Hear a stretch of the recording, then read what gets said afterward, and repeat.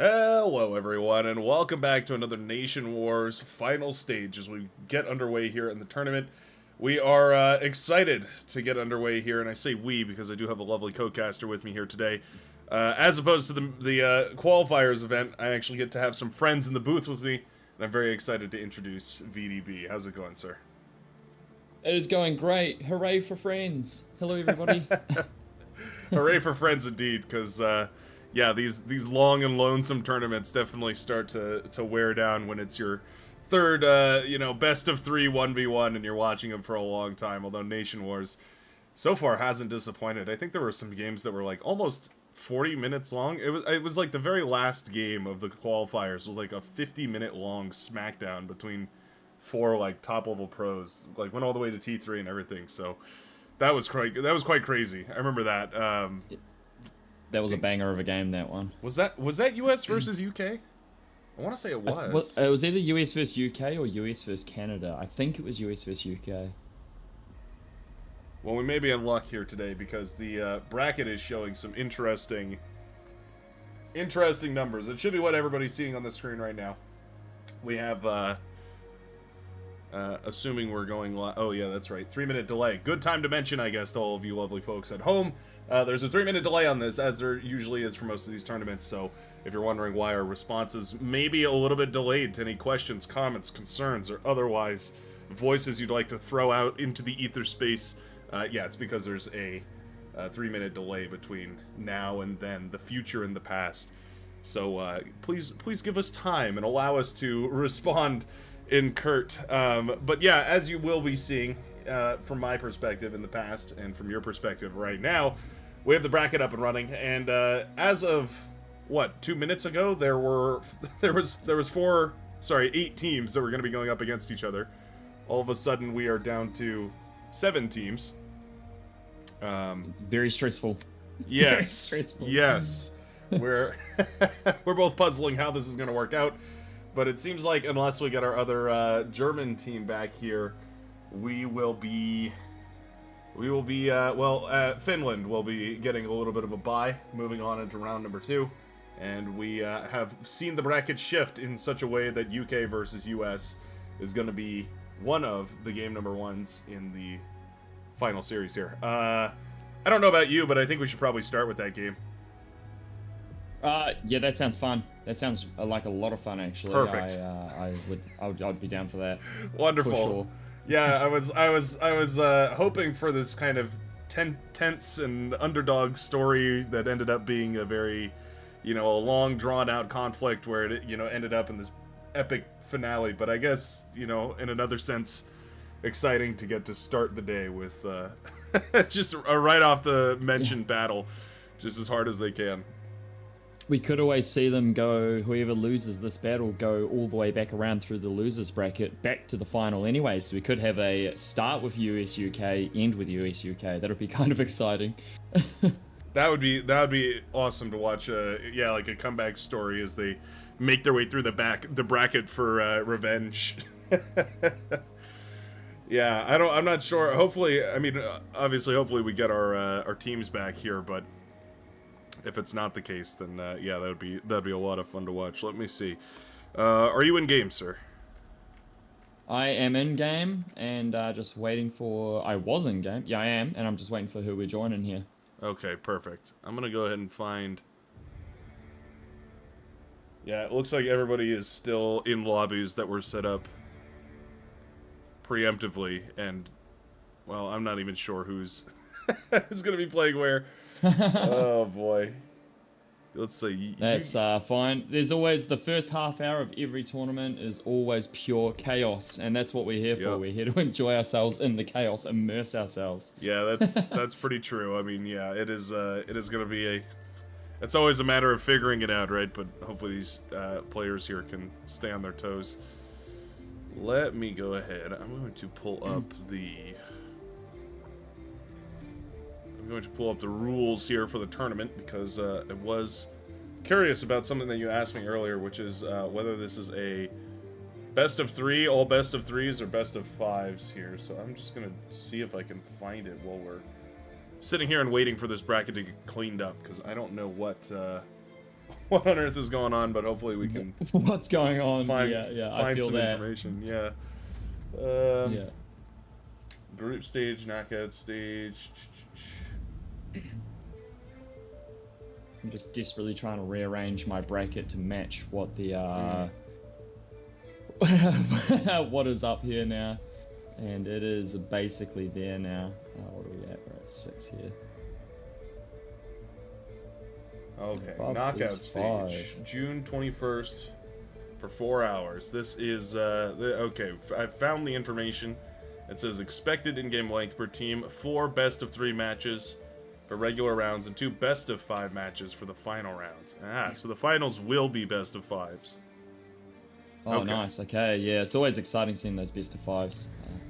Yeah. A little bit longer, drawn out, enjoyable. Yeah, you get a little bit more of like the personality of each team. It feels like you kind of get to watch like a strategy and then a response to a strategy, a little bit more so than best of 3, where you really got to just put your best foot forward and hope it works, and very little time to react. Yeah. I'm very interested to see if any teams were playing differently in the qualifiers compared to what they're going to play here. Like, because there's in tournaments like this, there's always hidden strategies that people try and save for the later rounds. And as the tournament goes on, I'm really, really excited to see if there are any wacky strategies out there that people have been hiding away from us. Yeah, that'd be cool. I wonder if there's any surprise substitutions we're gonna see. Oh, yeah. Any ringers that are going to come up all of a sudden. Still have not heard about this team dropping, though, but there is a clause in here that says teams must field a full lineup of 4 players. Incomplete lineups are not allowed to play. Just like any competition, we strongly recommend having subs ready to jump in for all games and all matches. Maybe a lack of planning from the German team. An uncharacteristic lack of planning from the German team. Yeah. As we, Germans not planning? Yeah, this seems bizarre to me, but maybe you know some sort of sickness has come down across the whole team or something unforeseeable. So, or maybe we will roll with maybe the it's punches. the sickness of the scaredy cats. Oh yeah, there we go. Afraid. The conspiracies have started. Yeah, there we go. Yeah, try and figure out what happened to the German team. We may never know. Yeah.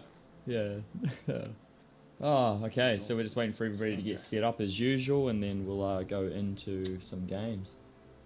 Yep, that sounds wonderful. Is there a way to... I'm looking here. The match details.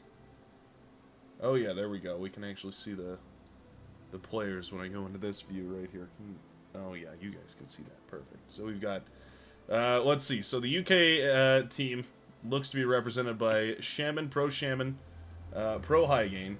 Looks like Pro Elmer Fudd, Pro Randy, Pro Muffy, and Praetor. I guess not a member of the Pro Clan, but good enough to qualify anyway. I think Praetor's in a trial period. Really? Okay. Yeah. Makes sense. I think it's Pro T Praetor, but maybe his name's not there on the... Yeah, might just be different on the challenge sometimes. It's unfortunately the case. Quite difficult for organizing. Yeah, very difficult. Let's see. Our U.S. team here is Rowan Morse. Looks like JTL, TM Zhao, and Bacon Dude 17865. That's a little bit less of an organized team there. We've got the Pro Clan going up against a whole bunch of other people. Kind of a bunch of people, yeah, big hodgepodge, but I love it. That's kind of great. So that means at the very least those two teams were able to put together their teams. Oh, look at that! I got a CAPTCHA. Wonderful. CAPTCHA, nice. Are you in fact a robot? This is something I've been wondering for a long time. Nobody has such I've been a thinking the smooth, same buttery thing. voice. It must be AI. Hello, everyone, and welcome back to... No. I wish. That'd be great. Yeah, if I could just replace this whole thing with AI. Somebody made an AI-generated, clone of my voice one time, and it was very eerie. That is eerie. That is, AI is coming for us, and it's coming quick, but I don't think the AI could just throw out random... completely untrue facts in the way that I could. So. Yeah, I love it. I love it. Yeah, because there's only one way to really build lore in Beyond No Reason, and it's to just make it up as you go along. Just play pretend the entire time. Just play pretend. That's how it's meant to be done. There we go. Okay, sorry about that, folks. That was. Oh no! What is it? Somebody just said, "Don't modify your bracket. The challenge got broken. Nobody has forfeited, and the admins are working to fix it. Check the Discord for details." Oh, I just spent like 10 minutes straight changing the bracket, and now I'm gonna go back. Oh no. Okay, so the Germans are in there. Oh, I wonder if I can just Alt Z my life away. Let's see. Yeah, just undo everything about 30 times. About 50 times, yeah. I think this is gonna work. Oh, thank God for Control Z. Oh my God. Nice. Praise be the machines. Hello, everybody. I can see you all starting to slowly roll in here as we get underway. Welcome, one and all, as we begin starting to begin our tournament. Where did you see that announcement, by the way? Was that in the Nation Somebody Wars? just messaged me on my Twitch, so it must be somewhere in the Nation Wars thing.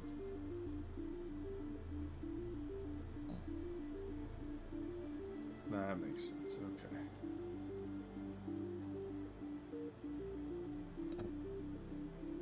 Yeah, well, now I'm scared. Yeah, anything could happen at this point. I don't know. I'm not sure exactly what broke. It must have been the German team didn't check in time or something, so it assumed a no-show and then, kind of collapsed the whole bracket after that. But now, so if the admins are working to fix it, what that means for the viewers at home is they will be manually rebuilding the bracket from scratch. Normally, normally Challenge will just do all that automatically. But if they try and reset it right now, it's going to re-roll everybody's matchup. And I believe these matchups were seeded by the qualifier rounds, so it was already sort of like placed properly. So that's going to be a little bit of work. I'm currently working to fix my one, because I can only go back so far. I can't go back as far as I have deleted, so I'll be a couple minutes just doing this, just chilling, just relaxing. No worries. You probably have the time. I mean, we had a little bit of conversation about this off air, but who are you hoping for here? Who are you hoping for a win? Since we got a little bit of time between the start of the game. Well, as a U.S. resident, I feel like I ought to root for that team, like you said. But man, the UK team has some impressive players. They've really made a fun tournament showing the last couple of times that I've watched them play. So I don't know. I think I'd be really thrilled to see either of those two teams go all the way. I think they make for a great battle between each other. In my mind, whenever I think about like the team I want to win, I always end up thinking about like rather than that, like the game that I want to watch the most. Like if that makes sense. I'm which of these matches is going to be the most epic? And I really do feel like the UK versus US matches, I mean, at least historically anyway, have been extremely, extremely fun. So I think I would love to see those two battle it out. Yeah, I guess I got to root for the US in the finals. I believe it was the UK that took it. They faced off against each other 3 times, and I think they won 2-3 in the qualifiers. So it's kind of redemption hours right now. Yeah, the blood feud continues. Yeah, I'm kind of excited to see how Eastern Europe does here, because it is a very new team, but they really look like they've been cooking. I've seen because I watched every single Nation Wars match last week, and it was interesting to watch, to see the difference in gameplay there. Yeah, did you notice anything specific, any cheeky plays that you'd think we should keep our eyes out for this time? Nothing too cheeky. Well, the very early T2 lab, which seems to be the meta at the moment from pretty much every team that won their games. But the just the knife edge gameplay between not producing producing as little army value as you can so you get that eco boost, but still being able to defend. And I'm wondering if that's going to bite anyone in the bottom when it comes to a team rushing them or something. I think it's going to be an exciting day today. Yeah, that's right. That was a super prominent strategy. Was like a crazy early T2 rush. It was almost, I think some of them were up by like 4 minutes. They had those T2 labs up and running. Yeah, which is crazy for, like modern eco scaling based on 8v8 gameplay or anything like that is like typically about 6 minutes with one commander doing that. But yeah, I guess if all four are sharing resources and everything, it is the co-op way. So that is get that fast tech up out, and because once T2 comes out, the T1 units become kind of redundant until you need T1 spam.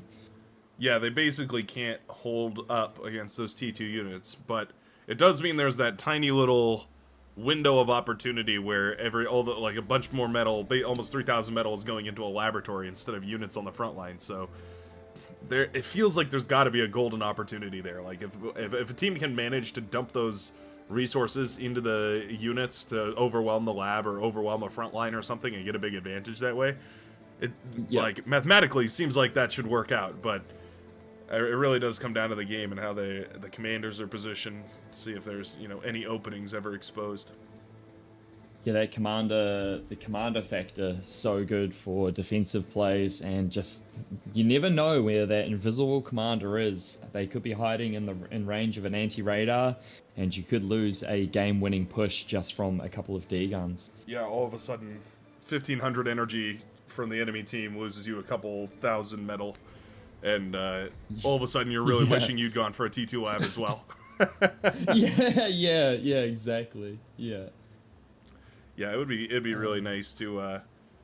I'd be curious to see some other strategies aside from the vehicle lab too, because that's been super popular. Oh yeah. Prominently, probably just because of the maps that we have for today. I think just the map pool for Nation Wars this time around is just very flat and open and has a lot of terrain that's very easy for vehicles to navigate in. Yeah. Which is not a problem per se. Speaking of the map pool, do you have any favorites? Any ones that you really dislike? What are you thinking? I mean, I would be thrilled if we get to see a game on Paradise Lost, but I don't think it's going to happen. Are you a shipman, are you? You're a Navy boy. I love me some boats from time to time. I think boats are avoided quite like the plague. They just kind of get shoveled off to the side, and I really hate that. I really feel like they deserve a lot of praise, but also I totally get it. They're very difficult to deal with, and it can feel in a lot of ways impossible to make any kind of a comeback with the boats. You have to rely on any other factor like air or amphibious units from other laboratories in order to come back at Navy. So it can be super frustrating if you're locked into a playstyle that only has Navy. But if there's any room for it, I think it's in a 4v4 where you have extra commanders to do silly things, build transports and put commanders in them, or bombers or shuriken or anything like that that can help you turn the tide, so to speak. Yeah, the boats are a pretty niche gameplay style because they're not on every map like land and air units are, right. And the rate at which the average player plays ships is very minimal, so I think a lot of people are lacking in that area. Yeah, it's like a big just a big missing piece of the bar puzzle where land and it feels like the metas for land and air kind of evolve 3 or 4 times as fast as Navy. Like Navy still feels very infantile, I guess. Yeah. Which is kind of interesting. Not very weird to have asymmetric evolution like that, but yeah, like you just said, it's just Navy isn't played very often, which I guess is why I like to showcase it. But also, I don't know if any of these commanders are particularly familiar with Navy. Like, even the pros aren't necessarily going to be super familiar with Navy. It's just, it's that niche, and you never really get time to practice outside of, unless you do an intentional skirmish on Paradise Lost or something like that. Yeah. Aurelia is another fun map, though. That's another map that I really enjoy. With the three different lanes. One of my favorite maps. You can actually It's beautiful. It's very choky as well. It's really only 2 land lanes and a sea lane, sort of, not really. And so it really boils down to blocking off those 2 lanes and who can get the wackiest play out first and make it succeed. Yeah, they've got that whole middle. It's funny because this map changes so much based on how many players you're playing with. When you're playing with a 1v1, it really comes down to like the one middle lane and then the far lane on the left hand side. Whereas then suddenly you have like 2v2, and it becomes all about those like, you know, two mid lanes, and then one commander can kind of fight the water lane. And then a 3v3, and suddenly it becomes like all about the 3 middle lanes, and the water lane becomes all defensive. But with a 4v4, there's room for every single lane to get pressured. So it kind of like, I feel like it unlocks the full potential for this map to, I don't know, start being really interesting. You get the air plays, you get the amphibious plays. The one thing I have never seen on this map is ships, which makes sense because you're right. like only be able to damage that one coastline. But yeah, you get a bit of everything in this match with 4v4. Yeah, I think this is someone's just asking when the matches start, but we're unsure. We're having some bracket troubles at the moment, so we're just waiting for admins to maybe fix it. I don't know. Have you messaged anybody at all? Do you know what's going on? I noticed for a moment that the bracket was flickering, so I know that I can tell you right now that they're working on it. Okay, cool. They're, I believe, like I said, I think they're manually reorganizing everybody, and then now Challenge is fighting against them, because I can see Challenge now doesn't even have names anymore. It's back to who won what thing. So it looks like they're working on it, and they're basically there. They've just got to put the names in, I think. Yeah, that sounds about right. So to answer the question, please bear with us, guys. Yeah. Exactly. Should be soon. I think Aurelia might be the only map that I've seen hovercraft used on. Ooh. I'm trying to think of it. Like in a professional setting. Yeah, like using hovercraft to try and raid around through that water lane over on the right-hand side. I think it was the hovercraft, just so inefficient for the price. Yeah, you have to get a crazy amount of damage to make hovercraft worth it, and I want to say it was like it was one of the Legion events, because it was the Legion hovercraft, which are slightly better than all the other hovercraft, at least I think anyway. I don't think I've ever seen Legion hovercraft actually. They're quite cheeky. They've got a lot of oomph packed into a very tiny package, so they're quite good. Their sort of scout hovercraft is quite a bit better. It's almost like an incisor is kind of what I would compare it to, because it has one of those heat ray weapons, which means if it's locked on and it's firing its full blast at whatever it's targeting, they can do a lot of damage really, really quickly. Of course, I can't remember any of the names because now they're all like they're all mythological or they're all wild all over the place. But I know that they're definitely very interesting. They also have the strangest specialty hovercraft of them all, which being a shotgun hovercraft, which is very bizarre. Ooh. Ho. That does sound interesting and bizarre at the same time. Yeah, it's startlingly good against boats, actually. One of the few hovercraft that seems to be relatively good against boats, at the severe disadvantage of having very short range. So if you can get it on top of boats, it actually is like one of the few hovercrafts in the game I can think of that actually can kind of fight boats. But, any commander worth their salt in a pro-level tournament is going to know to kite away from that and not let it shoot you, but I thought that was pretty interesting. Yeah, the crazy strategy there. Don't get shot by the enemy. Yeah, the shotgun hovercraft, try to avoid it. Avoid it. Yeah. It's a valid strat. Like, I watch a lot of Beyond All Reason, and the amount of times I've seen Sheldons walk into the face of some of those phalanx or other like riot troops, shotgun troops, things like that. I'm like, oh no, This is not where you really want to keep your siege units here. You probably want to back those up a little ways.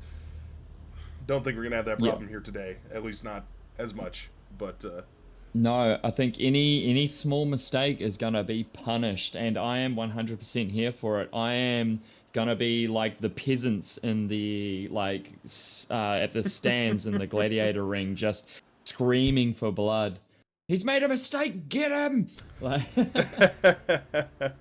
yeah, pouncing on every little mistake. But it makes sense. Like that is advantages are exponential, or they grow exponentially in bar. So every little advantage you can leverage open can turn into a huge one. A couple minutes later. It's always good watching a team or a person come from being behind economically and watching the opponent slowly snowball higher and higher, and then the opponent makes a mistake and it just flips the entire situation and the other person just starts to snowball. It's a very unforgiving game sometimes. Yeah, and that can be good and that can be bad. I'm sure most of us have been on both sides. Yeah. I think everybody knows that feeling. Like you hit that killer spy bot, you land your fiends in the middle of that 4,000 metal Sheldon ball. You're like, yes, the world is right again. Oh yes. And then sometimes you get hit with a paralyzer missile from 20 miles away, and you're very sad. All of a sudden, as your first T3 unit gets sniped, and you get overwhelmed by pawns. That is something that I've been getting into lately, is building the EMP launchers, and just I know they cost energy and metal to run, but they are just so gosh darn fun when you land like 2 in a row and it just takes their entire army out of a fight for like 20 seconds. Yeah, those have been, I feel like those have been slept on for a long time, and then the Spybot change really unlocked their potential, because now they're like the go-to long range, long duration EMP option. Like, there's not really anything else in the game that can stun units for 30 seconds anymore. So yeah, you need a whole gang of Spybots now to pull that off, which it does make sense. It was quite strong before, so it's a little more balanced now. Yeah, absolutely. It was kind of like a band-aid that hurt to rip off, but was like ultimately probably best for the game. Yeah, in the long term, yeah. It was basically the haves and have-nots. Whoever didn't have Spybots was most likely going to lose their army in a single engagement. Yeah, and that's all it took, and it was, I mean, it was almost a little too powerful as a comeback mechanic. Like, it would make things very difficult to to deal with if you were, well, especially like offensively. Like, you get your laboratory paralyzed for, what was it, like 20 seconds or something like that could stun buildings, and then they just chain Spybots together, so you just constantly have your lab paralyzed. It's like, all right, well, there goes all my production all of a sudden. What do I do now? There goes my keyboard, because I've just smashed it into the wall, and I'm out. Yeah. Thank God I've been able to show some restraint in my older years, and haven't gone as far as smashing my keyboard these days. That's called progress right there. That's what we like to see. That's called progress. That's what we like to see. Yeah, that's very good. Yeah, I've got my fair share of smashed gamer equipment all over the place. It's kind of, I've started to learn. I kind of went in a different approach. I just learned how to salvage it all. Started cannibalizing parts from things and putting it all back together. Build just pretending like you needed to smash it to get the parts out of it for your next piece.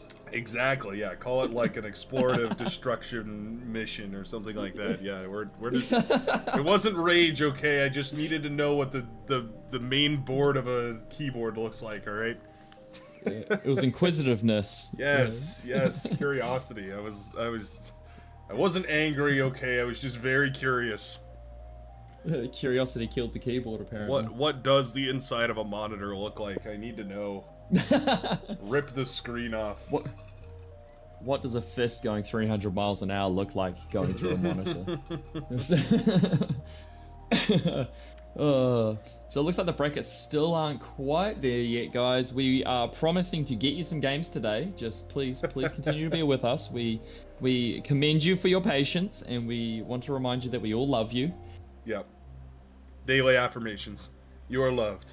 You are respected. You must conquer planets. You are enough. Down with the Cortex. Yeah, we have. I heard something interesting the other day. It was I was asking about the lore of like if there are any humans in Beyond All Reason, and someone said in Total Annihilation, Armada had humans in their planes, I think, like their bombers, and Cortex was fully robotic. Yeah, so I guess you've activated my info dump card. Yeah, Let's go. I was not the biggest like Total Annihilation fan. That was kind of like a little bit before me, but I have since learned a bunch of lore about that game, and yeah, you're absolutely right. That was apparently the way that game, the universe worked in that game was Armada were these like vat grown, like quote unquote people that were kind of purpose grown to sit inside of like cockpits for planes and the shells of the robots. And I think the idea was that like they would grow these little like homunculus people and put them inside of robot suits and then send them off to war. So every pawn was like a little brain on a chip that was like powering everything, and then like there was like supposedly it got more and more complex the more technologically advanced the unit was. So like a Razorback was like almost a full person, but a Tick was like basically a group of like neuron cells on a chip. Like it was like they like okay. got very Makes rudimentary. sense. Yeah. Which is That's very cool, interesting. very interesting. I don't know if the idea for Bar is to like take that lore and adapt it, or use it flat out, or neglect it. But I would be very curious to know. And then yeah, Cortex was supposedly like they were basically entirely digital clones. So there were these like digitized personalities. But the interesting part was that they were every one of them was identical. So every grunt, every Shiva, every any of them were all just a copy and paste of the same variant made for that unit. But then it became a copy of a copy of a copy of a copy, and so they all started to get really crazy all of a sudden, and then you ended up with these like maniacal, Cortex units that were just out for blood all the time, and good stuff like that. That is horrifying. That is probably our future with the way that the world's going. Scary. Somebody just said that the UK Swedish game has started, which was the original Group 4, but I'm not sure what game we're supposed to be casting. It Looks like the sure bracket's still is not underway. fixed. What on earth? Okay. All right. Well, we can jump into that game. I didn't even know this started, but apparently it's well underway. Whoops. Is this like a warm-up That's now fine. that are actually going on? Okay. Do you see the game? Cool. Are you in here? I see. Oh, Germany, US is up as well. Eastern Europe versus Germany. Yeah, all of them are up. Okay. So what one are we going into? Let's hop into UK versus Sweden. I think Neb and Shadow are in there. Do you want to jump on that one too? Oh, okay, yeah. Sorry, let's go into a different one here. I'm gonna have to. My game I is didn't even loading. realize the games were up. Oh no. Yeah, we've missed half the first round. Whoops. No, it's a best of 3, Whoops. so these guys are gonna be playing for a while, and I think they just started round 1. But I don't know. I don't know how they are still fighting each other. I could have swore that the bracket wasn't even. Yeah, the bracket's not up on my screen, so I don't- they must just remember what it was and got into it. I guess. Oh, maybe they're just going off this picture that Teriyaki Tylo put in the questions chat Battle here. started. Oh, handy. Commander has died. Do you want to do Eastern Europe versus Germany? Yeah, let's do it. All right, let's do it. Hop in here. Okay. Ooh, we're playing on DSDR. A beloved map. Yeah, great for 4 versus. I honestly believe that this map is so much better for 4 versus 4s than it is for 8v8. It's just too low metal for 8v8. Yeah, no, I'm 100% right there with you on that one. Yeah, this map becomes so much more Battle dynamic and started. interesting to watch Battle with paused. 4 commanders versus, Battle yeah, 8 started. commanders. It feels like it's just, Battle paused. I don't know. Like you said, 2-0 metal, it just, it feels like it takes forever, and then as soon as it kicks off, it's over in an instant. Like, you get T2 out on the field, Yeah. and it's basically over immediately. Alright, let me It just over. becomes a co-op fest because nobody can actually afford to do anything on their own. Obviously, we're going to be watching a lot of co-op today, but that's by choice, not by being forced into it. But Yeah, it's just the best I strategy am currently we've in. seen. Are you catching up or Yep, I'm in. I'm up and caught up. up and running? All right. Take it away, BrightWorks. Show us how it's done. Alrighty, well, I guess we'll start with the general game state since we're coming into this game a little bit behind here, but it looks like we're already into T2 stage. For 7 minutes and 30 seconds into a game, that's not unsurprising. We've seen these guys get up to, yeah, what we were talking about this earlier, it was like 3 minutes or something like that to come up on their T2 labs with a little bit of co-op Has strategies died. like we can see over here on the left-hand side with the green and cyan commanders, looks like Darth Revan and Chicken Dinner. Winner, Chicken Dinner of the DME clan working together to build a little laboratory on the front line there and spamming out some of those good old-fashioned T2 units. This has been a super popular strategy among basically all of the teams so far in both the qualifiers and now these matches. Yeah, I don't think anybody's shocked here to see these T2. But a nice little bit of damage, actually, a little counterattack on the southern side from some of those lightning tanks. And I wonder...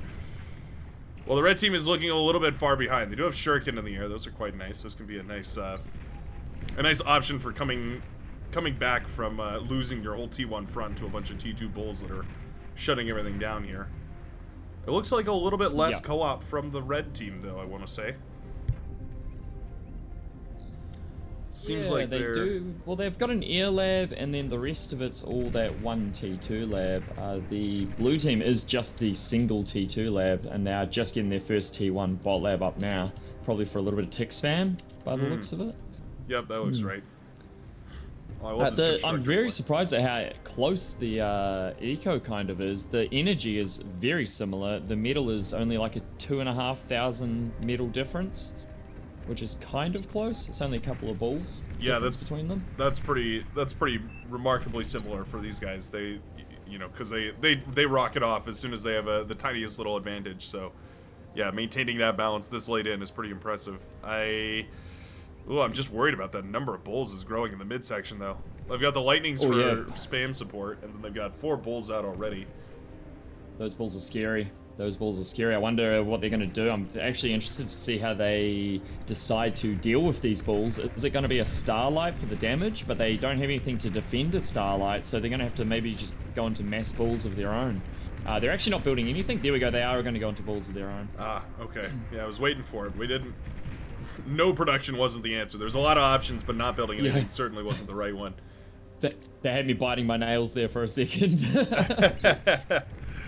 Watching the nothing coming out of the laboratory, it looks like it is finally fixed here. We will see some pink balls. I don't know. I feel like you have to go for Starlight. It's kind of like a bold but necessary risk because otherwise you don't have anything to shut down the amount of bulls that the enemy's throwing at you. Like if you're always just going to be trading con bomb bulls. from Vacuum.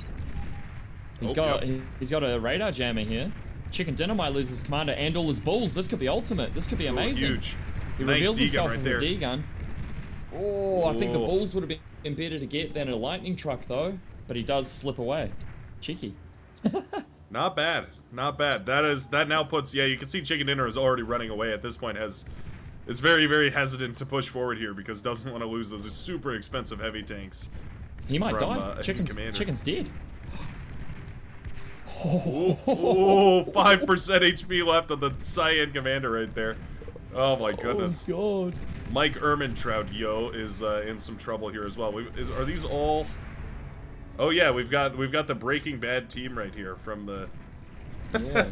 from the coalition. Great D-gun from Mike. People are saying the mainstream's broken, so it's just me and you at the moment.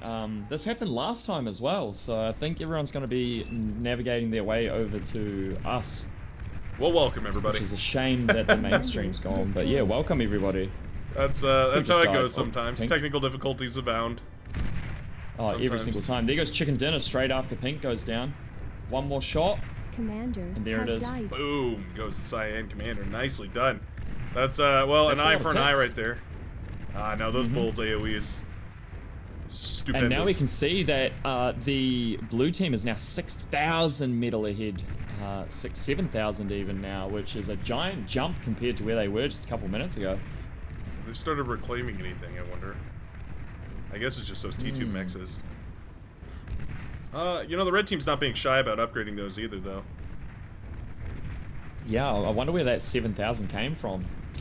We do have a little bit of cheeky reclaim coming out from Mike Ermintrout, eating up his own commander's corpse. Up the mountain. Yeah, that's very nice. That's going to be a good little boost for the red team there. Here comes that starlight that we were hoping for a little bit earlier. So it looks like a 5 starlight push and a couple of shredders to protect them from any cheeky air plays. So this might be the big push the red team is hoping for, and they should reclaim behind this. Yeah, it doesn't... But we'll see what they manage to get done. It doesn't really take too many of those starlights. Like you said, 5 starlights is kind of like the go-to, because that's really... Is that how many it takes to one-shot a bull? That's probably pretty close. Maybe. Yeah, 5 seems like... I never go all the way up to 5 unless I'm just spamming them out. But yeah, 5 must be the amount to one-shot. These guys have done the math. I know for certain that they've done a lot of math on this game, so... Yep. It's funny, being the Breaking Bad team. They've done a lot of math, guys. Yeah, they've done the calculations, Jesse. They know exactly how many starlights to use. The perfect recipe for breaking the blue team's bad. I don't know. That one needs some work. But anyways, we've got a vehicle constructor on the front line. What on earth are we doing with that thing? Oh, a T2 and a T1. Looks like they're getting con turrets up too for some repair.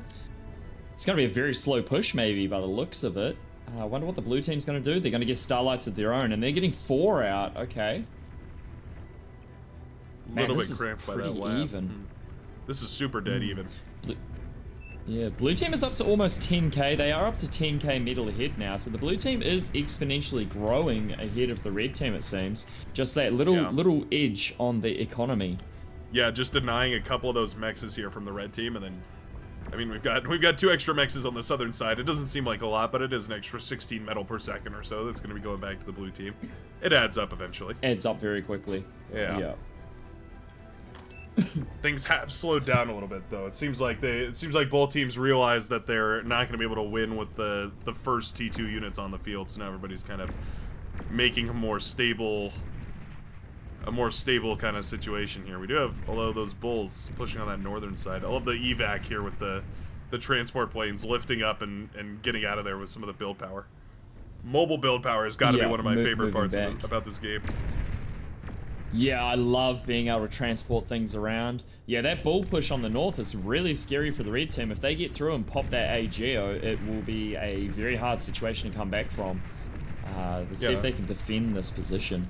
Way too much energy down the drain right there. I mean, we have fusion, a fusion up and running. No, 2 fusions actually for the red team. So, like, it's not all the energy, but it's such an efficient amount of energy, and more important than that, it's where all the units are standing. Those things go boom pretty big. Here comes the push now. Oh, pitbulls are good though.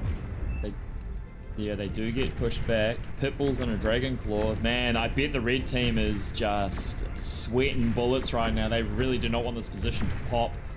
And the slow starlight push is now coming through. The blue team's starlights still haven't made it to the front line, but they're going up to a whopping 7 starlights, I think, maybe 8. So they're going to have many starlights. I think the idea is that they're overproducing to deal with the fact that they're late to get starlights on the field. They kind of like counter each other. Is actually redirecting his units. He's going to come behind these starlights for the red team, and they're going to clear all those starlights with those bulls if they come down that ramp. That is huge. The bulls are dead already. Wow. Yeah, actually, the pink player has already lost all the... He may as well have lost these starlights. They're being overwhelmed by spam at this point. There's nothing to guard them. We had no lightning tanks, unfortunately. I think a couple of Jaguars probably would have been super useful. Oh, there's the Shuriken. And then the Shurikens come out.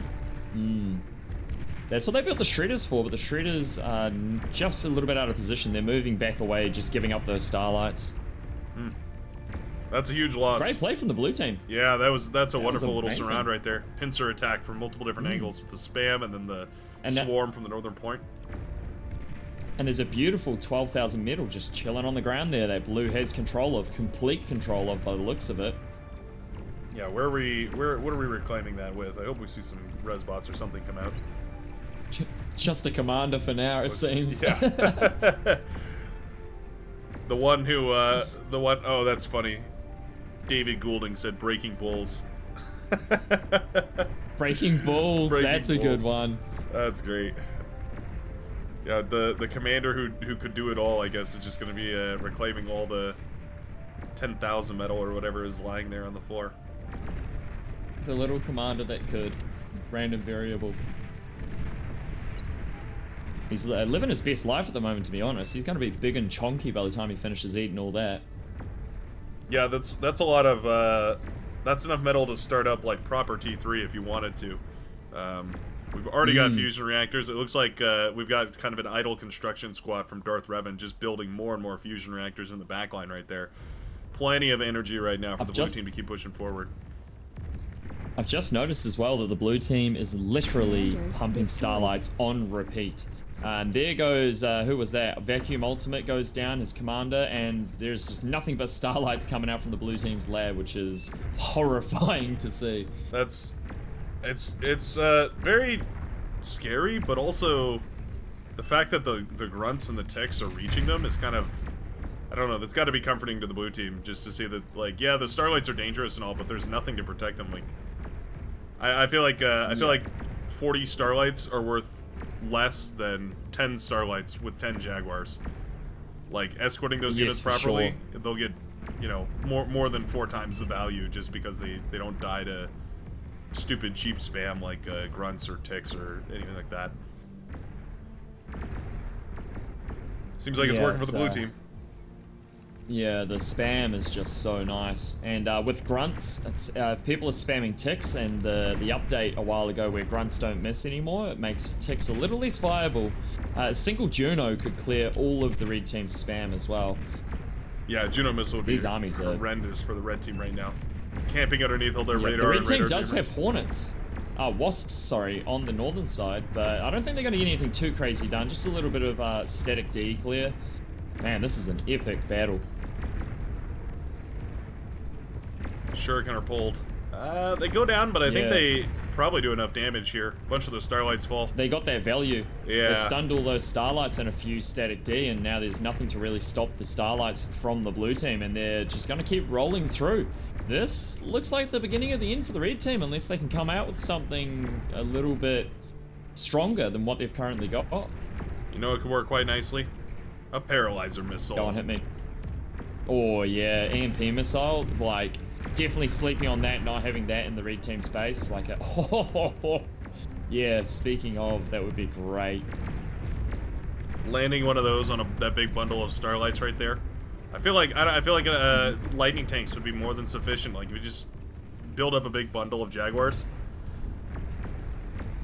They're being kind of overwhelmed one by one here by the onslaught of units right here from the Cyan commander, who's just, I guess, the green commander that's pumping them out and just handing them over to chicken dinner. But yeah, the starlights are so bad against spam.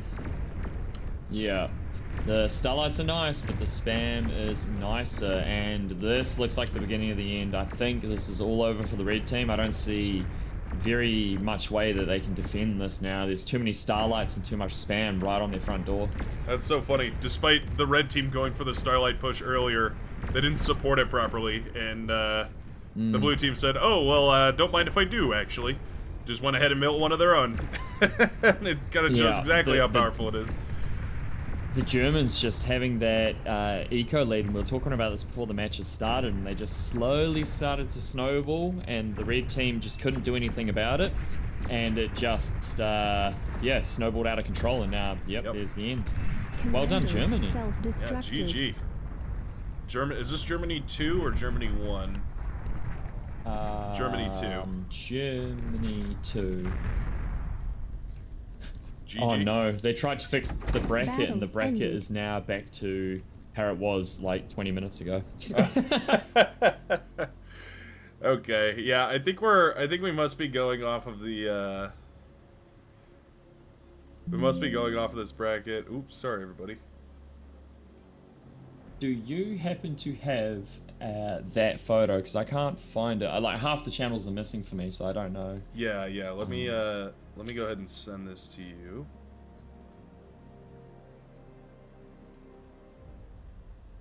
Yeah, it looks like we're just going off of this picture, a picture of the bracket. So I'm gonna put it on screen for you guys, but give me 1 second here to send it to my co-caster first. Sorry, he's more important. That's how it goes. Yeah. You heard it here first. BrightWorks loves me more than you guys. Nah, nah, nah, nah, nah, nah. There you go. Oh, okay. It's this thing. Okay, yeah. Yeah, I guess that must just be what we're working with here. I don't remember who's who, but that's fine. Yeah, frankly, me neither. It's hard to know like who who is actually in which team from this one, but at the very least, you can see roughly the layout. Oh, you know what? Yeah, no, never mind. This doesn't have any information on it. I thought this had the teams on it, but apparently it has no information on it. Okay. No, it's just like first team then. that was first at this point. Okay, well, I do know that. Yeah, I don't know. The teams probably know who they're supposed to be fighting, but it's gonna get real complicated as we move into round 2. I wish I never changed my bracket because I had that up all perfect at the start and had to change it. Can you go back on VODs while the stream is going on Twitch? You can't, can you? You can do it on YouTube, but I don't. I think the bracket changed just before we went live. It was like 2 minutes before the stream started when the bracket changed. Yeah. Darn. Can you do it on Twitch? I don't know if you can. I'll have a look. Can you see start of VOD while Twitch is live? Because if we can, I think it does allow you to rewind. VOD saving. It might not be there because my VODs don't automatically save because I got copyrighted once. So I have to manually save them now. Yep. I know how that goes. Oh, wait. I can see it, but I can't click on it. Okay. So close and yet so far. Damn. Yeah. I'm gonna ask him really quickly what game number that was. Just published it, but I don't think that works. Yeah, okay.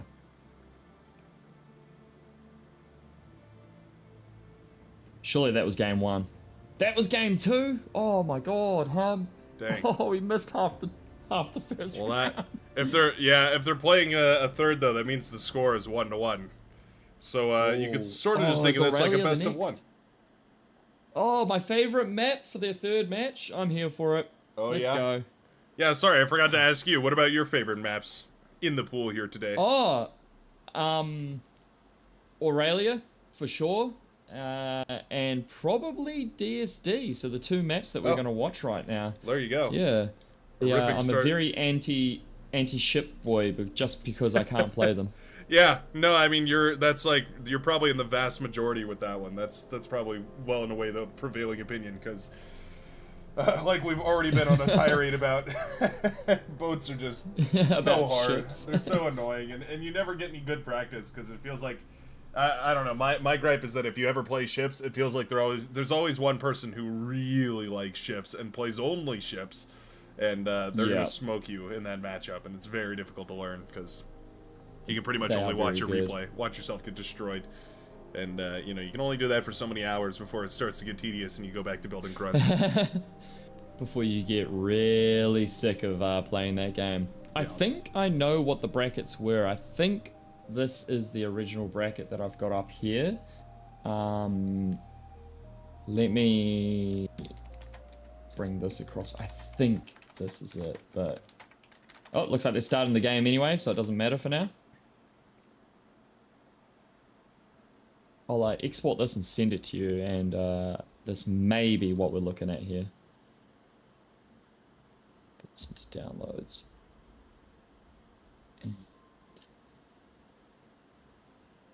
There we go. I think this is what I originally had.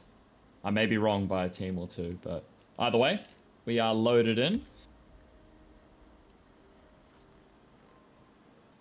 Alrighty. So let's have a Sorry, look. I'm reading this chat. Apparently the Twitch is having some issues here. Hello, everyone. Welcome to YouTube. I'm not gonna say that we're more stable over here, but at least over the last 2 days, we've been looking pretty good. Hashtag humble brag. Fine dandy. Hashtag humble brag. Okay, so we have the Germans spawning on the northern side here. Darth Revan at the back, Chicken Dinner at the front. Prochet spawning on the island. I haven't seen that one yet. Yeah, that is interesting. Interesting. And then, of course, the European Coalition. Eastern European Coalition, EEC for short, spawning on the southern side. Oh, man. So this is the decider, I guess, if this is the third match. Yeah, this must be the third match for, winner takes all the marbles. What on earth is Shay doing? What is the play over here? I mean, are we calm walking or something? Are we going to go for an amphibious lab? Is it salamanders? Are we going cheeky salamander play? I will say one of the things is that you're virtually uncontested if you spawn on that island. Like, nobody's going to be messing with you, presumably anyway, for a little while. Because your teammates are going to be suffering a 2v1 at the very least, or maybe a 3v2.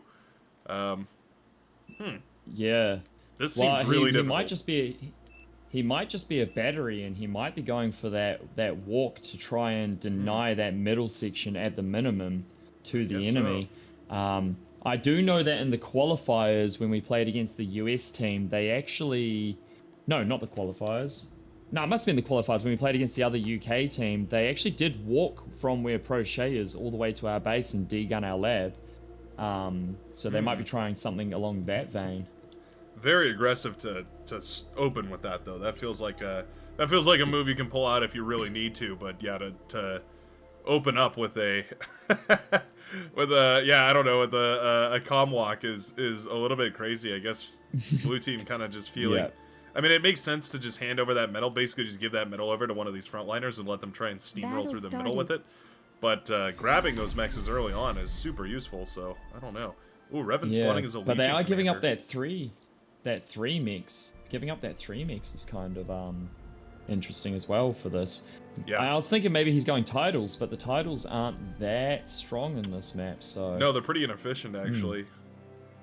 I want to say it's 15 is like the breaking point for being the same efficiency as solar panels. It's close to that, or it might be 12. We're very close to the efficiency of solar panels, I guess is what I'm saying, which is to say they're not very efficient. At that point, you might as well go solars. Yeah, and you can see Shay dropping solars anyway, so it must. Yeah, you must be right. We do have a Armada vehicle lab up for the red team.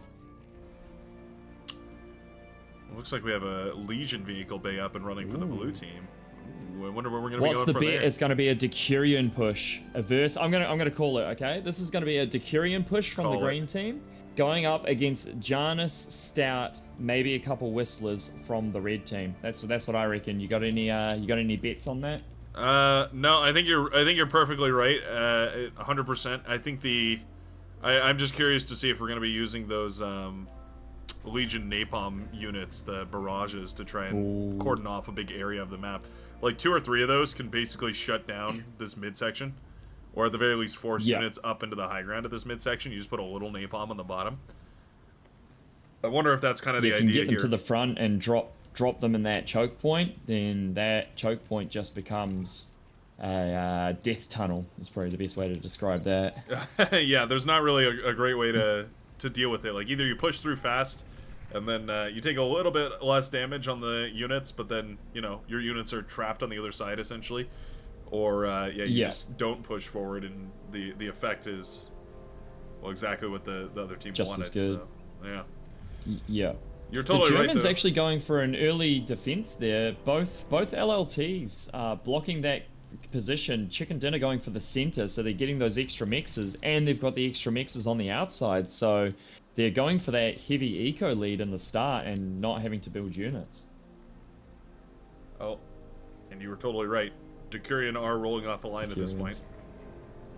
How did I know? They're pretty good. They're pretty good. Very, very energy dense. Very expensive to get up and running, but probably explains why we've got an entire commander, singularly dedicated to just building a bunch of wind turbines and metal extractors, all that good stuff. Vacuum Ultimate is kind of moving that direction to contest eventually here, but Oh, is skipping the mexes on their side of the map in order to go for the ones a little bit closer. It's gonna end up backfiring here. I wonder if they realize Jesse Pinkman's going to have a radar up, so they are going to see Shay's commander coming up out of that water. And if we check their view any second, we're going to see that commander, and there he is. They see that blip, and he gets pinged. Well, now it becomes an awkward moment because that's essentially a 2 versus 1. We have, little low ground LLTs being set up here. He is going to degun that for sure, but Jesse Pinkman has to be a bit careful here because he can get surrounded by units very easily in the position he's in. That's true. Yeah, a couple of these early Alaris can do tons of damage against the commander. Ooh, little self-D how well on that timed is tower. this? Let's see. Oh! Did it go off? About as good as you could get, I guess. Yeah. It's so difficult to two. time that. 5-second delay, and especially against some of the fastest units in Armada's bank. Super difficult. So Wow, I was we've got wrong. T2 It's out. not Janus Stouts. Yeah, fast T2. we've And got that seems to straight be up the T2. great play there. Yeah. Wow. I am continually impressed the- with how quick these guys can get T2 up and running. That blows my mind every time. Absolutely redonkulous, eh? So redonkulous. I Nice wonder little what run their by. response to the Decurions is going to be, because I've seen Decurions go toe-to-toe with Bulls before. Really? So maybe they're just going to go mass Jags into the Decurions? I'm not... No, they are going to go Bulls. Okay. I feel like after the last game, you gotta have a lot of faith in the Starlight. Those things performed wonderfully, and it's an even tighter choke point here, so you need even fewer Starlights to start pushing it. Yeah. there. The Oh no, those are single Bulls. Alaris does get through for random variables, so that's going to be a nice little pick-me-up for the blue team, Oh, just yep. clearing a couple mixes. Possibly get the Constructor before that Jaguar catches them. Yeah, Lars are very nice for sniping these early metal extractors. They just, oh, well, unless they miss it. Oh, and have to turn all the way back around. Yeah. Alright. The Vacuum Ultimate trying to box Shay in, and he's sort of successfully doing it here. Shay is going to be trapped in a second. What is the Is purple comp doing? Oh no! He was hesitant. He was like, I don't know if I want to run or if I want to fight. And yeah, now there are torpedo launchers aimed at him. Well, that's a bad situation. Hesitation is a killer. Yeah. Okay. Well, suddenly Vacuum And has Alaris all the is time in still the world. alive. Oh wow. He's just chilling. Oh no. It's like when you clap your hands and you think you've killed like a mosquito, and then 2 seconds later you see it flying around your head again. Yeah, it's popped up once There more. we go, it does go down. Oh my goodness. We have. Oh, no.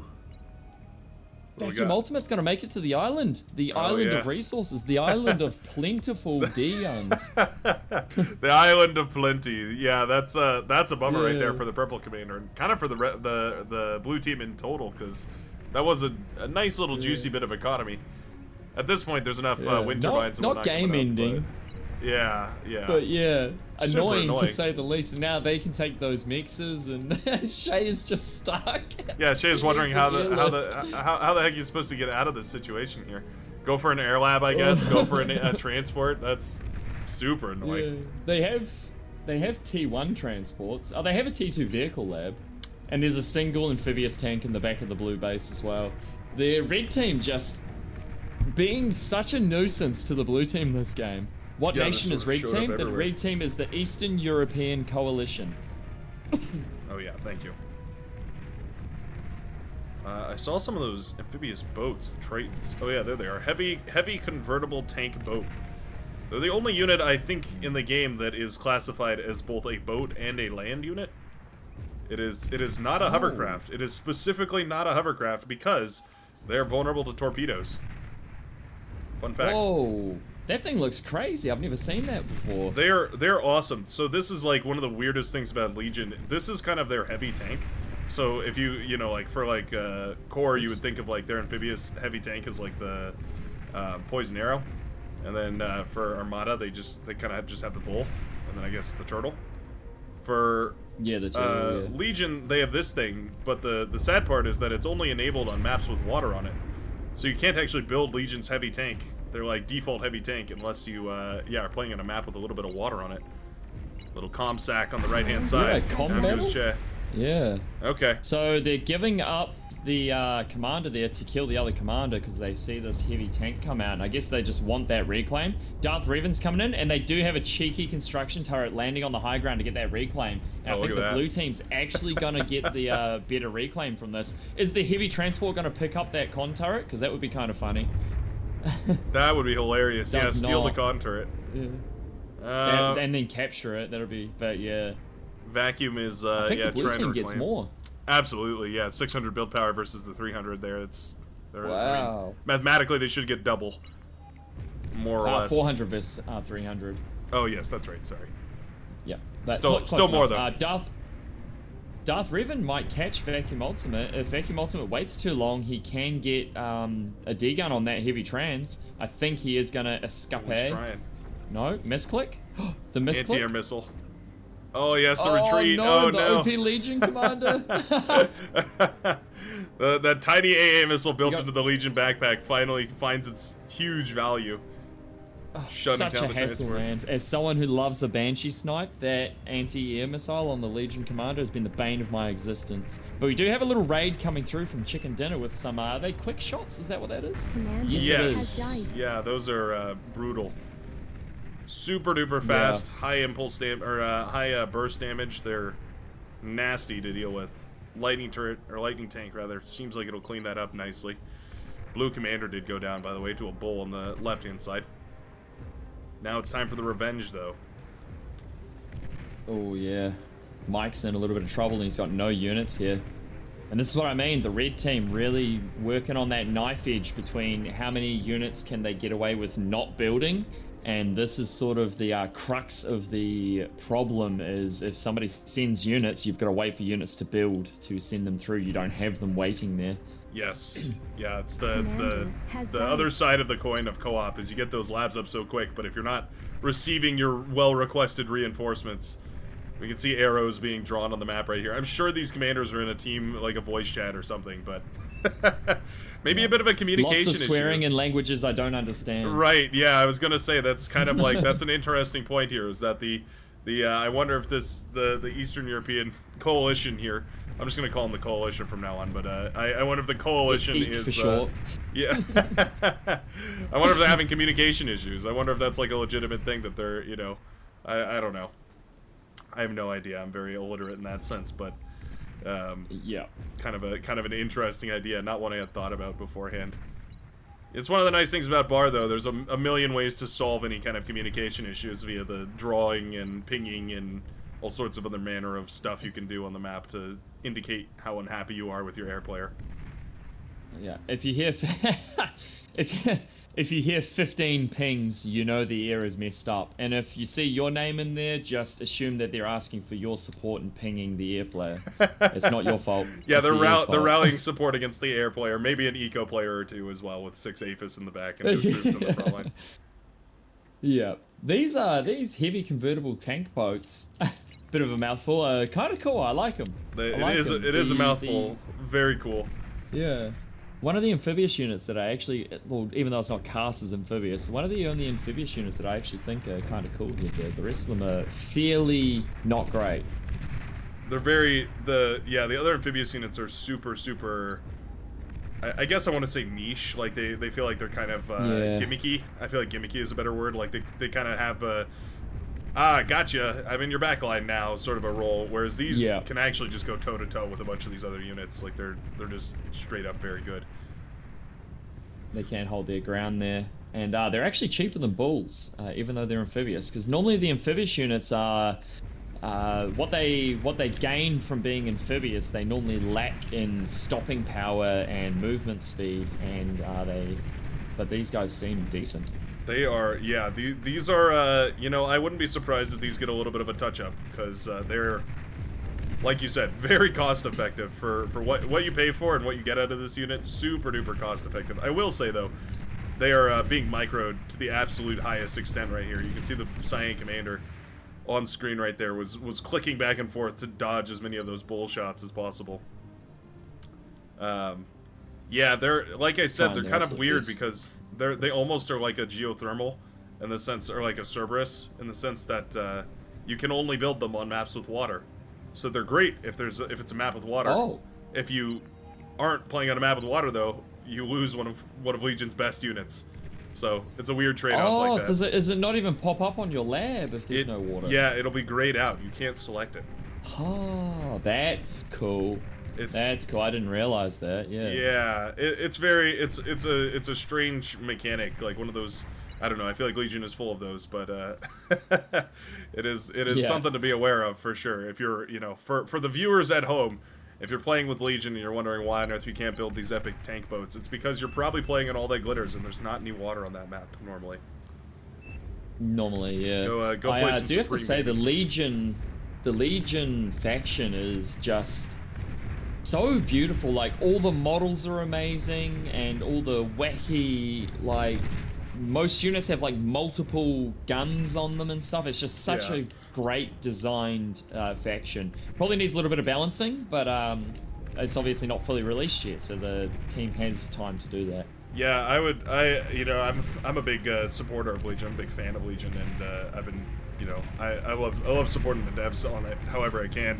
And a lot of that is showcasing whatever the new units are and whatnot. And the amount of work, I gotta say, the amount of work that the Legion devs have put into balancing these units for, like, it initially started, Legion has a very storied past as, like, a faction that was kind of just wacky and meant to be, like, not really a serious faction.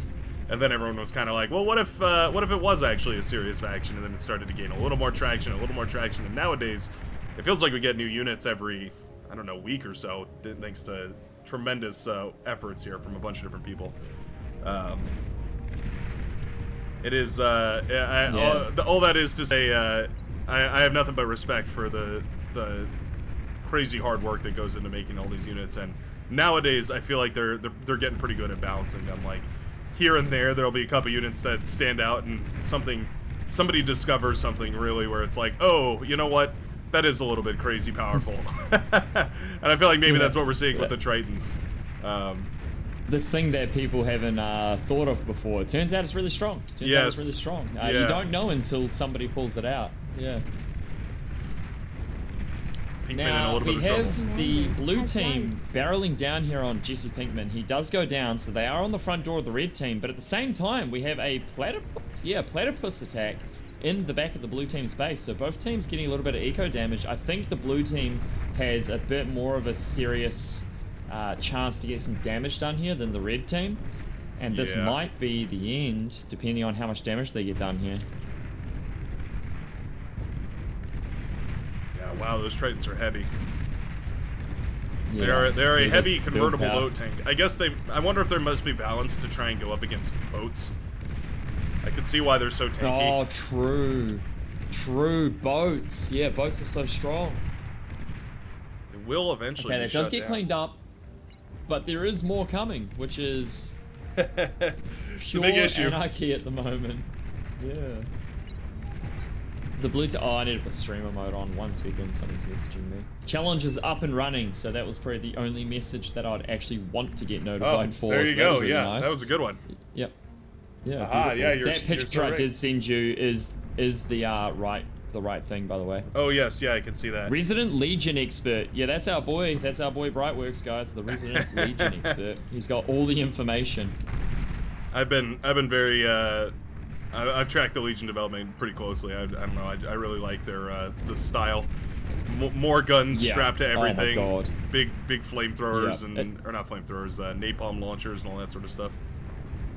Oh, and their fighters too, very adorable. Like, the models of everything in the Legion team is just so sleek, and you can tell everything's been made with love, and a lot of thought's gone into the whole design of every unit. They're all just so gorgeous. Yes, yeah, that it feels like you nailed it. I feel the exact same way. It's like love and attention and care has gone into all these units. They feel like very.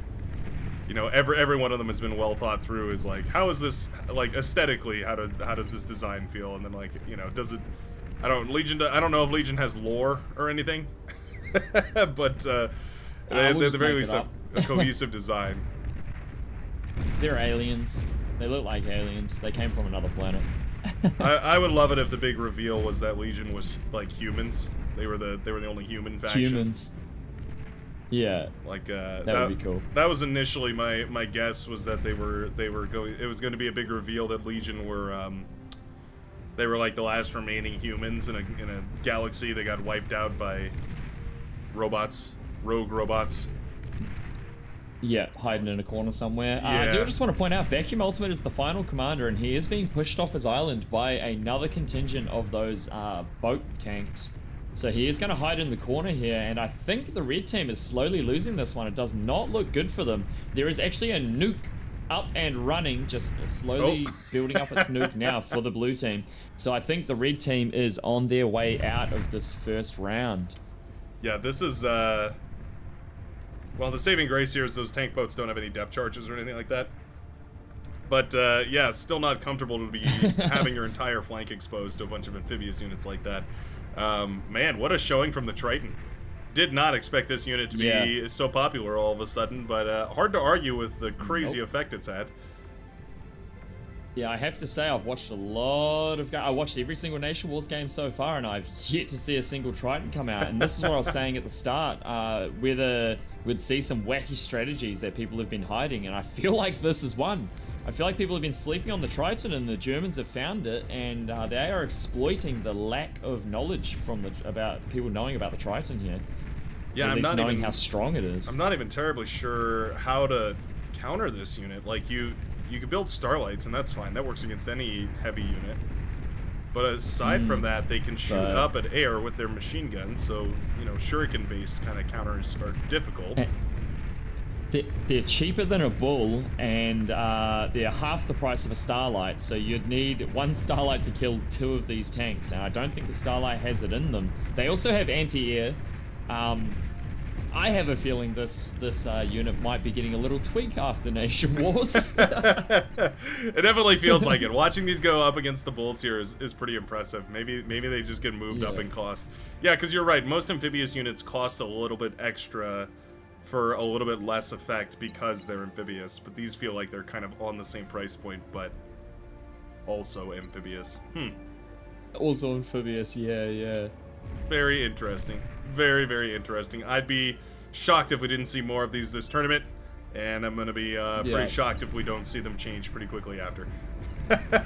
I have a feeling that the Eastern Europeans here after today are going to go away and do some heavy testing with these Tritons and see if there's any way to stop them or if it's worth just doing it themselves. And it looks like there is a bunch of martyrs, the best unit in the game currently. I am a fan of sniping.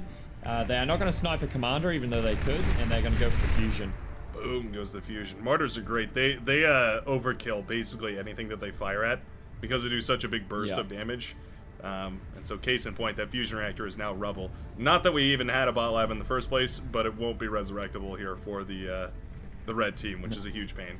Or fully reclaimed either. Yeah, I think the red team's going to lose this one. I think it's pretty clear cut now. This has been an amazing showing for the Germans. And I was saying last week, like the Germans, I've been watching them because they have their own private Discord and they have been training their little butts off. And it's really been showing this whole tournament. Like they're really cohesive, both the German teams as a team. They're very cohesive and the training really does shine through here. Yeah, definitely looking well put together. Like they like this is a well practiced dance right here, and it was a strong showing from our red heroes here, the coalition, but definitely going up against a practice strategy, a clear cut goal in mind. Oh, nuke is away, but just before the red team throws the towel. That's right. We can close this and watch that nuke land while I wait. Yeah. Oh, it froze. If only. Oh, it paused. No! Oh, dang. Germany once again sweeping through Eastern Europe. Oh, who will stop them? Yeah, not bad. That was a cool game. I hope we get to see some more of those Tritons. Very curious to see those go up against some Cortex units that are a little sturdier. Maybe some mammoths or a whole bunch of Tiger tanks or anything like that. Yeah. I really want to see if they do that against anyone else on that map, and if 2-0 to Germany. Okay, so they lied to us earlier, and that was game Oh, so they must have Game meant one that this for- was game number 2, not the other one was game. Ah. Oh, I see. Yeah, that was a misunderstanding. Okay. Yeah. So 2-0 sweep then. Impressive from Germany right there, Yeah. for sure. Very well done, Germany. Oh, that is too funny. I've got a funny little message right here that appeared in my inbox from Threxy, one of the Legion devs who I communicate with all the time. Threxy said, impromptu announcement: Tritons will be allowed to be built on non-water maps again after Nation Wars is over. Oh God! Oh please All no! right. Alrighty, everybody, get your Legion hats on, because apparently we're going to be doing the month of Tritons. Nothing but Tritons. T2 Tritons rolling out of every Nothing but laboratory. Tritons. Every orifice is going to be leaking Yeah. Tritons, because we're going to be able to build them on all that glitters, and I can't wait. Cannot wait to see the pandemonium that causes in some noob lobbies. It's going to be hilarious. Yeah. Oh God! Okay. They had impressive range too, I will alright. say. Like they had Yeah. pretty good. Like it was. I feel like the range was.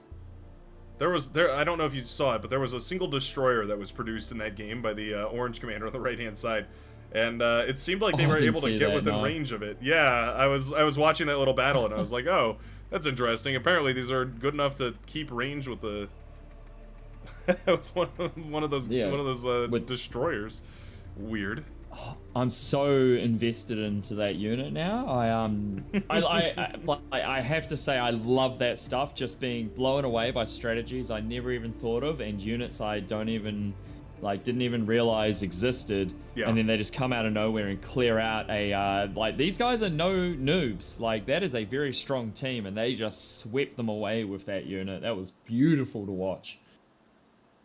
Yeah, that's that was oh, sorry, I'm cutting myself off here to say that shall we jump into Germany Germany 1 versus US 1? They're playing on Downs of Destruction Let's do right it. now, which is a partially naval map. Let's do it. Looks like Germany they're midway 1, through this US 1. Surely this is their final game, but we will see. Whoops, I just jumped into the join queue. game. Oh, yeah, I do that all the time too. I remember accidentally joining somebody's private match. It was just Battle started. two fellas 1v1 scrimming or something, and I accidentally jumped into their game, and they were all, "How did you join? This is a passworded locked lobby. How did you join?" And I was like, "Oops, sorry." Did Like you the give thing- him the old, do you know who I am? Yeah, I should. I was like, I can join any lobby anytime. Yeah, total abuse of power. Come on. That's how you stay on the developers' good times. BrightWorks? yeah, the BrightWorks, you may have heard of them. Right, there you go. Commander, All Totally right, I am abuse it. just catching up. Yeah, me too. I'm speeding through this Basically here. Commander Yeah. has died. So, looks like it's going to be a red team versus a blue team.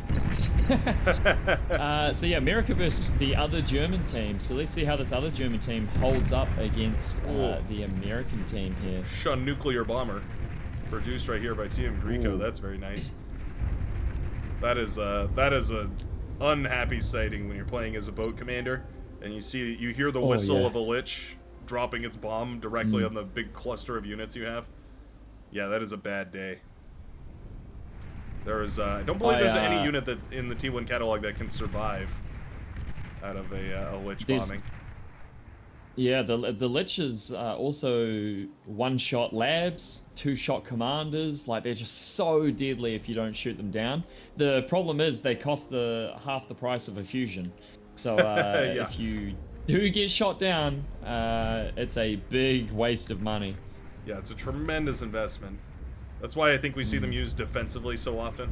Like, they're great for shutting down pushes, because really, if you send it across the map and you don't get some value, you don't get crazy value killing a laboratory or killing something super valuable, you lose a lot. That's a nice connection right there, though. Yeah, instant value just like that. Yeah, I actually misspoke. They're half the price metal-wise for a fusion, but double the price each in energy cost. Oh, But wow. at the same time, we have the Americans coming through with a mass of hearings. I wonder how they do against atomic bombers. That'll be interesting, actually, how many it takes to shoot down an atomic bomber. But this is scary, and there's the GG out of the Germans. Yeah. Air superiority here. Also got the Oh my stronghold God, those heavy hearings. transports. those hearings did kill the atomic bomber. 11 hearings just shut down that atomic bomber like it was nothing. Yeah. Okay. Commander, Yeah, those things are pretty Wow. like they're flimsy when you compare it to like the power of anti-air, which is ginormous. Battle ended. Even being the most expensive unit out of the Armada T2 Air Lab anyway. They're never gonna compare to the Dragon, the power that is the Dragon. Oh, I misspoke earlier. That was Zephyr, not Tharsis, that sent me that update. I'm sorry. Zephyr, if you're out there, I apologize. I have streamer mode on, so it just shortens everything to one letter, and the first letter of your Discord name is T, so I always get you mixed up. T? Zephyr's first thing is T? Okay. Yeah, sometimes you just gotta roll with the punches. I just want to ask these guys who won overall so I can update my own personal bracket here. Oh, yeah. We should be seeing. Yeah, I wish streamer mode didn't shorten names. All I wanted to do was mute notifications. Yeah, I know. All right, well. Do you happen to know who Dot is? Yeah. Yeah. He wants your babies. Oh. Well, thank you very much, Dot. Stay classy. Yeah, stay classy. Don't ever change. Yeah, Dot's a high level player. Sends me a bunch of replays all the time.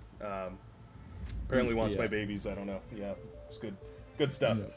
No, Classic Lord 5 head. Yeah. I think the bracket has finally been updated, so we are ready to. I'm gonna scroll down here.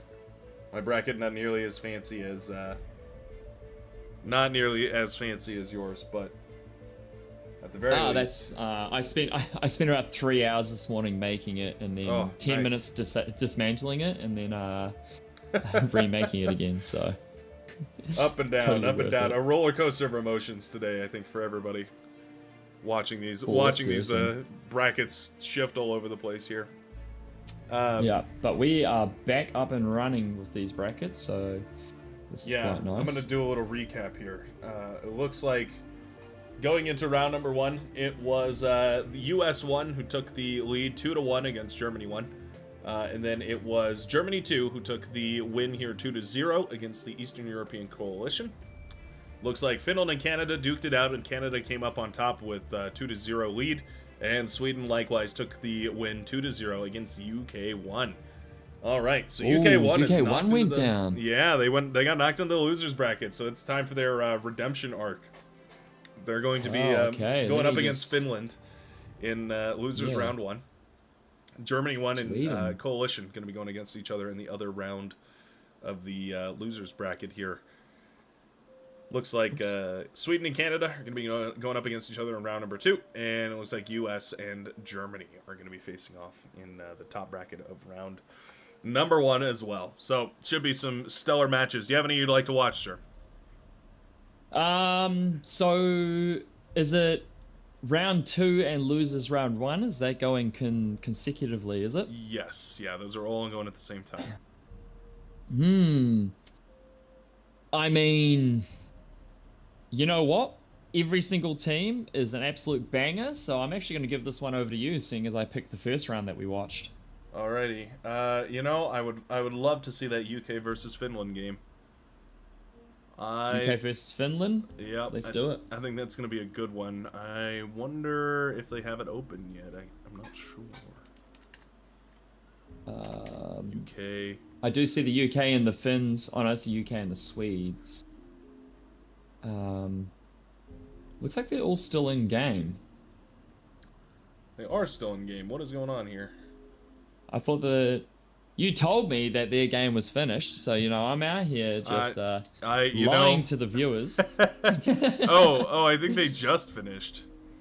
Oh, okay. They're all just probably going to get a drink of water, sorting their lives out here. I see. Yeah, they must have just barely finished, because I just clicked on this lobby as well, and it looked like they were in game, and now some of them are switching back to the red X, 'cause they're moving back to the lobby. So. Alrighty, we will. So I guess they must have updated that bracket like immediately. They were very eager to put their score in. Yeah, everybody, anybody who wins a game today is going to be very, very happy with what they've got. Yeah. Because every team, like I said before, is a banger of a team. Like filled with ex-tournament winners. Most people are silver chefs. Like, just getting a win must feel absolutely elevating to these Yeah. guys. So as the tournament goes on, those wins are just going to exponentially feel better and better. Talk about a culmination of efforts, right? Like, these guys have been training so hard, putting all their hours in to try and not only be good at the game, but be good at playing with their teammates, right? And that's a skill unto its own, really.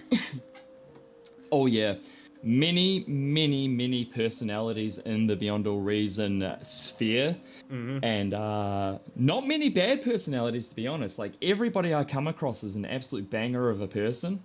And I just got to give a big shout out to the community, you guys, the viewers, because I'm sure most of you guys, if not all of you guys, play. And I just want to give everyone mad props for being genuinely nice human beings. There's obviously always a couple of bad eggs here and there, but overall, Bar has a beautiful community, and let's keep it that way. Yeah, that's a wonderful sentiment. Yeah, to echo that, I think it's this is like a weird golden age, like a renaissance age of Beyond All Reason. Because if this, my expectation is that this game blows up as soon as it hits Steam. Like, we are kind of just in the early ages, but as soon as this game hits Steam, I mean, think about the amount of free open source multiplayer RTS games in the world. Like, I can't think of any that have been, any amount as popular as Beyond All Reason. Yeah, and good. Those two, right? Those are the two things, right, that are important. Yeah, I can't think of any. And I as a gamer myself, I feel like I try a lot of games, and I feel like it qualifies me to say that Bar has something special to it. So I think everybody should just enjoy this time period that we have. Don't take it too seriously. I seriously doubt that your OS is going to matter once this game goes to Steam. I think there will be a whole new ranking system, so don't sweat it too badly if you lose a game here and there. Take it easy on your Air player, please. They may be they may be mean. Don't take it easy on your Air player. Remember, the Air player is the fault of the entire team. Nobody else is to blame. It's not toxicity if it's towards the Air player. No, obviously I'm joking. Obviously I'm joking. Don't take that seriously, guys. Gotta be careful, man. There's a noob out there learning right now, taking notes, scribbling on the notepad. Yeah, taking notes. Blame Air Write player. Yeah, it's hard to. That is one of those frustrations about bars. It's very hard to learn all the different positions because they're so different from each other.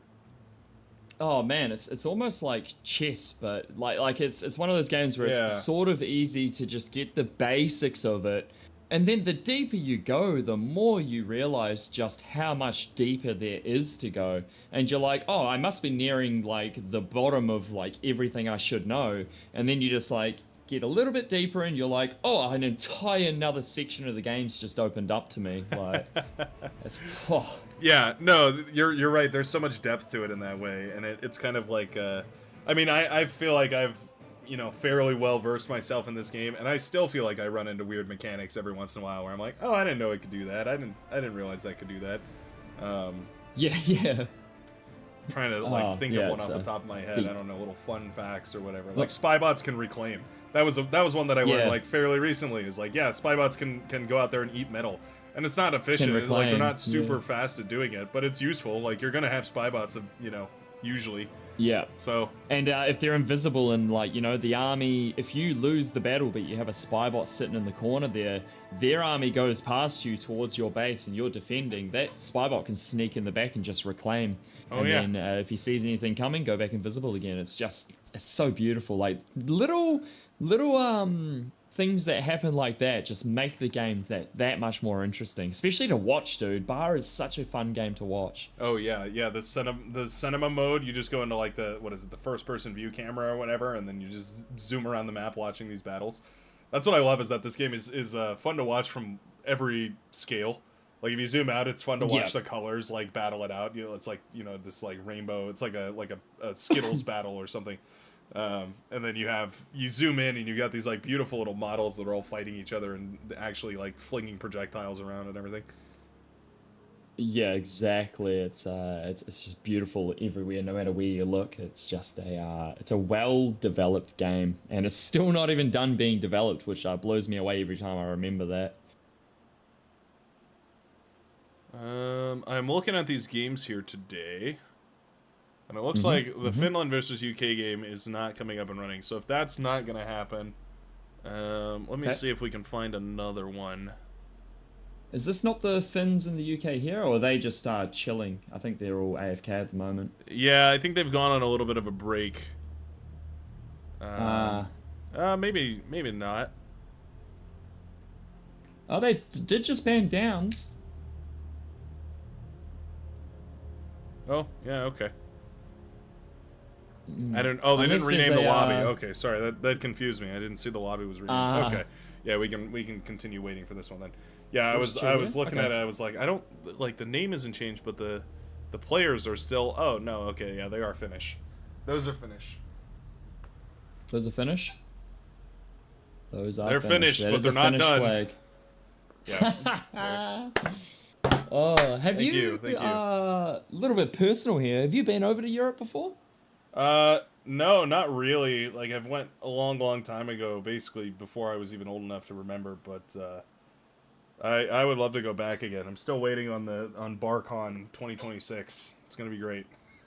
Is that actually a thing that's coming out, or is no? Meme? Sorry, let me jump on that before that becomes a real thing. Like somebody's. Don't get me excited. Out. Yeah, I know. Don't get me excited. But I am like, I would be so much fun, right? Imagine the very first bar convention where everybody meets up and we get to have a big share a beer and everybody celebrate and watch some Beyond No Reason, have like a live tournament or something like that. That'd be so much fun.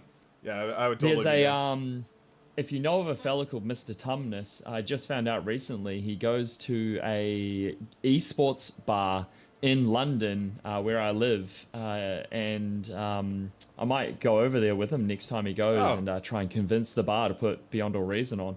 Yeah, that'd be awesome. A bit of BrightWorks going in the background. Oh, please let me know. That'd be so fun to give a shout out. That'd be awesome. Yeah, that would be great. Yeah, I'll chuck it up on the Discord if it happens. But yeah, that'd be great to get some Beyond All Reason professional casting going on, like proper bars and stuff. That would be phenomenal. Bar at the bar. Oh yeah, there we go. Yeah. Oh, that's a Sunday night waiting to happen right there. That's great. Yeah. A Sunday night? Yeah, you gotta keep it casual. Keep it casual. Yeah, true. So. Oh man, that is funny. Okay, have they banned anything else? No, they just banned Downs, and then everybody said, "Sweet, we're just going to take the rest of the day off." Yeah, I guess we're just having a nap now. Yeah. Let me see. Is there any games actually getting ready to start? Do you know? Let me see. Snipe Busher just messaged. Let's see. He's pinged. Let me see. It was there was a few. Oh, Otago's just been banned. Are they still going? It's the slowest ban in pick history. Hold on, let me see if we can get our next commentator in here. I don't know if I actually have the permissions for that. Is this the next round? Oh, I probably have to leave then. I completely forgot. Let me check the schedule. I've lost everything. It's all gone. So is this round 2? Yes. If this is round 2, you want big fellas. Yeah, Oh yeah, Snipe is gonna be. Yeah, I think he's gonna be going in round 4. Yep. Yeah, big fellas should be here for. Yeah. All right. So I'll take my leave from you then, and I will see you next time. It's been an absolute pleasure, BrightWorks, and I'll see you later on. Alrighty, it was great in casting with you. I hope to see you at the bar. At the bar, mate. I'll let you know as soon as you're on the big screen. You finally made it famous. That'll be lovely. Yeah, I can't wait. Can't wait to tell my mom. It's gonna be great. All right, mate. Bye. Alrighty, have a good one. Alrighty. Yeah, we are. I guess we'll wait underway here for this game. Yeah, we should have big fellas joining us. Another bar commentator very shortly here. One of the things about running one of these tournaments is sometimes things slow down a little bit. There you can see them making fun of me here already as they are as they're trying to pick their picks. Oh, they've banned Paradise. All right, well, I tried my very best, everybody. You can't say I didn't try to get you some Paradise gaming. I was intentionally not bringing it up so that they wouldn't remember to ban it, but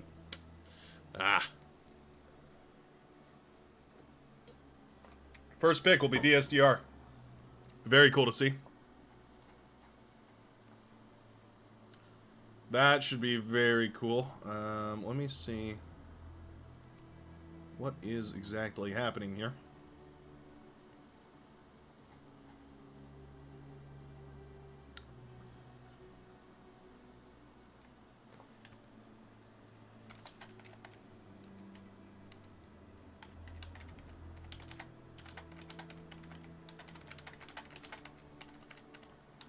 Type. I know you guys can hear my keyboard clacking away. It's like a soothing, it's like ASMR. Like, think of it like office ASMR. POV, you're sitting around the corner from one of those guys in the office who bought a really expensive clickety-clackety keyboard and refuses to type softly on it.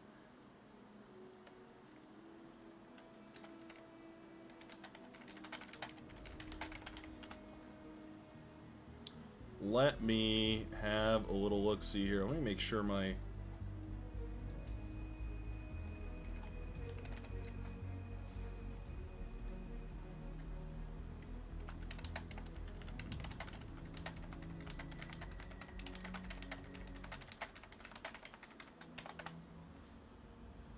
Make sure everything's all set up and running.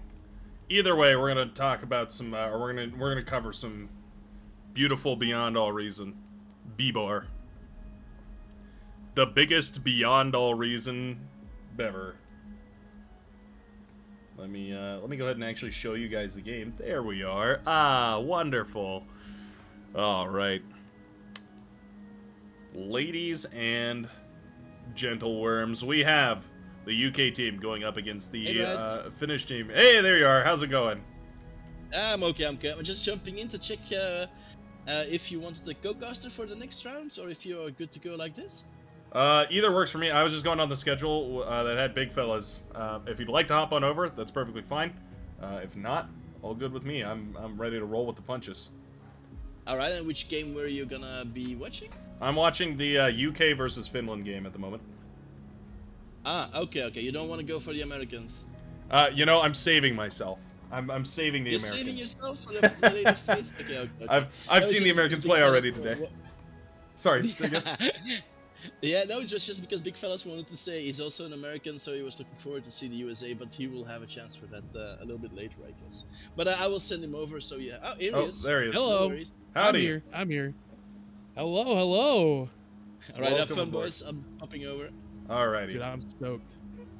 Yeah, this has so been great so far. Dude, heck yeah. All right, which game are we watching? So I'm currently in the UK and Finland game right now. UK Finland. Okay, I'm hopping over. Alrighty. Yeah, I forgot that this was a knockout bracket. So we've got the losers bracket going on right alongside the what is it, the winners bracket. So, Dude, yeah, it's awesome. did you get a chance to take a look at any of those US versus Germany games? No. Battle So started. we watched the which one was it? It was Sweden versus UK. That was the one that we watched. Oh, okay. And it was awesome. Sweden came in with the tier 2 Legion Phoenixes. They came in, blasted those all are their beautiful. Dude, it was so good. They were going tier 3. It was so good. Those It was Phoenixes have got to be one of the most epic units in Beyond All Reason. Like, just bar none. They're so, like, stylistically, the blah is the laser fire. Yep, Like, it's yep. just beautiful. Get a bunch of them going, and then you just see their whole base just get absolutely decimated. It was awesome. Heck yeah. All right, so we got Team Pro versus Finland over here. Heck yeah. This is sick. Yeah, these guys are, so far have shown some serious power. Bloater at 61 open skill, I feel like I should point out, is crazy. These guys are, like, toppest of... Yeah, And, I know. I struggled to even keep just 20 OS, let alone, these guys Right? who are at 40 or 61. Oh, my Yeah, it's God. crazy. It's crazy. It feels like it's not even... It feels like a whole different realm of Beyond No Reason. Like, this is a completely different thing entirely. Completely different game. Oh, nice Definitely. aggression I've already. definitely, yeah, I love it. Love seeing the typical ticks, run them in there, get them going. They're like, Bloateer's got the highest OS. We got to put the most pressure on him. Let's get it. Yeah, basically, they went direct... I mean, that thing dive-bombed onto that metal extractor right there for the Yellow Commander. No concern for its own safety as it charged towards the Commander, the Constructor, the entire main base, essentially. Yeah, really interesting play here with the pro team, right? They already have air coming out, and they're scouting it out real easily. They're able to tell what's going on, what's happening, and I don't see any anti-air coming out from the red team whatsoever. Yeah, this could actually be a really cheeky play. They've got loads of solar panels, which, in my mind, screams that we want to go D-gunning. We've now got the medium, or the heavy transport. Oh, I didn't even realize those were heavy. All this time, I thought those were medium transports. Interesting. Yeah, we got the heavy transport out, the Hephaestus. And I imagine we're going to be picking up that commander. I wonder if we're going to be using this to, like, expand, or if we're just going to use it to attack. Guess it's going to be a eco commander flying around. I wouldn't mind seeing a comm bomb. I'm all for it. Let's see it. Right? But yeah, it looks like he's using it more to just get out there and get resources a bit faster, which makes sense, right? You got to get that resource lead as soon as possible. Yeah, didn't grab those mexes in order to build all those solar panels, and now is kind of making up for that by claiming the mexes extra fast using the transport. It also allows you to get up to that high ground a little bit quicker here. This high ground is famously a point of contention on DSDR. It is the point around which this map is like slightly uneven. Like 51% win rate for the left-hand side versus 50% or 49% for the right-hand side, something like that. Somebody brought it to my attention a long time ago, and ever since then I've always thought about that. Yeah. That's interesting. Man, yeah, and if we notice the bomber coming in from the pro team actually got absolutely roasted and toasted. That's 150 metal right down the drain. And looks like the air superiority is heading towards the red team, and tier 2 already coming out from Bloater here. Oh wow, that's a quick T2 rush. These guys continually surprise me with how quick they get this T2 up and running. But yeah, shutting down those Shuriken too is a huge play, because that would have been a big issue if suddenly all these orange blitzes, they had the numbers advantage, but if all of a sudden they got all paralyzed and took a bad trade right there. I mean, vehicle engagements are typically about one bad trade away from being pretty much a GG situation. Yeah, seriously, and especially if you're going to be going this aggressive with going tier 2 this soon, you definitely want to keep that pressure as much as you can while you get it up and going, because it's it's going to be essential to keep Mafia while you get these Jaguars up and going, which the first one is coming out. Yeah, rolling out of the laboratory now, and yeah, 100%. The blitzes here have essentially transitioned from being the entire frontline force to now being like a I don't know, a scare tactic. They're basically like, oh, you don't want to push in this direction, and then the Jaguars are going to come out and be the actual damage dealer all of a sudden. Yeah. No, this is crazy. I mean, if the red team's going to be able to take advantage of this early tier 2, we'll see. I mean, that's really what you want to do, is get past that middle line and start taking advantage of these two mexes, right, to potentially give you that lead. Yeah, right? those that's are the hopefully big center point. Yeah, the rush for the Jaguars here is nice and all, but if these blitzes on the southern side have anything to say about it, they're going to be trying to shut this down. We have an Armada player in the air, so no help from Shurikens so far. Well, ever, I guess. Okay. Bunch of Winterbines and metal extractors full. Not bad. Yeah. A couple of blitzes making it through. Sneaking their way through. I wonder what the blue team's response to this is going to be. They got their own T2 vehicle app coming up, but it was way slower on the draw. I mean, relatively anyway. It's still worth pointing out this is going to be a sub 6 minute T2 laboratory coming up here for the blue team. But yeah, considering the Reds was essentially, like, I think it was like 4 minutes or something when this T2 lab was completed, which is nuts. But then again, they didn't go straight into that T2 constructor like we often see. They really did go into those Jaguars first and foremost. So I don't know. Yeah, they paid yeah. for that with the blitzes that managed to sneak by. I think that was probably the difference maker right there. I don't know if that's enough Yeah, and- eco though to make up for T2 metal extractors, which are just crazy. Yeah, and seriously, like, because of the fact that they didn't go with the tier 2 constructor first, I think that's going to really put them behind because of the fact that they have lost all these metal extractors. You know, you can see blue team has all those metal extractors already built. They're good to go. They're totally fine. And yeah, they've already got those tier 2 metal extractors going up, and they're getting going. Getting and paid. so realistically, blue is taking this away with resource wise. Yeah, so far looking at my graph here, it's 106% metal advantage for the blue team is nuts. That's a crazy, crazy kind of advantage. Makes sense because now they have an Air Force up in the air. They also have T2 units rolling out of the lab. It also, I mean, you know, if you put that metal back into making T2 metal extractors, at least until you run out of metal extractors to upgrade, it's pretty, you can use your metal advantage to get an even bigger metal advantage. Which is always nice. Yeah, seriously. Oh, Yeah, Commander you can't sitting go in a wrong with plane. that. Oh no! Ooh. What was that about? Shaman was That just was lounging close. in a Hephaestus. Oh my goodness. I mean, wouldn't you if you could, right? You know, just get carried everywhere. My private plane to carry me around. Yeah, you know what? That's a great point, actually. Can't blame him after all.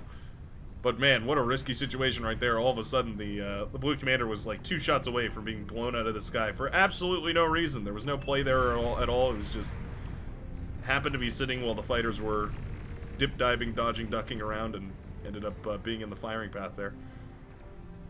Heck yeah. Now we're starting to see the army value start to swing towards pretty even overall. Now that I think the red team really, they took their sweet time with getting that advantage when they had the heavy army advantage at early tier 2.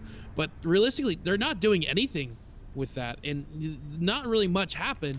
And so I think overall they're just falling behind in this race to get advantages. I think well, I don't know. These early the early lightning tanks are going to suddenly have a hard time against the couple of bulls that have been produced here for the blue team, but it sort of feels like the biggest issue is just going to be a matter of how do you get past this front line, right? Yeah, it's gonna be interesting because I don't really know, because at this point it's just a matter of whose army is gonna be bigger, who can push faster. But at the same time, you know, whoever's pushing, you're at a disadvantage because the defender's advantage. So it's really interesting. We got the first fusion coming out for blue team. Oh, where's that at? Oh yeah, there it is, right in the base. I didn't even see it. Yeah, first fusion reactor. I guess they're feeling confident enough in their capture on the map right here, and I guess they should. 187 metal per second here total for the blue team. It's funny because this is almost like a perspective shift from, because these guys share so much of their resources, I guess is what I'm saying. It's like a perspective shift from like I have 1,000 metal to it's like our team has 6,000 metal. Better build a fusion reactor to share with the team. Yeah. You know what I mean? Yeah. Yeah, and that's the perfect way that's what I was thinking. Like, you have that metal advantage, you might as well get yourself the energy advantage, like, massively, and start building those converters and taking it away with your resource advantage. And that's going to be definitely how I think blue's going to do. This is the only time that red has to be able to push in, get it the advantage, but you know, it's already too late. The fusion is up. Yeah. Yeah, that was there was a moment there where they had like 5 lightning tanks on the northern side, no contest, no T2 units or anything like that. And then there was like 3 bulls on the southern side, but a whole bunch of lightnings as well. I don't know, I feel like if these lightning tanks push through maybe even just the southern side of defenses, all these LLTs over here, just to try and soften that area up, maybe we could see lighter units try and harass, but I really don't think these Jaguars want to be skirmishing with the bulls right here. They're going to be taking so much damage. Ugh, yeah, that was not a good trade at all. Tolero now forced to reclaim the corpses, sadly. Shedding a tear. I mean, yeah, you gotta get that metal as much as you can, because High Gain's gonna come in and take up that metal, and they're gonna have this huge army advantage. They're getting it away. Like, the build power is looking so good for Randy here, and the second fusion coming up, like they are looking so good here on the front line. I think High Gain and Randy are about to take it away here potentially. Yeah, look at those lightning tanks moving on the southern side. He smells blood in the water. He said, hey, this worked with the blitzes 5 minutes ago. Why don't I go ahead and try this again with a couple, improved blitzes. Oh, yeah. Oh, yeah. There they go. And the Starlight to put the pressure as well on the back line. Holy. Yeah, 1 or 2 Starlight can really make a huge difference, because if you're brawling with the Bulls and you're keeping them alive, repairing with the Commander, that's all well and good, but you're always going to be basically just trading out evenly, right? Like, it'll basically just be whoever has more Bulls, but the Starlight changes that, because all of a sudden you're taking huge amounts of damage every single second that the Starlight is firing. And it becomes an issue. It becomes a really, really big issue pretty quickly. Not to mention, of course, Commander standing right there. Starlights are more than happy to shoot at those.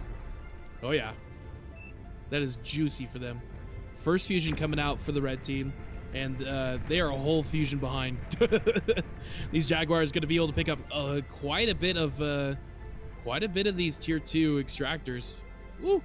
Yeah, they do a great bit of scouting over here. They really kind of find everything.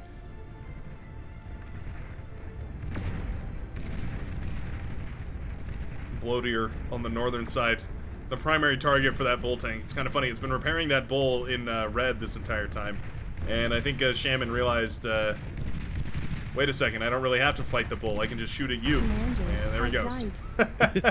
Yep, there it is. Shaman going to be able to take that huge advantage and surround Nicoton here. Ooh. Now I think Nicoton's just a sitting duck at this point. Brutal battle in the front line here. Slowly, you know what? I will say Hygain has done a better job of splitting up those bulls so that the AoE effect is a lot less from the orange commander. I feel like Tolero has taken a lot more of that AoE damage onto the bulls, which is painful. I mean, you want to mitigate that as much as possible here, and not to mention a beautiful surround right there. Yeah, absolutely beautiful. Absolutely love it. I love seeing the micro from these guys, because Hygain's like, I'll put a guy in your back line and really pull away a lot of your units and then put the pressure on the front line. So Tolero isn't able to go and, move his troops out as much as he wants, but Hygain's like, all right, I got no pressure. We're good. We're totally fine here. Yeah, it's always easier to be on the offense and beyond a reason. That's just how the game shakes out, because of the the fact that static defenses, they're great, but they're not impervious. Has died. Another commander down. Pink commander falls on the northern side, orange on the front. Yeah, there's only one commander left here on the red team. That's Ape, hanging out.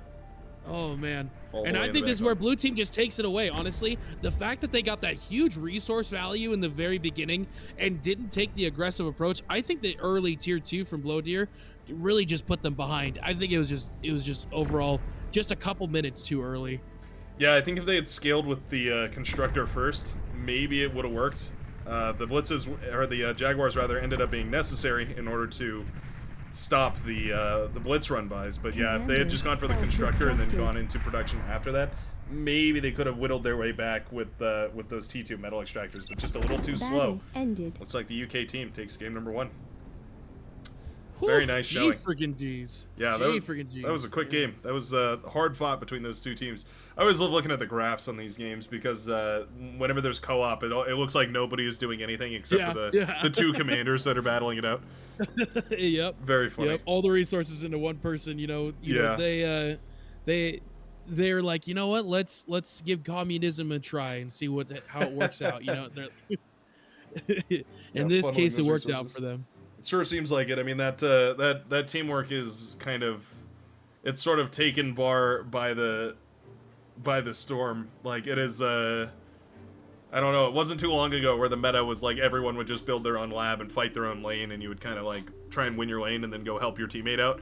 Nowadays, that's just not even how bar works at all. Like, that is just not, you basically have to force that T2 lab out as quick as you can, because the advantage is ginormous. Yeah, especially in like a 4v4, you got to get those resources over to that one person, get it going, and then you can just give out all those units to your teammates and say, all right, you micro them, I'm going to keep ecoing. I got you, no problem. Yeah, and that works great, except sometimes it means you don't get the reinforcements that you need. That can be a big issue. I've been in that position. Yeah, you're like begging for a tank or something to hold your front line, and it just never comes, and you're like, all right, well, I did everything I could do. You just have to retreat. Yeah, Yeah, but me putting my tank right in front of their commander to get degunned, that's not my fault. No. Yeah, watching the 1600 metal Tsar that my teammate handed over to me get degunned by a commander in a cloaking, like a radar jammer or whatever. Yeah, So, that's never happened to me. No. Yeah, of course. Yeah, it's like the walk of shame or whatever. You have to go back to your eco player and be like, "Can I please have another tank?" I lost it. Yeah, have What another. do you mean you lost it? I lost it. Well, it just yeah. kind of rolled over there. No, Man, but honestly, it's really cool to just see the base fundamentals coming in and being used to such high skill, to be honest, and seeing the power of just follow the fundamentals, hold the line as much as possible, keep your troops, spread out, and you're going to be doing just fine. But then the power of surrounding the enemy and putting on that constant pressure, it is so cool to see how fast it can turn when you're doing the proper fundamentals of bar. Yeah, I think I don't know, the hard part about watching these games is that they're so quick through the early game. It can be like it's super difficult to study these matches. Sometimes I'll go back and look at these replays because these guys are so quick and they've mastered the fundamentals so well that they happen before you even notice what has really happened. With the eco scaling and everything. Yeah. Like Tricky, there was a play that we watched in not this last game, but when I was over with Shadow and Neb, and there was a play where they took shurikens, they stunned a Tazar, and then they brought in a heavy transport to steal the Tazar. And I was like, I didn't know you could do that. You could just steal the enemy's troops, no problem.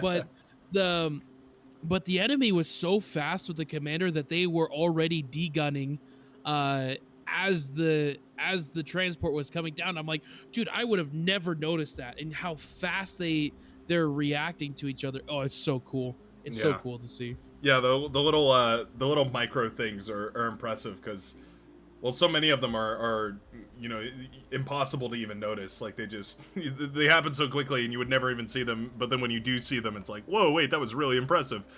And it's kind of, almost a testament to Bar that there's so much control. I feel like I feel like every couple days on the Beyond a Reason subreddit, I'll see a post that's like, is there a way to do this command? And then somebody will be like, "Yep, there's already a hotkey for it. You just press these keys and in this order, and it'll do exactly what you're trying to do." And they're like, "Oh, great, thanks." And it's like, yeah, that makes sense. That really is how Bar works. Yep. For the 2 months I've been playing this game, I'm still learning something every single game, and I'm like, "What the freak? Like this was a thing?" And I was like, "Oh, you can move your construction turrets? Oh, that's sick!" Like, all right. So we're getting into the match here. This is kind of a map that I've seen is just kind of, it's similar to you play your lanes because it's such a wide map and you've got the 4 different lanes here. Like even these guys are pointing it out. They're drawing on the map. They're showing, yeah, we're going to go throughout these lanes and we're going to take advantage here. And then that huge 5.0 metal in the middle and fighting over that, man, it is such a huge value because each of these metal extraction spots are only 1 metal per second, or 1.6, right? In that 5.0 is absolutely huge. Yeah, that could be a focal point of an entire expansion, is just getting that 5.0 and then trying to upgrade it as quick as possible. It's 20 metal per second is pretty good. I mean, that's certainly enough to build into T2 and even enough to really start eco scaling for T3. Yeah, a lot of the mexes on this map are not super powerful. they're all pretty bad.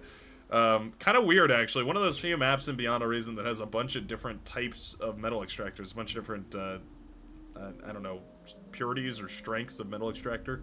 Like there's 0.8s, 0.9s, 1.6s, 1.7, 1.1. It really feels like they were kind of like randomized or something to make them all, slightly different. But yeah, it does mean that juicy 5.0 looks real nice in the middle, as just kind of all the rest of them look pretty lame. Yeah, for sure. And the fact that there's so many geo spots, right? So you got like 1, 2, You got 3 over here. You got a total, I think, of 6 on this map, right? So you can really just scale your energy to give yourself that extra metal that's necessary on this map, because it's so, you know, it's not very metal rich. But if you're able to get up the fusion, get up your geos up, you can really scale with the converters to help you if you start losing a lot of these metal extractors. Because of how spread out they are, it's going to be hard to really hold on to them. They're going to get picked off pretty fast. It's interesting to me that the blue team has gone for 2 Legion commanders on either side, and then we are going into, and then we have an Armada and a Core commander producing out of 2 labs. So apparently not 1 labbing this one. I guess the map just a little bit too big for that or something here. Going to be splitting up among 2, I guess, and just defending with a whole bunch of these laser grunts. Yeah, and the red team taking a lot more of the scout position and the more aggressive position that the blue team took on the last map. And I think it's really interesting with the Legion commanders. The reason why you do this is because they produce less metal with their basic metal extractors, but they also produce energy, which I think is, the lower the metal on each of these spots, the less of an impact that the fact that you get less metal from their metal extractors. So I think that's such a smart move, right? Like I was saying, you want to take that energy advantage and convert it, and the Legion gives you exactly what you want there. Yeah, that's a really good point. I hadn't even thought about that, but you're so right. It's just a flat 20% loss that you lose on those Legion mexes. So yeah, that makes a lot of sense. If you take a mex on a low metal spot, you lose overall way less metal than like if you put it on the 5 metal spot or something like that. So yeah, I guess that is a really stellar way of scaling your eco. I guess it means you can just kind of expand willy-nilly without having to worry about building too much energy production or anything like that, because you just kind of, it's just baked right into your eco already as you grab those mexes, which is has always been an interesting part about Legion. But actually seeing it used as a strategy on one of these maps is super cool. Little thief on the right-hand side. Got a res bot eating up some metal. Heck yeah. That's the way to do it. But yeah, I think it's really cool to see, like, even though those ticks really got through and took out actually quite a bit, blue team isn't really feeling it. It seems like they are behind on the energy and metal per second as of right now, and they've lost quite a bit of that metal produced, but at the same time, like, I think they're doing okay overall, because it's still pretty even on the RB value and stuff. So and we got a bomber coming out here from Blow Deer. Ooh. Oh yeah, okay, that's a bit of an interesting transition here, I guess. Comfortable enough with the energy production here to start going into bombers. I wonder what the target is. Maybe we're just gonna go sniping mexes. There's a couple of wind turbines and whatnot, but you know what? Wind is pretty stellar on this map. It's not great right now, and it's getting worse. Now it's down to 2.3. I would definitely say that your 2 main targets are Randy and High Gain, right? They have the 2 highest economies, and there's no anti-air back here, and they can build it pretty quick, but yeah, here it comes already. High Gain's already on top of it. Look how fast they are. This is insane. They have 3 anti-air troops and a turret already. Like, they're so fast. Yeah, it took them only a second or so to produce all that, and now, pretty much perfect anti-air. I mean, they sweep out one of those bombers already. Scout plane goes down.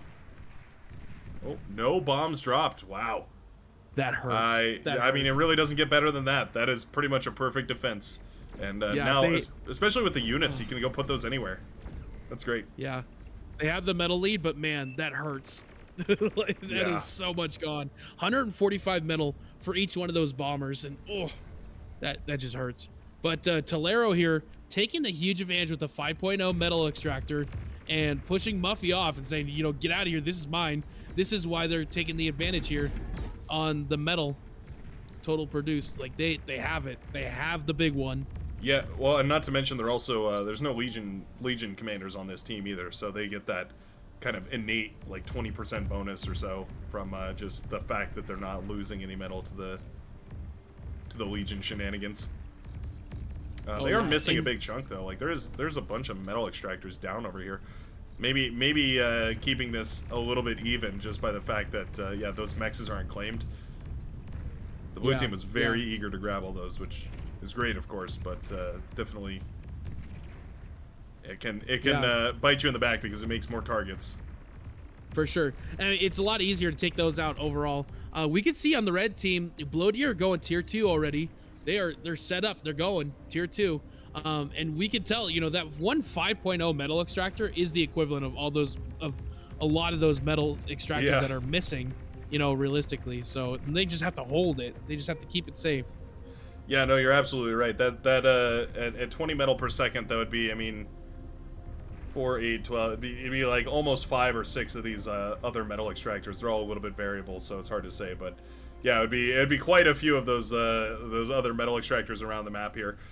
It's weird to see that the Red Commander has just been building eco this entire time. Like Ape 3000 is just, he's got a bunch of units that were handed over, but has basically just been building wind turbines. Hasn't really built any units or anything. I mean, it's obviously co-op, but I wonder if the expansion could have been a lot quicker if we just went into a T1 lab at first and then ate it up later, maybe to spend the resources or send them to the team or something like that. I don't know. Yeah. I mean, they were doing the same thing last round too, where they were just kind of in the corner building up their resources and building up the windmills as much as they can. So I guess that's kind of their thought process. You know, Ape, it seems like they have the least experience on this team. Seeing their chevs, seeing their OS skill, right? Yeah. So they might just say, look, Ape, you know, you can handle some microwing, build up a Destroyed. bunch of resources, we'll handle the rest, kind of situation. Yeah, that's funny.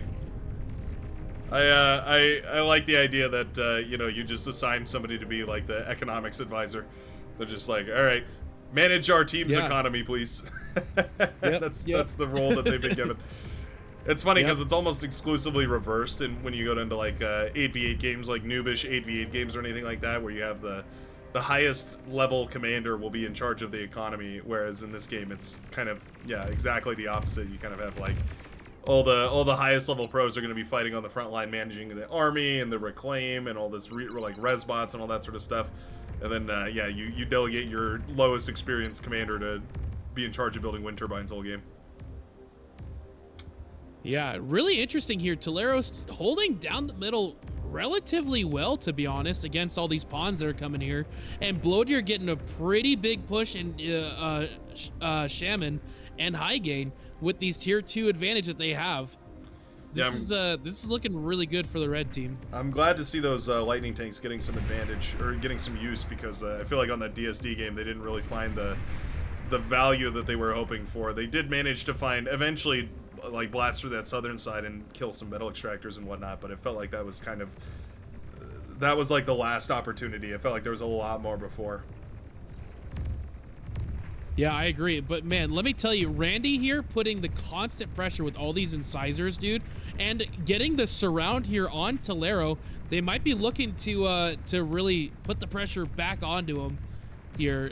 They did also find Ape, and they're taking down all of his hard work and effort that they put in to that eco. And man, you know, having that one responsibility to build eco and then watch it go down in flames, I can tell you that would hurt my soul. Yeah. Suddenly, all it takes is a couple units to tear down dozens of wind turbines that you've spent the entire game building. Yeah, that does hurt. We're checking out the POV here of Bloodier as we watch, you know, what it looks like to play this game from a professional POV. I always like to show this off because I feel like it's a fun comparison to see this versus something like StarCraft, for instance, where the pros playing is nearly unwatchable with how much they flick their screen around with all the camera hotkeys and everything, whereas watching these guys play is definitely much more, I don't know, palatable, I guess. You can actually tell what they're doing, kind of. Yeah, because what's nice is Bloodier actually doesn't necessarily need to focus on much of the map. He just needs to listen to his team, because most likely they're in a Discord call, and Nickatun and Ape are probably just like, hey, here's what's going on. This is where I need it. But realistically, Nickatun is also building a tier 2 vehicle plant, and so I think they're going to be just fine with just, you know, sticking with both sides. And Bloadier's like, okay, Tolero and I are going to hold this side. You guys don't need to worry. We got this. We're moving. And so that's the whole part of communication that's nice. Yeah. They don't necessarily have to flick themselves around the map.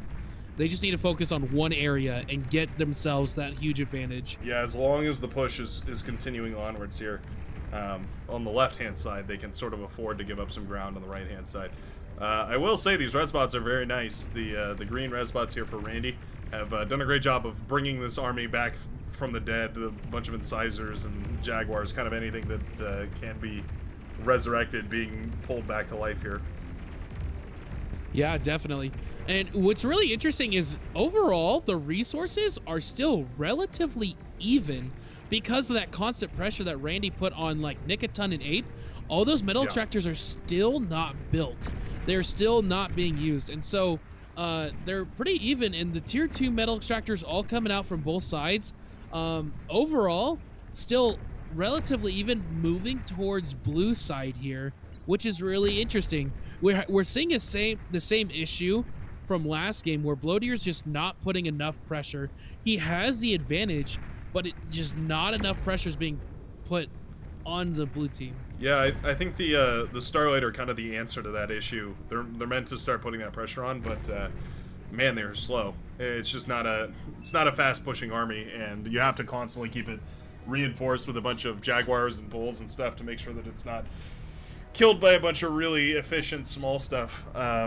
Once these manage to get to the main base, and they are headed towards the main base, at least here for the blue and cyan commander, but it will take them a minute to get there.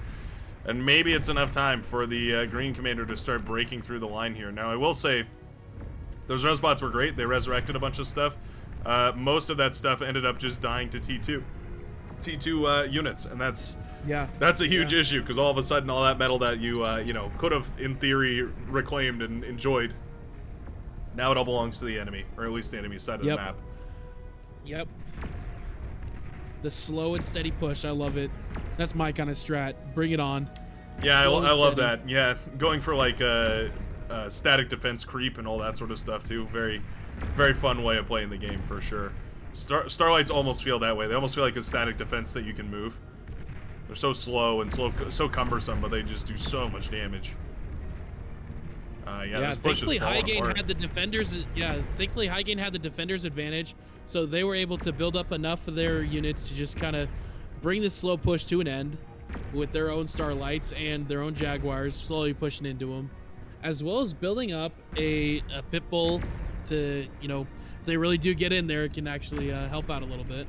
And we got, the big baby, the Tazar's coming out from Randy. Yes, sir. Cortex main right here. I'm ready to go. I'm ready to see it. Yeah, we do have the Zara coming out. That is, again, 1,600 metal for one of these tanks, so you better get some value out of it. I don't know. I feel like we are already well into T2. I feel like Zars have most of their impact, at least in most of the games that I feel like I see Zars in. I feel like their biggest impact is against the T1 stuff. Don't get me wrong. They're going to be great against the Jaguars and stuff, like any of those lighter chaff that are going to be, a little bit lower HP, a little bit quicker. The Czar's Impulse can stun anything that survives, and it'll pretty quickly kill anything with low enough HP, but... Yep, and Muffy getting surrounded here. Muffy about to lose their commander. Oh. Commander. There it goes. Died. Not bad. That's a great snipe right there. Obviously, the win condition of Beyond All Reason, a game of Beyond All Reason for anybody that might be joining us that's new, is to keep your commanders alive. It's the to kill your enemy's commanders, I guess, is the win condition, or your lose condition is losing your commanders. If you want to think about it that way, but the blue team now coming a little bit closer to death here at 2 commanders versus 4 for the red team. Actually, yeah, that's impressive. The red team keeping every one of their commanders alive up until the 15-minute mark is kind of crazy. Yeah, no, I think that's a little bit insane. Also, being on the offense, still being able to keep your commanders alive is insane. I will say, though, Highgain and Shaman are able to come and pick up all that metal that was nicely donated by Bloatier, and still keeping the blue team ahead somehow on both metal produced and energy produced overall, which is really interesting to me to be able to see. Is like, yeah, the red team was able to get that really good push in there, but they're falling behind somehow on the resource end of things. I guess they never went to the energy production. Like, I don't see... I see a single AGO I don't see. Yeah, the one on the right-hand side for the red team was never built. We still haven't upgraded the one for the yellow, right in front for a Bloaty, the yellow commander. Looks like we are finally going to do that now, but I think that energy advantage is really where it's all at. We've got loads of E-converters in the backline. Those T1 E-converters are my new favorite toy. They're super, super cheap, super disposable. You just kind of throw them down wherever, and they generate you a ton of metal. And especially on a map like this, where metal is kind of, you know, other sources of metal production, like, you know, metal extractors and whatnot, are pretty inefficient. Makes a lot of sense to go for some E-conversion. Not to mention wind speed is phenomenal on this map. Yeah, no, I agree. A little bit of a tick run by there. Does scout the green base. That's nice, at least. It kind of feels to me like the red team is having a bit of a scouting issue. They see the T2 lab for the green commander, which is quite nice, and they know about the blue base over here. They don't know about the actual T2 lab and sort of the specific positioning on some of those units. Sometimes not knowing where the enemy is can be the biggest disadvantage, just for the simple fact that you don't know what to target, you don't know where to put your forces, and how much force you need to put in each direction here. Yeah, no, I totally agree. And I really find it interesting. High gain strat here is, you know, build the wall of ticks, get the scouting, come back, you know, go in, let the Starlights do their job and come back. Let the Starlights do their job and come back. It's really interesting to see that. I personally haven't seen that strat, seeing that I come from noob lobby, so this is new to me, right? So this is really interesting. And Tolero here getting surrounded by these brutes and tigers. Yeah, that is oh, no energy for D-guns either. Oh, yikes. That hurts. That is no. That is a and brutal that's time to give be up used. the 5.0 metal extractor spot potentially. Yeah, if these bulls, I don't know, they're trying their hardest, but that is hard to fight uphill into a Tsar firing at you. Talk about impulse right there. You got the I don't know, slow from going up a hill with tanks, and then also the concussion from that shell firing away too. That is a rough way to push up here into this position. It's interesting. Sure. These tigers are like guarding the 5.0 from the other team. They're guarding the other team's metal extractor. They're like, hey, you guys don't need to touch it. It's working. Don't worry. Like what are we doing here? That's funny. Starlight's looking to be overwhelmed on the left-hand side. That was we've got a bit of a mirror matchup here, as we have the Starlights going up against other Starlights, Bulls going up against other Bulls. I think the numbers game was just in favor of the red team. They did get those T2 mexes up and running, and maybe this is the advantage right here. Despite all that metal, like you said, donated very generously here to the blue team, it looks like either it's going to happen again, or the blue team is in a whole lot of trouble. And you know what? There's tons of Bulls coming out. Yeah. This defense looks stellar. There is a lot, but yeah, this defense does look absolutely insane. Like, it's surprising that, Bloatir's not getting more from this, but Highgain's doing an excellent job microing what little army he does have. Destroyed. Ooh, one commander going down from Nicoton. Ooh. Suddenly we are dead even again. 2 commanders apiece for each of these teams. What's crazy is the resource advantage is still leaning towards blue team here. Yeah, they've got that 59% energy production advantage, and I think it's... I actually have no idea where it's even coming from. It must be wind turbines. They've got so many wind turbines, and those are super, super productive on this map here. I'm just going to click on the green base and see. It's like, yeah, they paid about 8,000 metal for 2,500-ish energy production when it's at 12 wind speed, so a little less than the cost of an APHIS for about the energy production of an APHIS. Not bad. Yeah, I mean, like, you might as well just keep building those wind turbines. There's no reason to go for a fusion, waste so much metal when you're on the defense for the blue team. You might as well just keep building those wind turbines and protect those things with your life, because that's what's keeping it for you. And, you know, on the red team, you have Ape back there working on those wind turbines, but his only build power is the commander and these 2 constructors.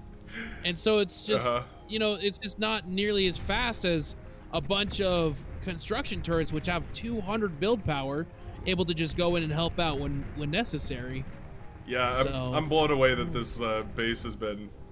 We've just been building with we've just been building wind turbines with like a set of constructors and a commander. Like at this point, I don't know. We have construction turrets and whatnot too. You know what? There we are. Yeah, actually we are microing them around. That's pretty cool. You can. I'm watching Ape 3000 right now, and just watching this commander, and yeah, he's microing construction towers around to try and build these wind turbines a little bit faster. It's a weird style, but you know what? It is producing a lot of energy for the team. Slider bar turned basically all the way down to 0. Just overflowing all the metal, all the energy back to team. I don't necessarily hate it either. Right? Like, Yeah. I think that's fair. Yeah, might as well, right? Might as well just give it all. I mean, it's like. If your teammates can use it. Yeah, it's so interesting that like Blue is still taking this away, no problem. And even though Hygain and Shaman got pushed into again, like they're doing just fine. And what's so interesting is like the red team, they see their last 2 commanders are still relatively out there. Shaman and Hygain are being surprisingly aggressive with the commanders.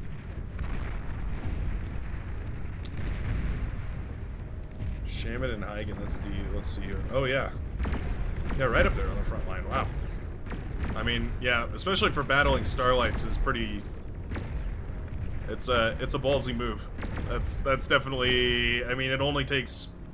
Gosh, I don't know how many shots from Starlights, but I think it's about 10% per shot. So, let's say 10 shots, or maybe less, depending on the surround and any other units that are attacking. Yeah, Not much. You know how many Starlights we got up here? 1, 2, 3, 4, 5, 6. 3 of them being resurrected. Right, they got the Lazaruses coming out. Bloatier now go to get this huge advantage. This is exactly what I was about to say. You bring up these Lazaruses with you, get a bunch of resurrected units after they fall. This is how you're going to be able to push in and get the advantage that you need. I think Bloatier is potentially going to help win the game here, but at the same time, Muffy and Randy are already pushing into Ape and Bloatier. All commanders are in a danger spot right now. Yeah, have we evacuated? No, Ape 3000 is still standing over there next to all the wind turbines. He's a man who lives and dies by the wind turbine. He is going to build them, yeah. And yeah, Bloatier is just setting up static defenses. I don't mind the pit bulls over here. I think that's probably not a bad idea, actually. This right-hand side has been the hardest part to hold here for the red team just this entire game. It's easy for us to see from spectator vision, but it feels like there's a lot of opportunity paths here to run units by. Like, this area has basically been open this entire game. Sneaking units around the side over here might be possible as well. It feels like there's these like big open lanes where a lot of harassment can come through, and neither team has really exploited them. Just kind of hyper-focused on their lanes, which is not the end of the world, but maybe Caster's Curse, right as I say that, a bunch of orange units are going to make their way forward. A bunch of lightning tanks find this bundle of constructors over here on this left or right-hand side. The left side of the right-hand side. I will say for the blue team, first fusion coming out. They're putting it on. They're going. They're saying it's time to scale, because once that first fusion goes out, the econ will blow up. Even building an anti-nuke too. They're afraid right now because they don't know what exactly is going to be coming up from the other side. They know that the red team has to have the economy to start going for something, but doesn't quite know what the move is actually going to be, and that's that is a scary position to be in. You never really know exactly what to expect right here. In a funny kind of way too, we've also essentially devolved into one lab production here. In a funny kind of way, we've basically ended up right back there because the pink laboratory fell. So now it means the only lab actually producing any units is the yellow lab on the entire other side of the map. Yeah, putting so much pressure on Bloatier here to be able to produce all these units to defend everything is honestly a lot of pressure. And yeah, Bloatier may have the most OS skill, right, overall, but when you're having to look at the whole map now and not able to focus on one lane, you can see the push got held to a stop now, and Hygain and Shaman are now going to be able to just start ecoing like crazy and building up their defense once again. And because Bloatier is now split, yeah, this is not what you want from the red team, getting split up like this. Splitting your resources in half for your army value. Yes, you may have the army value advantage, but you have to split it in half between the two, which is just, it hurts. APM is a real resource, and right now, a lot of Bloatier's APM is being spent up. Oh, we do have the T3 transition. I think this is the wrong choice. This is not what you want. I don't know. The Razorbacks can be quite good. They've been a little bit finicky recently. They've had some weird issues, But yeah, it's going to be a minute before we have enough of these on the front line to really do anything with. I don't know. I wonder if Marauder could find better effect. Just trying to punch through the middle. They have that anti-air on them too, so they might be able to deal with the air on the other side of the map a little bit easier. Yeah, I don't know. T3 is kind of a risky idea at this point. Yeah, honestly, and the sheer fact that you put so many resources into that tier 3 and then going into the fusion reactor, like you're putting so many resources on your army value and the economic value that you are already behind on. So it's like the army value is the only thing you have advantage on. Going tier 3, sure, go for it. Keep the army value, but you're already spread out on your units. Having to produce less units that are higher value, but they're going to get overwhelmed much easier because you have to split those units in half. I just don't think it's the right choice. Yeah, like these units are going to be awesome. They're going to do great things, but I just don't think you're going to be able to do much with it. But, you know, I say that, but Tolero is doing an amazing job microing into Randy's base here and going to potentially get a lot of value. Yeah, what went wrong over here? All of a sudden we've got just 1,000 bulls, I guess, was all it took. I guess it was just a relatively even match over here, but then as soon as the eco was slumped into the favor of the, I guess it was just the eco of the yellow commander was no longer pumping units to fight the blue. They just went ahead and pumped out a ton of bulls, and I don't think the blue team really recognized that. I think there was suddenly, you know, an extra dozen bulls or so over there, and they didn't really realize that was actually eco from another commander being sent over in this direction, and it kind of blindsided this team a little bit. I will say some hilarious micro I noticed from the red commander. Ape 3000 is using the transports to carry construction towers to the front to reclaim the wreckages here. That is insane. That's a funny way of doing it, but I love it.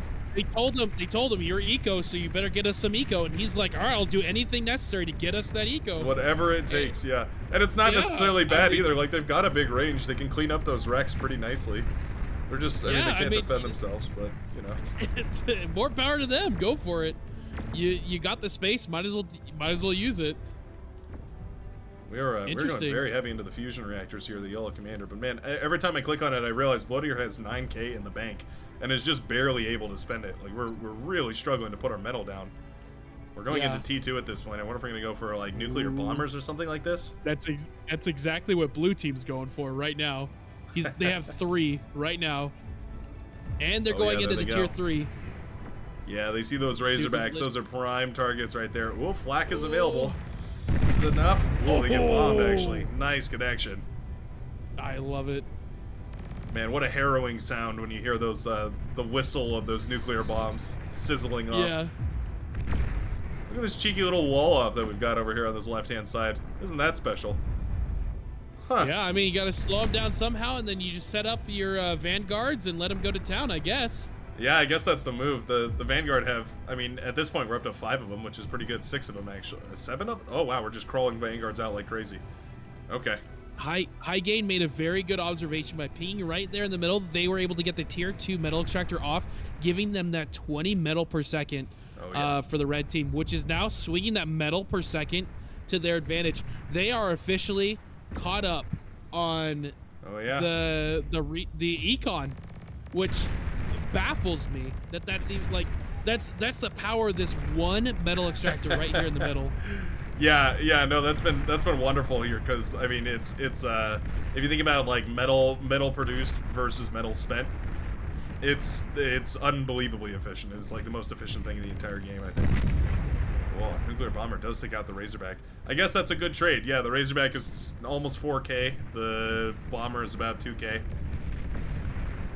Yeah, but then you also have to realize how much the energy value for these bombers, 46,000 energy to 68,000 for each Razorback. Yeah, that's actually huge. Wait, hold up.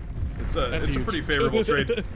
And not to mention the bomber can get away with a bunch of AoE too. Like the Razorback is kind of locked in on a single target. In this case, I was just going after the single target, the bomber, I mean, but yeah, in most cases, I feel like those bombers can usually find a clump of units that's super annoying to deal with. Like, for instance, a bunch of Vanguard that are crawling around in the midsection. That seems like a perfect target. We do have fighters, though. T2 high winds. Ooh, that's one down. 2 bombers is all it takes. Yeah, I don't know about that trade though. I agree. That was a little bit more expensive right there. It feels like. We have Titans. Wow. A Titan already? Yeah. I guess Bloatier was tired of not being able to spend all of the team's metal and decided it was time to actually start investing in some serious heavy-duty stomper power. Yeah, might as well, right? You know, you had that army advantage, might as well keep it going. Because realistically, I think that's the most important resource that you have is that army value. If you're able to utilize that and micro your way through with the huge army value, it doesn't matter how much resources you're making, because that army value can swing it in your direction, yeah, you know, as fast as you want, which is exactly what's happening. Is because the sheer army value that the red team has and defending that middle area to getting that tier 2 metal extractor off, yeah, they're coming back big time. Yeah, this hodgepodge like bull and tiger and Tsar army that is like all half resurrected and everything versus the one Razorback is a pretty sketchy fight over here. The Razorback seems to be like sort of thwarting these units from pushing forward, but more like a threat really. I think these tanks can actually overwhelm this super easily. There we go. 1 or 2 good volleys and suddenly that Razorback's in trouble. Yeah, that Razorback, he's like, you know, standing there menacingly. You know, he's like, hey, back up. But, you know, this is awesome kiting on his end, right? You know, they're able to get 2 or 3 tigers just by running backwards. Yeah, you know, 1% pretty dang HP good. left. Yeah, that is super annoying. That is big value from this Razorback. Oh, there he goes. It does finally fall, but man, the static defense has been shelling away here for a minute too. Ah, so many of those tanks went down. Wow. What excellent kiting right there from Nikotan. Call me impressed. That was really cool. I expected that to go a whole lot worse right there when I saw those tanks pushing in, but they actually seem to have done a wonderful job. I 100% agree. And you can see now the Aphis farm is now being built by Bloatier, getting those up and going. Yep. And that Randy is now officially behind because Randy and Highgain are the only one are like splitting the resources between the two, which I think honestly at this point, instead of building a second tier 3 from Randy, I think Randy just needs to start giving everything to Highgain, and Highgain needs to start busting out troops as fast as they can to try to build up that army advantage back. But you know, who knows, maybe having the units split up between the blue team might help, but I think honestly they need to match Bloatier, and Highgain needs to really produce, or you know, whatever, switch it either way. You know, either give it to Randy or give it to Highgain. Yeah, one or the other. At this point, the static defenses have caused so much of a delay here on the left-hand side. Like both teams have just kind of porked up that side of the map as much as possible, and now it's sort of turned into this match of, you know, who can produce more units to send to their proxy ally on the other side of the map here. I think basically what I'm saying is I agree with you. I think there's no reason to fight over this no man's land on the left-hand side. Like, we've already invested in enough static defense here to basically make this impassable. At this point, just dump all the resources into one side of the map and just try and steamroll it. Yeah, I don't know if you noticed, but there was a bunch of ticks that got through and was able to take down a whole vanguard. Oh yeah, I saw them working on that. That's crazy. That was nuts. And then we got 2 Titans over here that Nikotan has controlled, pushing up into Randy's base here. Ugh, this is really not looking good for blue team here. I feel like these Titans could go win it right now. It's I guess easier for us to say in the commentator box here with perfect scouting and vision, and we know that there's not a commander in the pathway here, but yeah, it would definitely be unfortunate to lose one of these. A marked lack of spam right here, I guess is what I would say. Looks like the pink commander just barely remedied that just now. Nikotan going to be spamming out a whole bunch of ticks here to try and supplement the vision on the front right now. We have those Nuki bees up in the air and looking to solve the Titan issue. Oh! Big damage. Big damage. Only 15%. Yeah, or 25%. That's huge. That's nice on a Titan, but man, losing those bombers to the fighters really does suck. Oh yeah, big time. You know, if you are able to keep up the pressure and keep bombing back and forth, right? I think you honestly need to be defending those liches with as much as you can, because that's going to be the only way you get into these Titans. This wall of grave robbers is going to do absolutely nothing as they're standing there menacingly. Yeah, they're trying to intimidate those Titans back, and I don't think the Titans noticed that they were there. Not even giving them the time of day. That is funny. Yeah, Titans are pretty good. There's a reason why they're the number one top unit, I guess, out of the Armada laboratory, the final pinnacle of Armada creation. Oh yeah, and these Titans getting through, this is gonna weed them out, and I think this is gonna be GG at this point, because I don't think you're gonna be able to recover. Yeah, there it goes. Boom. The Aphis going down. Big booms. Can we get 3 big booms for the blue team? We're about to get another one here. The Aphis, the primary Aphis or the secondary Aphis, I don't know. One of the the other Aphis here for the Green Commander, taking those tachyon beams straight to the face. Commander There it goes. destroyed. Blue Commander goes down. Was not in position to degun right there. Nuclear bombers. Hey, they do manage to finally take down one of those Titans. This is a crazy damage advantage is for the done. red team, though. The damage is done. There goes the GG coming out for the blue team. G friggin' G's. Yep. Wow. All right. Well, that was a pretty impressive series right there. I don't know. I was not expecting a 37-minute long ultra late game T3 back and forth stomp right there, but man, what a battle! Yeah, that's What what a we love battle. to see, though. I love seeing those games. Yeah, that was Keep great. them coming. That was great. That no man's land on the left hand side is so menacing too. That's one of those. That's Oh, one of yeah. those situations where it's like you could spend the metal to break all that, but then you're depriving the other side that's essentially undefended from all those units, right? It was interesting how this map turned into. It went from a giant map that was so wide open that there was harassment from every angle, and then all of a sudden it turned into like one fight on one side of the map was basically where the entire game was decided. Yeah, for sure. And honestly, it's so cool to see the back and forth on this kind of map where it's just, you have one side pushing in, then the other side's pushing in. And so it's that constant, like, back and forth, like, shifting between the two sides and pushing in. And, honestly, I think Nekaton losing their base and stuff was actually a huge advantage for the red team, giving Blowdeer the advantage to just being the sole provider. And that just shows you the power that giving all your resource to one person really can bring on even a big map like this, where honestly all you need to do is just get those huge units out and get them going for your team, and you're going to be able to take that advantage. Yeah, the T3 ended up being the right call. I don't think the Razorback got very much value, but the Titan absolutely ended up being the definitive.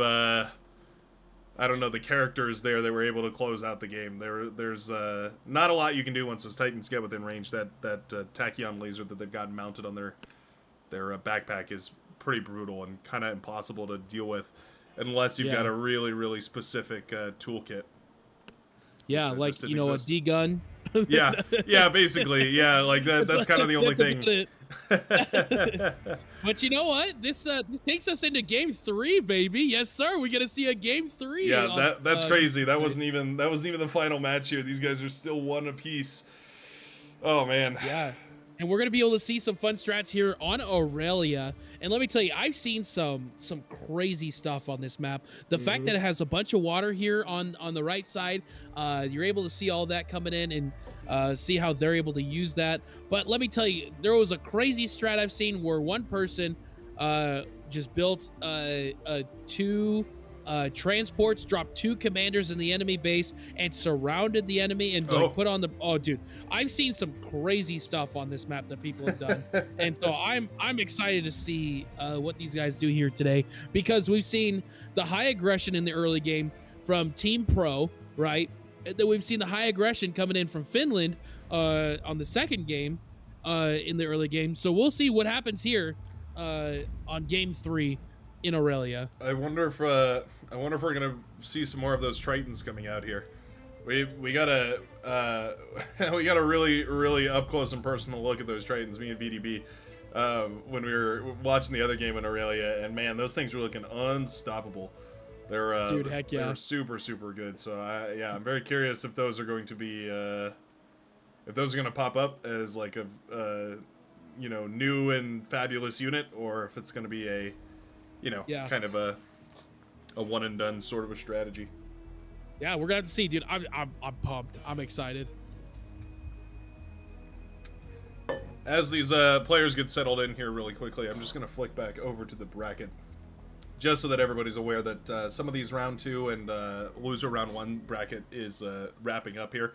Just to update everybody here, this is Finland versus UK. We are 1 apiece right now, so each team has 1 point on the board, and that does mean that this game will decide who is knocked out of the bracket and who actually gets to go on to face the loser from the battle between the US and Germany 2. So just so everybody is well aware. Back to bar. Back to bar, baby. Yes, sir. That's what we love to hear.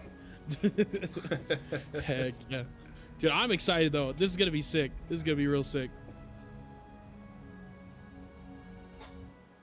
I think the it's, well, okay, I was gonna say I think these two teams are gonna go for really different strategies, and it looks like a perfectly mirrored placement right here. Yeah, I think it All is right. literal 1 for 1. Okay, yeah, that's never mind. I guess these two teams will be going for identical strategies here. I wonder what we're gonna go for. It looks like we have a lot of core and a lot of arm. Oh no, we do have a Legion commander. It looks like Talaro is gonna be going for some of that Legion. We've seen Decurion be very powerful here. The tight choke points make for a wonderful spot for Decurion to show their strengths, being For sure. very healthy and doing a lot of damage. Two good strengths to have in an RTS game, I suppose. Yeah, they're not like the Desires where they do a lot of like burst damage, but they do a lot of very consistent Battle damage. started. And when you're Right. holding these choke points, yeah, for sure, you want something like that that's got a lot of, chutzpah and able to bring out that consistent damage. Yeah, and it helps a lot too that if you're gonna have your commander on the front line, you may as well utilize every part of the commander. Like, use your whole commander. Don't the D gun is nice, the laser is nice, but you've also got build power, and so it helps to have tanky units that you can just repair here to keep those up and running. Yeah, no, I agree 100%. We got some early rovers coming out, so it looks like blue team's going to be the one getting the initial scouting.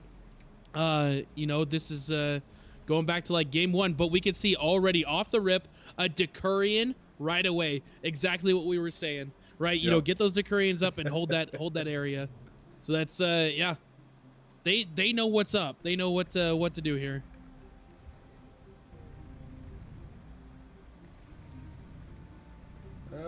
Yeah, okay, a couple of rovers make it through. I was wondering if the Decurion would have enough impulse to stop those. The I don't know, bullet impulse is very strange in this game. It kind of is like it almost feels like a chance-based sort of thing. Like every once in a while, one of those bullets will manage to pop a tire or something. Yeah, but, seriously. So this is something that I actually was thinking about, right? The one way that I've been able to see to counter Decurions is to out damage them in mass. And so these Janices are perfect in doing that, right? They are slightly less expensive than these Decurions. They have the exact same amount of range. But I can tell you that they are able to get more of that burst damage in, right? Yeah, that's so true. yeah, they're not nearly as tanky. Like they have less than half of their health. But if you're able to hit and run, I think that's going to be the advantage here because they are faster than the Decurions. Yeah, that's a good point, actually. So I guess it comes down to how many of these Janus does it take to kill one of these Decurion. If it's like 4 or 5, then we've already got a solid counter up and running right here for High Gain. And he's looking for that surround. Yeah, but maybe a D. yeah, gun. High Gain's getting in a nice little surround area here. Talaro being really aggressive with their commander. And here comes the Janices. But this is what you don't want to do with the Janus. You don't want to run it in there like they're doing right now and taking them one at a time. That's the problem with this. But look at that damage. Yeah, that's pretty solid. Just barely stays alive. Are we just going after the Comet at this point? Oh, some killer D-guns from Talaro. Yeah, I don't know. Yeah. Oh. There goes. One down. Talaro taking some big damage from the Janus as well.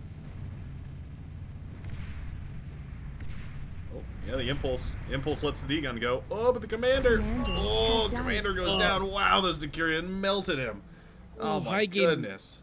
I think High Gain played that honestly really tough. That you did the one thing you don't want to do with Decurions and sit in their range.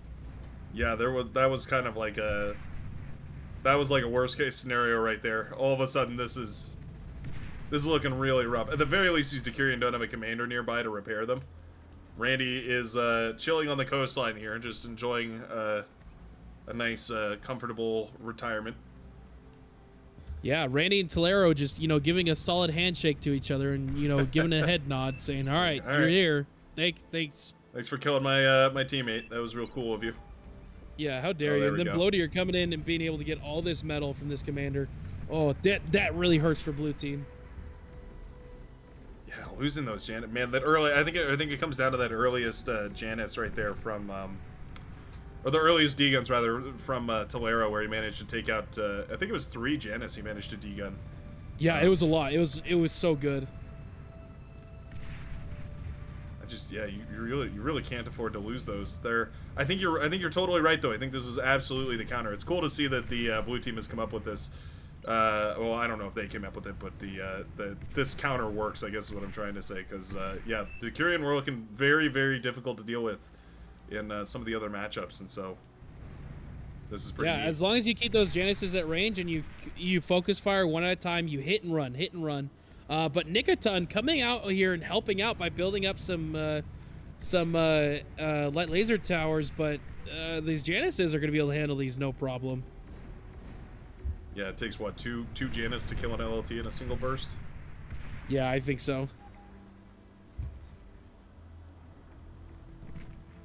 I like that Muffy has gone ahead and captured this middle area too. That denies a bunch of area. Yeah, might as well. I mean, like you're losing out on a couple of metal extractors, but Muffy saying like, okay, Nicoton, you want to put the pressure on my team? No problem. I'll just come and take your crap. Exactly. Yeah. Well, and if all the units are going to be on the front line, then it means that this commander has all the right in the world to just move forward and do a bunch of damage that way. Just go either go in for a D-gun or just try and go for something cheeky like some LLTs in base or anything like that. Well, big Janus volley right there does connect. It's almost like the strategy here is you bait the Decurion in with the commander, the allure of a commander kill, and then you try and jump them all with the Janus right here. Yeah, honestly, might as well. But Tolero and Nicoton doing a great job of keeping these Decurions up and going, and High Gain taking honestly too much damage with Randy's commander here. Yeah. These it's going to be a second before High Gain gets jumped on and killed by these Decurion. Now we've got a bull on the front line. That's another big issue right here. Oh no. Yeah, High Gain Yeah, I has didn't got even to get realize out of I there. was so zoomed in. Both teams went tier 2. Yeah, we've got T2 for both of them. Looks like the red team just managed to eat up a little bit more of that metal, and the Decurion traded out nicely, and all of a sudden that little bit of an advantage, relatively speaking, anyway, blew up into a way bigger advantage, and now the bulls are out. Tolero is out. Oh, Tolero going for the D-gun. A little bit of laboratory body blocking right there. Commander. Oh, destroyed. all right, nice trade. No. Oh, the bull goes down Yeah, though. that Yikes. Yeah, that was really tough for blue team. Let me tell you, that was a really good position for Tolero to get there because he got the beamer, he got a bunch of wind, he got the other commander, he got the bull. Like now, Nicoton is able to move in with Tolero's troops to follow up. Yeah, that Like lab this is is dead. huge. This is gonna swing it into Commander Red's has died. Red's advantage here, big time. You know what? I would have agreed with you 2 seconds ago until the pink commander had no energy to D-gun. And now the lab is up and running. 3,750 metal is lying on the floor directly in front of it. A little bit of Ooh. build power is still up and running. Yeah. Tell me why this You are is suddenly 100% looking right. pretty good, actually, for the blue team. All of a Yeah, sudden, it 'cause feels they- like they've got plenty of money. I thought they were gonna be able to get that vehicle plant. I'm not gonna lie. That's tough. That's brutal. Okay, Caster Curse striking hard today. Womp womp. My All bad. of a sudden, man. Yeah, blue team or red team's gonna be blaming you after this one. Oh no.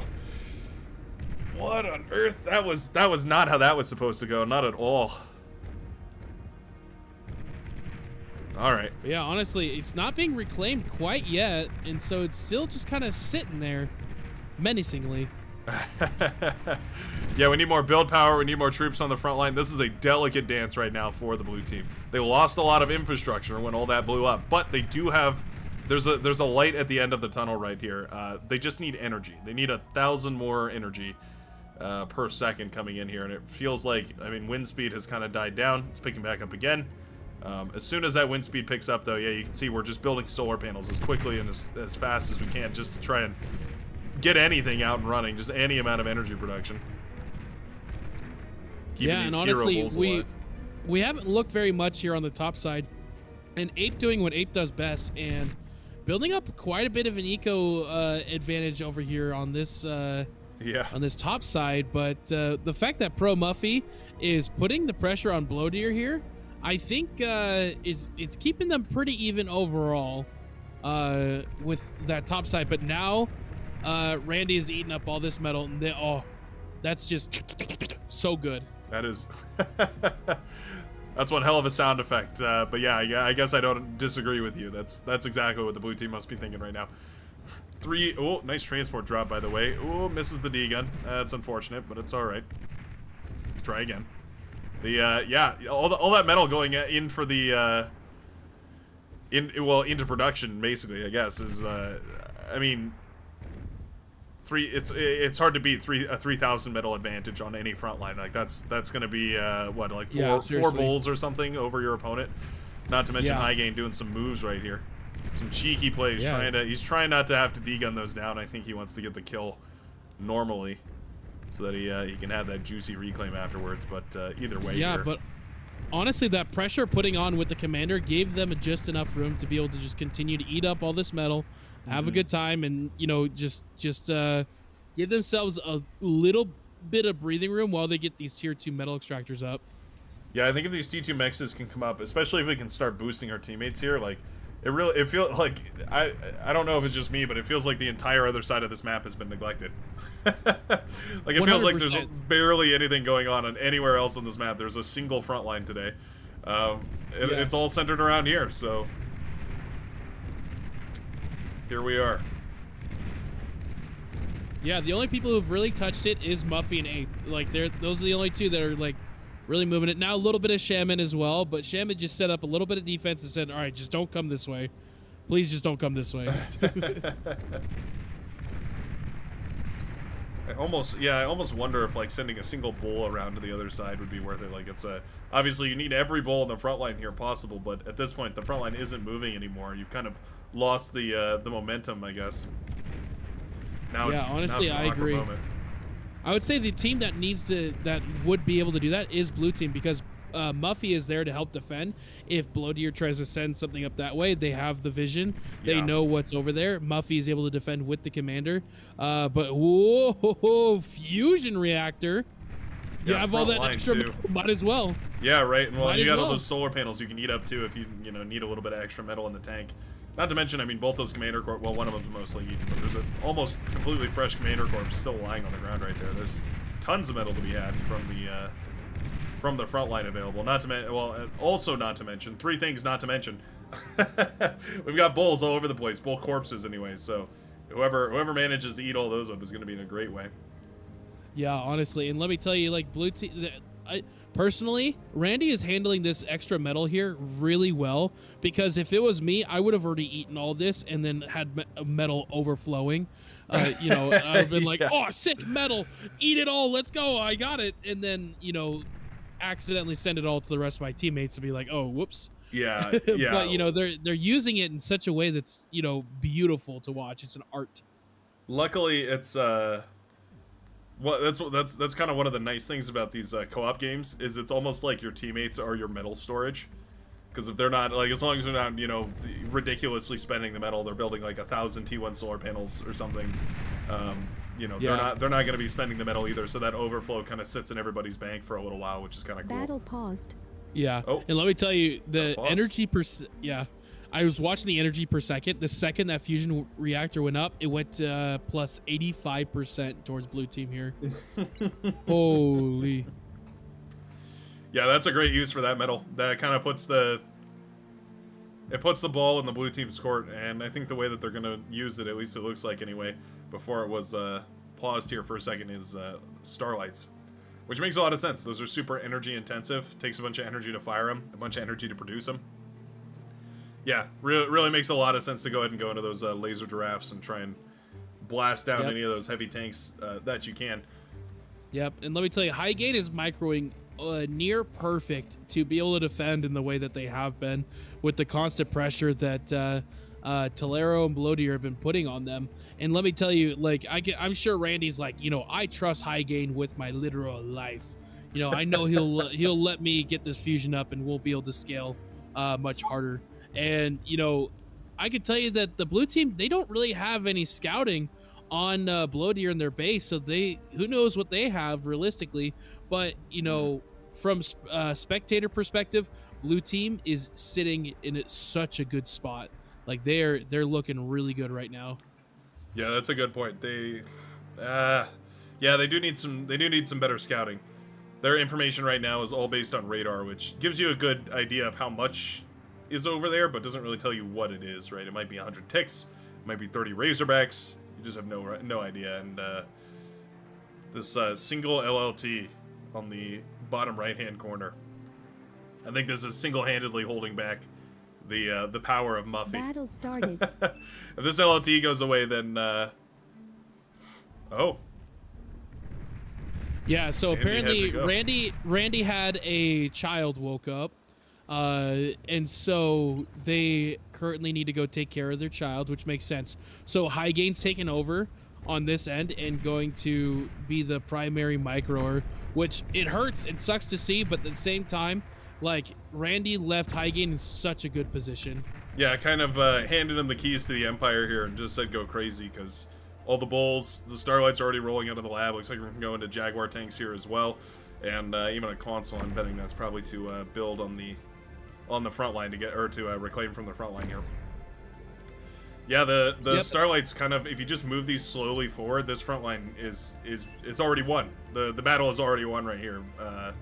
You just have to be very careful about not losing those Starlights. Like, you can sort of force an engagement more than you want. You can accidentally force out way more. What am I trying to say here? You can accidentally, like, make your enemy go all in against you because you bull those Starlights out all of a sudden, and then they don't really have a choice. They have to jump on the Starlights before they lose too much value in their units. And then if you don't have the units to actually deal with theirs assaulting yours, then you can be in a tricky situation. Yeah. What's really interesting here is you can actually see Shaman is building some bombers, right? So Shaman is really getting ready to give a huge advantage towards blue team here, even though they already do have the advantage. But Bloatier now getting their fusion up a bit behind the blue team on what's going on, and the pressure is being put on. Highgate with the D-Guns, killer D-Guns! Oh, it's all the bulls are down!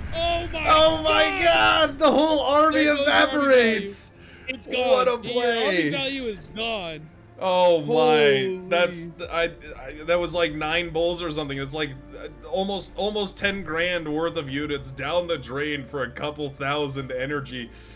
Oh my god, that's a game-winning move right there from the blue commander. What on earth is yellow even to do? 100%. But Nikiton also coming in straight through the middle with a few units. But yeah, no, that was huge. But we got Shuriken's going to be able to hopefully stun quite a bit of these guys. But they are tier 2, so you're going to need more Shurikens than that to be able to hold them back. Those Jaguars have anti-air too, so those Shuriken are going to get blasted. You know what? This is a pretty good trade. If ever there was a time to attack, it's got to be right exactly now, because we are running out of time quickly. I agree. Okay, looks like the Jaguar are paralyzed here. Got to keep them paralyzed is the trick.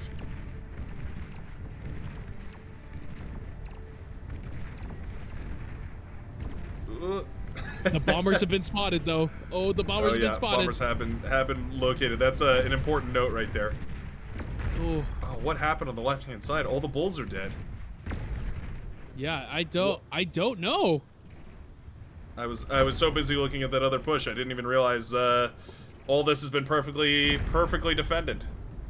Okay, well that's not good. Yeah, blue team Highgate with that huge D-gun advantage, but not being able to take advantage of it is really interesting, because, like, Highgain had such a huge army, so I don't know what happened. How did we lose this trade? This is horrible. This is all of a sudden, I mean, that was the biggest advantage you could hope for. That pretty much single-handedly brought the entire game around, and all of a sudden, we're in a really rough spot. Yeah, the Cyan base is dead. The bombers, I mean, there's a single bomber left. I think it's time to pull the trigger. You just send the bomber across the map and try and do something with it. Yeah, you might as well, right? Because, yeah, well, I guess we're lightning tanks now. One Starlight's still standing. It does fall. It's not a completely horrible situation here. We just need to have something to go reclaim everything. It's a dead commander over there. That's the purple commander. He's trying to de-gun down a bunch of these forces from a plane. It's a pretty tricky spot, though. Yeah, this is leaving blue team with only one commander left, and a lot of metal to still reclaim from all that was lost over by Shaman's side. But these guys are still going. There's still one bull, and there's still two bulls running straight towards your base. You need to be careful here. It is just, yeah, it's pushing the economic value towards red team here, big time, losing all those metal extractors. I can't believe how many bulls died right there. That's just crazy to me. We have the freaky looking four-legged resbots coming out of the Legion bot lab now. Heck yeah. Those are very nice. Love the design on those. They look very strange, definitely very alien. This is one of those Legion units that for sure looks like it was built by architects that were not human. Got weird, for sure, spindly legs and whatnot. But yeah, they're doing a great job of guarding all these starlights and things. Yeah, I don't know. I don't even know how to call this. For a second there, I was convinced that the blue team had an undeniable advantage. It was a great play from the pink commander. Managed to, well, destroy that advantage by pushing forward right there for a little while. Now we're back to a situation where things are kind of even. Not really, though. Like, the economy is still basically intact for the red team, so they've got a giant metal production advantage. That's exactly what I was thinking. The metal advantage is definitely moving towards red. They're overall produced really even, except for energy, because of the sheer fact that blue had the fusion reactor up before the red team. Right. But we have that one bomber sneaking through. It is moving around. It's looking for targets. Okay, there's some wind turbines. That's about as good of a bombing run as you could hope for. Taking out those wind turbines. Do we know about the... we can see the radar for the wind over on that side, but he doesn't know that that's wind turbines. Yeah, I mean, you know what? It's something. It absolutely is. For 150 metal, taking out, I don't know, what, 24 wind turbines or something like that, easily paid for itself. It's just not going to be the bomber that wins the game. We had we're starting to turtle up over on the left-hand side. That must mean that Highgain is a little bit uncomfortable. To me, what that signals is we're kind of not happy with pushing anymore, so we're just going to try and, forward up. Yeah, but I mean, that gives Bloatier the advantage to start building up another fusion, which is exactly what's happening.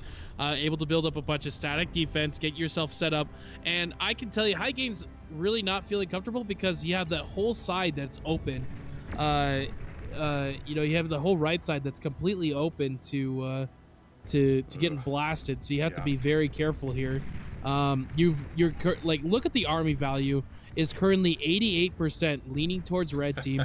Red team is now officially in such a good spot. Yes, the metal per second is going up for blue team, but that's just because they're eating the metal that was destroyed earlier. But it's still not giving them that proper advantage that they need.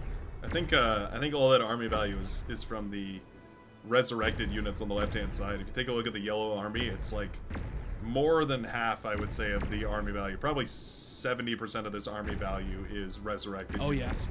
Starlights and bulls and lightning tanks. All this is all brought back from the dead. All former blue units that were just left on the wayside here and have ended up being, I don't know, brought back to life and are now. Now fighting for the red team. This is a horrible situation. This is terrifying right now. If you're playing as the blue team right now, to have killed the entire enemy's army, like almost 10 grand worth of units, and then all of a sudden to have them basically give them your army in exchange, That is a rough situation here. Looks like we're splitting Yeah, the res honestly, bots on the that is right-hand tough. side. Trying to resurrect the commander and reclaim the laboratory. I don't mind it, I guess. May as well make the most out of what you got here, and I guess the laboratory is not going to be very useful. We have T1 fighters coming up. I wonder what the play is. Are we going for static defense on the island? Is that what we're going to do? Potentially, or you're building up transports to give to apes so that they can continue to build up econ much faster. Oh, maybe. Get some more windmills. Maybe, I don't know. That's the strat they went with last round, so who knows? We've got a destroyer in the water here from the consoles. I always forget they can build those, but yeah, we've got a T1 boat coming up here. Very nice. All right. Well, I love seeing boats. Yes, Right? sir. Please. Why not? Why not a boat on Aurelia? Not even on the big area, but the actual like pond area. Very cool. Hey, we love seeing it. Man, Starlight's defensively super good. Basically a miniature pulsar, except they fire faster. Yeah. This is just, honestly, this is a bit of a back and forth. Definitely leaning way more towards red team here. They're able to build up the anti-nuke and everything. Like, they're chilling overall. There's still quite a bit of metal to be picked up here for the blue team. It's not like a massive, well, actually, as we can see, we're actually getting Lazarus's out over here on this side, getting these things back up. But the big push coming in now from Blodeer. Hopefully he gets get a lot more value here, but this is a big push. No, those boltings have done pretty good. We're kind of running out of steam here. We do have the sort of trickle of forces has slowed down from the blue laboratory. Yeah, that rattlesnake was coming up and running. That's about 2,000 down the drain. I think that would have been very useful as bulls. Oh, look at the resbots. We got the resbots reclaiming all this metal. How greedy. Go. Get him in. Trying to grab as much as possible. They don't quite get that. Well, yeah, they don't really end up getting very much, but they do their best anyways. Yep, and that's all you can really ask for from your troops, right? Yeah.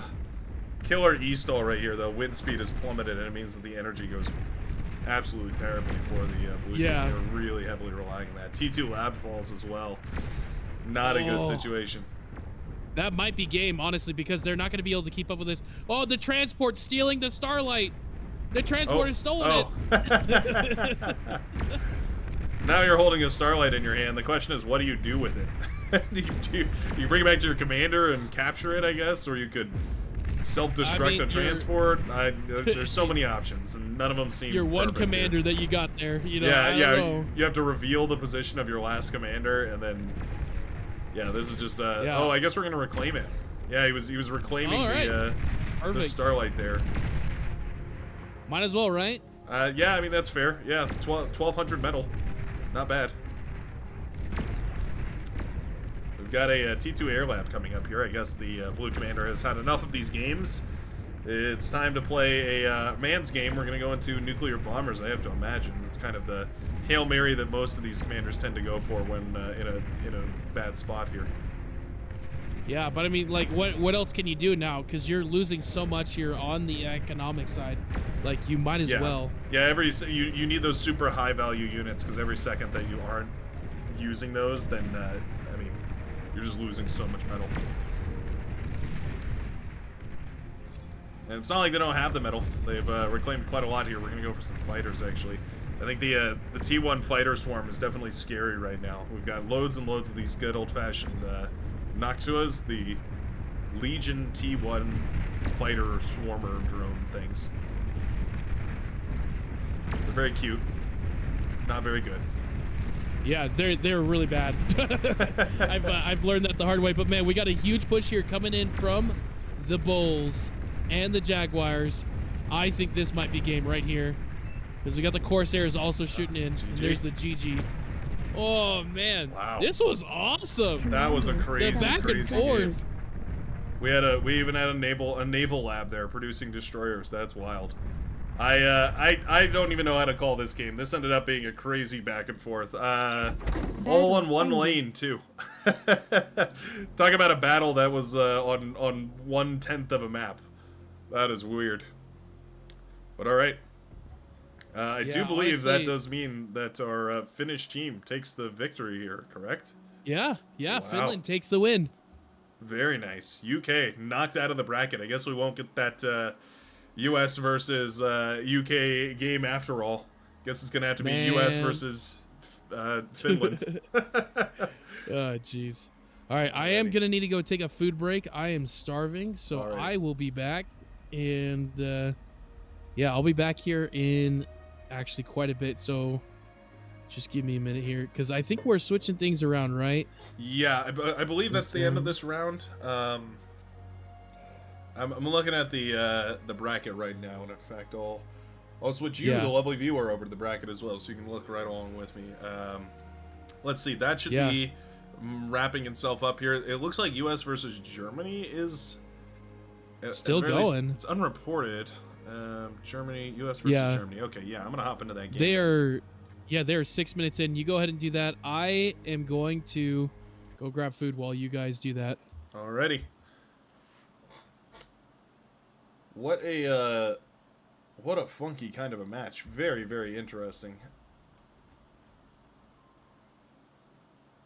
One of those very weird moments where the back and forth between two mirrored armies, right? Because it was just Battle Starlights and started. Bolts battling it out there.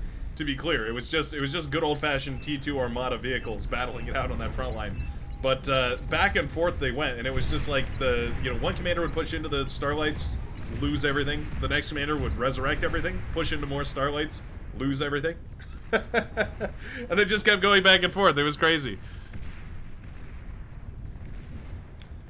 It was really, really crazy. We've got some discussion in chat. Maybe this is a good opportunity while we watch these guys get underway. This is, I believe this must be game 3 here for the U.S. versus Germany team, or the U.S. team versus the German team. But maybe I'll take a look through chat here and see what some folks are saying. We've got oh, sorry, let me switch off the bracket as well. You guys deserve to see the actual game. There we are. As we click on over here to Otego, the game Otego. As we have a giant forest burning down right here. Some of the lightning tanks setting everything ablaze. Looks like, let's see, somebody said stop concentrating on one Razorback. Oh, you were talking about a game or two ago. Yeah, that was not a hero Razorback. Not worth concentrating at all. Let's see. They should each be watching both sides of the map. That's kind of, yeah, I mean that's kind of the idea as you watch that side of the map. But really, I mean, it's a escalation of arms, right? It's a Cold War, because if your opponent is going for 1,000 extra metal of tanks in one side of the map and you're not, all of a sudden you're gonna lose that side of the map, and things become very, very dire at that point. So you have to be very careful about it. And then likewise, if you end up, if you put 1,000 metal on the other side and then you push forward while the enemy doesn't react, then you can get a huge advantage. It's a gamble. It's a gamble. And a lot of these bar players are not gamblers. They're kind of they're much more risk averse. They want to take the path that yields the greatest results with the minimum amount of casualties and trade-offs. So taking big gambles like that is a huge risk, and especially if you have to take that gamble and you take it on behalf of your team. Like, you're not only risking your own success, but you're risking your team's success. It's a lot of pressure. It's a lot of pressure. Tsar tank is out and running right here for the U.S. team. Going to be pushing forward with that good old-fashioned ultra-heavy tank as it fires away here, easily obliterating these T1 static defenses. Light laser turrets, never heard of them. The Tsar tank is more than happy to blow those to smithereens. Boom, boom, boom. In all honesty, I love the design of the Tsar tank. It is super cool, but it is totally impractical. Like, imagine one of these things in real life. This would be bombed into oblivion. Mortar fire or bombed or, anything. Like how slow this thing is. Tsar T4 in a little bit of trouble. Ooh, a lot of trouble, actually. Love the tick swarm here. It's a very weird kind of a situation, because on one hand, this works great against the Tsar because it's so immobile. On the other hand, yeah, it doesn't work at all. Because it's got such gigantic AoE. Hey, looks like we were able to break out of this northern side with the Tsar here as well. Nicely done. This is some good old-fashioned Cortex gaming. That's what we like to see. We've got one of these cacophonies set up over here for Zagrus. Meanwhile, on the southern side, who's going to be playing as a Legion commander, I would love to see a Dragon's Jaw. You have the perfect solution to tick spam in the form of a pop-up riot cannon turret. Also got some LHTs, the heat rate towers, light heat rate towers, which are startlingly effective against T2. I believe these were full health bulls, charging into 2 of those LHTs, and you can see brought down to 33 and 62% respectively. Not bad whatsoever. They've cracked open this line, though, and it does mean that the ticks are able to swarm on in. What do we have for anti-swarm? Out of the Cortex Laboratory? The answer is not a lot. Salamanders are probably your best bet. That is what we're going to go for. Yeah, there's actually not really much out of the core T2 vehicle lab that does well with spam. Partially by design, right? I mean, that's kind of how Cortex versus Armada works. Like, the idea is that ARM has a bunch of spammy units, little things to grind up your gears, and then you kind of have some other stuff that eventually, you know, will precisely whittle you down. I don't know, those are kind of the two, at least theoretically, ideas. Yeah.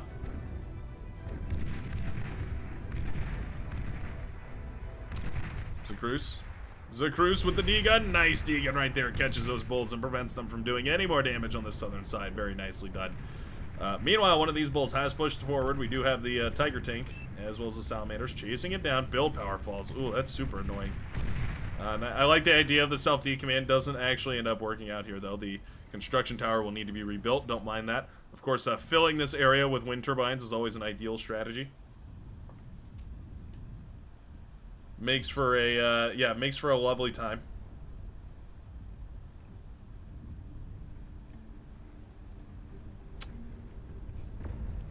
Let's consider the rest of the map here. We still have the Tsar on the front. That's very nice to see that this hasn't gone down. The blue team's storing up a whole bunch of metal right now. You can see not many of them spending all their resources, actually. They're still working on that.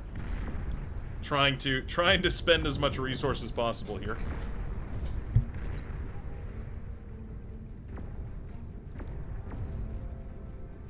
Pardon me, gotta clear my nostrils. My nasally nostrils. Whenever I get real nasally, I start thinking about Marge Simpson. Oh, homie. I don't think I quite do a Marge voice properly, but one day, a bright can dream. A bright can dream. Boy, if there's one thing Cortex units are, it's satisfying. Watching those homing missiles fly out of the Banisher tank and directly into the face of just about anything they hate enough to launch that at. Yeah, that is real satisfying to watch. I guess the other danger, of course, the reason that the swarm actually does work against Tsar tanks is because of that AoE, right? So if you get those units on top of the Tsar, it kind of forces it to shoot at itself, which is not really something the Tsar is afraid of at all. Oh, Zacruz accidentally tanking a missile, too. A couple of leaks do manage to make it through. Resbot will be sniped right here, and a couple of pawns squeak through the line. Infiltrators looking to do some damage.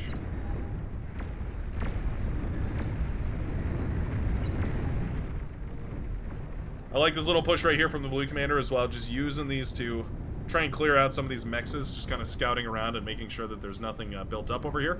Turns out there's already an AGO built up on this hillside here, providing 1,250 energy per second back to the red team, which is, I mean, gigantic. That's a huge, huge energy production advantage.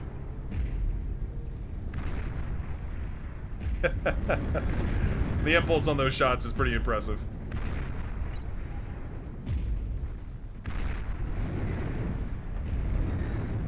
I think maybe the most surprising thing about the Tsar, the thing that catches a lot of people off guard, is actually how fast they can fire.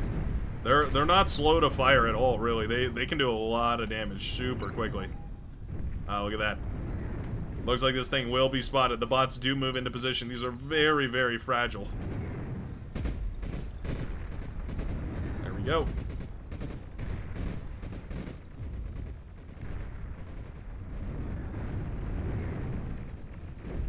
Oh, nice hit from the Banisher as well. We have to sacrifice the Banishers to do it, but boom goes the AGO right there. Looking quite splendid as it blows sky high. An excellent snipe right there from the Goblins, providing a bunch of firepower, and of course the Banisher doing a great job of helping that out as well. But we've got Resbots cycling a bunch of this metal back into the economy and then back into the production labs and back into more T2 units. It's kind of how you want to do it. It's sort of an infinite cycle of eating up your own metal, using it to kill more units, eating up those units to turn into more T2 units. What came first, the units or the egg? That's kind of, you know, the age-old question. Nobody really has a good answer to.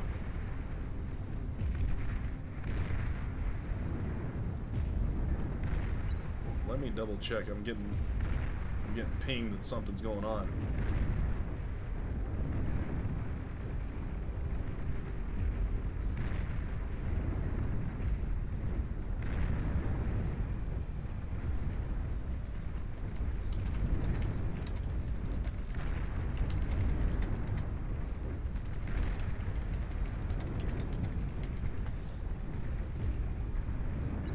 Trying to coordinate here. We do have a new co-caster coming in shortly here.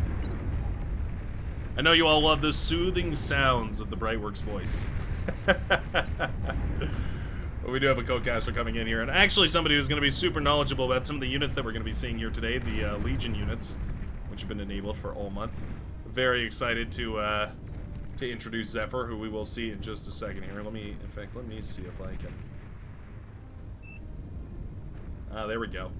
I do have permissions for that. Welcome, sir. Hello. I was just giving your introduction, actually, as I saw you join in there. But everybody, I'd like to introduce Zephyr, one of the Legion developers and a primary point of contact when I have confusions and questions, and otherwise need some interesting news to share with everyone. That was a very long-winded way to put that. I'm the first guy people go to when they want to say that something is OP. There we go. Yeah, this is the guy who you can complain to. There we are. I'm sure your inbox is about to get destroyed right now. My inbox is already destroyed. I can barely keep up with my DMs at this point. Please do not message Zephyr if you have a complaint about Legion. That is a skill issue. That is not Zephyr's issue. He doesn't do coaching. I mean, maybe you start like $30 per session, start coaching how to play Legion, how to counter Legion. Develop Legion and then sell the tutorial on how to counter Legion. There you go. That's a business model right there. Bar team only has two sources of income: donations and Legion team, Legion faction coaching. That's it. That sounds great. That I'm a big fan. That's going to be wonderful. Let me know when I can sign up. I'd love to give some lessons. Yeah, what do you think about the Triton? That's been a point of discussion. So the Triton actually, it was requested by X Factor Live a couple of weeks back to try and enable it on land, on land-only maps, and I think we definitely see why today. we definitely saw an explanation on a practical explanation on why that might be desirable. Of course, we'll obviously do some tweaking and testing for it before it goes released. But we managed to pinpoint what was going on why it was not being allowed on land maps, and that will be fixed soon. Something about it being a boat, I imagine, right? Yes, exactly. In the past, there were some strange ways to classify what a unit is, so this is a little bit behind the scenes stuff. The people love it. I know they're eating it up right now. Oh yeah, this is. I mean, if you think about it, right? There's something that can go on land and water. That's a hovercraft, right? This is a hovercraft. The Triton is a hovercraft, but it's also assigned a tag to say, hey, this is also a boat. So submarines and torpedo launchers, depth charge launchers can target it too. And then because of that, then the game's like, okay, well, since it can be targeted by subs, it's a ship. You're not allowed to build on land anymore. Right. Something like that. That makes sense. That makes perfect sense, and yet is totally the kind of thing I could absolutely imagine is just like slips the mind and nobody thinks about it ever because it's just like, yeah, I don't know, it's a tank. What do you want from me? Yep. And actually, also it's that's a boat. It's also just that people did not or were as aware of how powerful it really is. Yeah. And because of that, there was a lot more. Most people wasn't really so pressed about it not being in, for example, regular land maps. But yeah, now people are both terrified and excited, I guess you could say. Yeah, it's gonna be a fun day on the ladder. I'm very excited to go out after this and play some games. I have a feeling I know exactly what's going to be rolling out of every Legion vehicle T2 laboratory for the next couple of weeks. Oh yeah, for sure. I mean, we do have a considerable update planned after Nation Wars is done, with a couple of new units, a couple of fixes. Cool. But you know, more details when it comes out for sure. I don't want to overpromise and underdeliver. Of course, yeah, no worries on that end. We're happy to. Well, I don't know. I'm happy to see Legion moving along, teetering along quite nicely. It's always cool to show off the hard work you guys are doing. Would you care to join me in this game? Are you already in this one? I'm already watching your view in. Well, yeah, I'm basically watching your view. So okay, I'm looking at what you're looking at right now.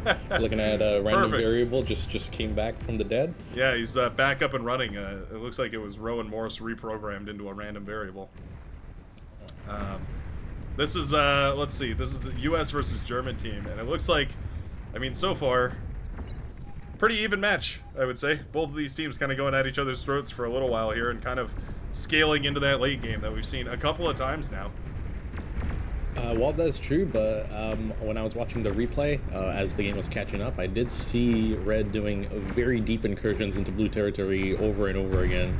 And that is a very nasty lich hit, I will say. Ooh. That was a beautiful little chain reaction, despite the anti-air too. They just couldn't quite shoot it down in time. Oh yeah, it was definitely an eye for an eye situation there. yeah. They took out the Starlights, but that, I mean, it kind of stops the entire push here. There's not really a lot to stop these tanks anymore, or push these tanks back any further. The spam is nice and all that, but no, that's Oh, here comes another run by with those Tigers, but they're having to make a retreat because of that Razorback from X Factor or Darfur. It's hard, so hard to call in the co-op world because it's like, who does it even belong to? Yeah. It belongs to the team. That's the spirit, right? Our Razorback comrade. That's exactly right. Those two Razorbacks do get a massive amount of value out of them, and more to come for sure.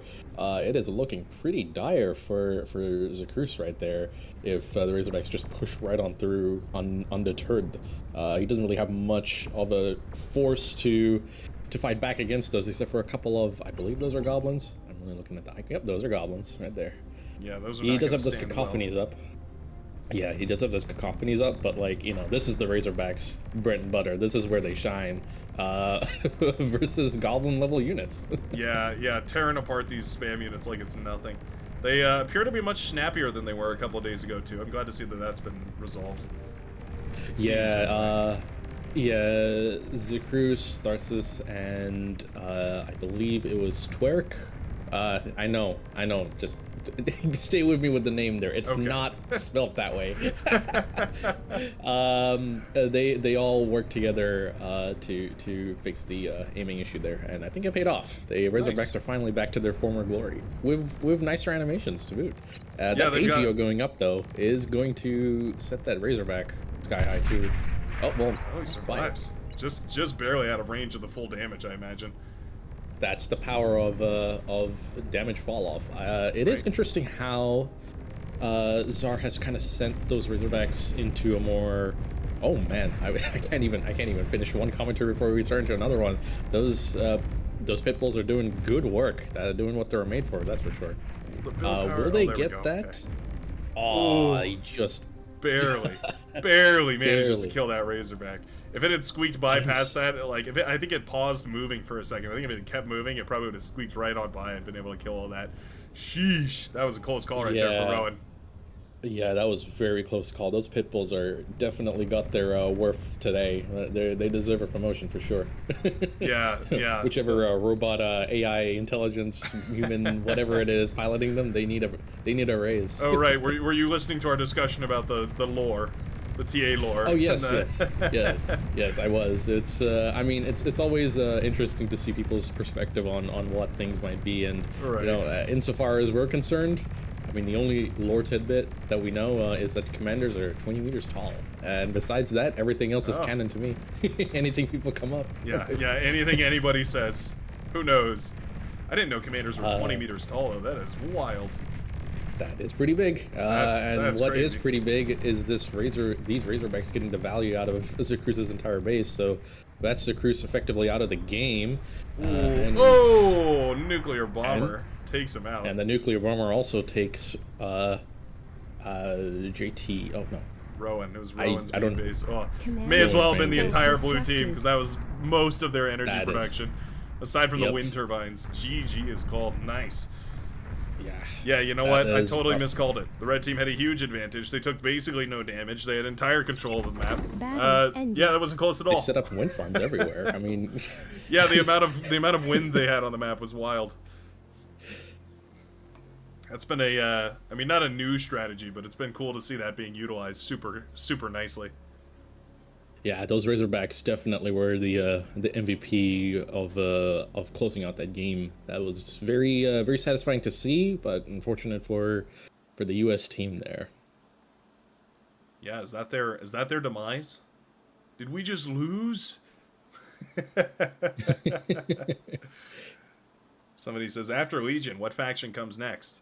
Yeah, then it's the human faction with like sticks and clubs, bow and arrows. Oh man, yeah. It's just that you're gonna have like a million of them per map. So yeah, I mean maybe it might work out, right? Yeah, they're all like minuscule. They're like the size of the little ants and crabs and whatnot on the map. Hey, I'm telling you, man, there are some interesting penguin models in the game with Oh, like yeah. red laser eyes. I mean, yeah, we could give the humans that too. I've still got a couple of those saved away for a special occasion. Every once in a while, pull out a death penguin. I've been very excited. I had a fella that I was working with on a new tweak to make a game called. Well, actually, I don't have a name for it, but basically, it's an ant game mode, where the idea being that you have a central hill, like an ant hill, and all the commanders can't build anything, but they can go out on the map and they can reclaim resources. And so the idea being they go out and reclaim resources and bring it back to the ant hill, and it spawns units and sends them out to do battle. And the units that it spawns are these custom-made little ants that fire different projectiles, little lasers or plasma bursts or anything like that. Wow. Well, that's impressive. I mean, the fact that you can do that with tweak units and tweak diffs by itself is props to the other developers on the team. I don't even know how that stuff works, but man, they really did. They really It's. I mean, I should props say to the it's entire work team for cooking. well in development. Like this is not a thing yet, but it's a project that I'm very excited to jump on because I think it'll be a lot of fun. Yeah, that's interesting. It does kind of turn the game into sort of a more traditional RTS rather than a streaming economy one, which is would be interesting to see with Bar's level of quality of life, features and controls and whatnot. I wonder how that something a harmony of those two kind of features like those might actually come out to be. I don't know. Maybe that's another quest for another Recoil Engine port sometime in the future. I don't know if anybody's out there. Right. You want to make it, you can. Yeah, any specialists out there, feel free. Yeah, otherwise, I'm happy with Bar. Very happy with Bar. Let me see. What is the bracket looking like currently? We're ready for round 3, the semifinals? Excuse me. Having nasal issues today. Yeah, all good. No worries. It is. I mean, at least where I live, weather's been just going up and down. So I don't blame you at all. Oh yeah. Yeah, I think Probably will be in the it's same allergies. state. I've never had like horrible allergic reactions, but yeah, I guess I don't know. This season it's been extra bad, so I'm all feels like my whole face is all clogged up, my sinuses and everything. Oh, I guess it's a good thing the trees are having their day this year. The trees and the flowers are definitely having a great time this year. I'm glad they're having a good time, even if the rest of us have to suffer. That's all right. That's fine. It's fine. All right. Yeah, bracket is settled for losers round 2. I guess I'll do another recap here because we did it for round 1. Heading into our semifinals here, we had the UK. No, pardon me. We had the U.S. versus Germany with a 2-0 lead for Germany number 2. So they will be moving on into the semifinals. Likewise, for Canada versus Sweden, we did have another 2-0 matchup in favor of Canada. So the Canadian team will be moving on into our semifinals. Those will be our semifinals contenders, as Sweden and the U.S. are knocked down into the losers bracket. Meaning, of course, it will be the U.S. versus Finland, going up in the losers round 2, vying for a chance to stay in the tournament and manage to win back their fame.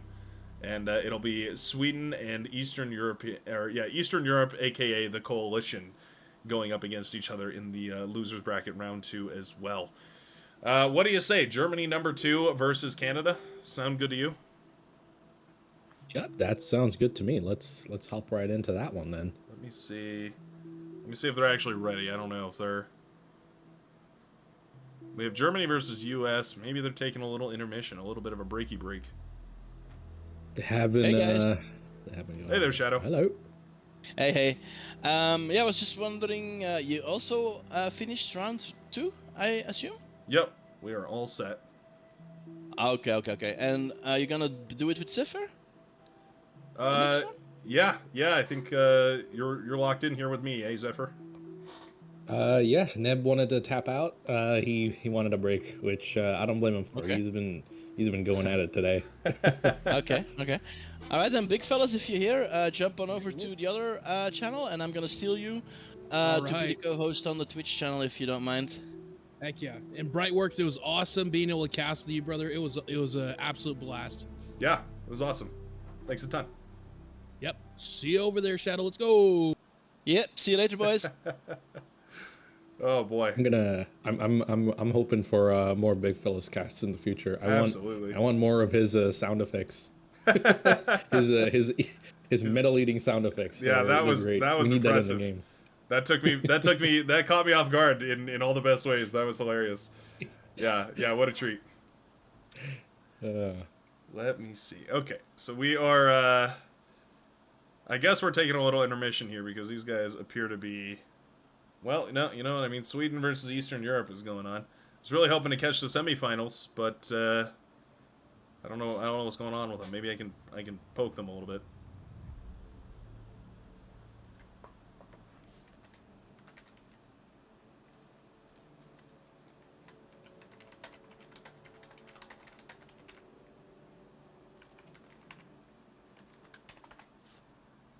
Well, I at the very least, since I live here, I'm hoping for US to make a comeback, maybe make an autopilot style comeback like he did through the losers bracket back in Alpha Cup, come back and take the whole crown right at the end.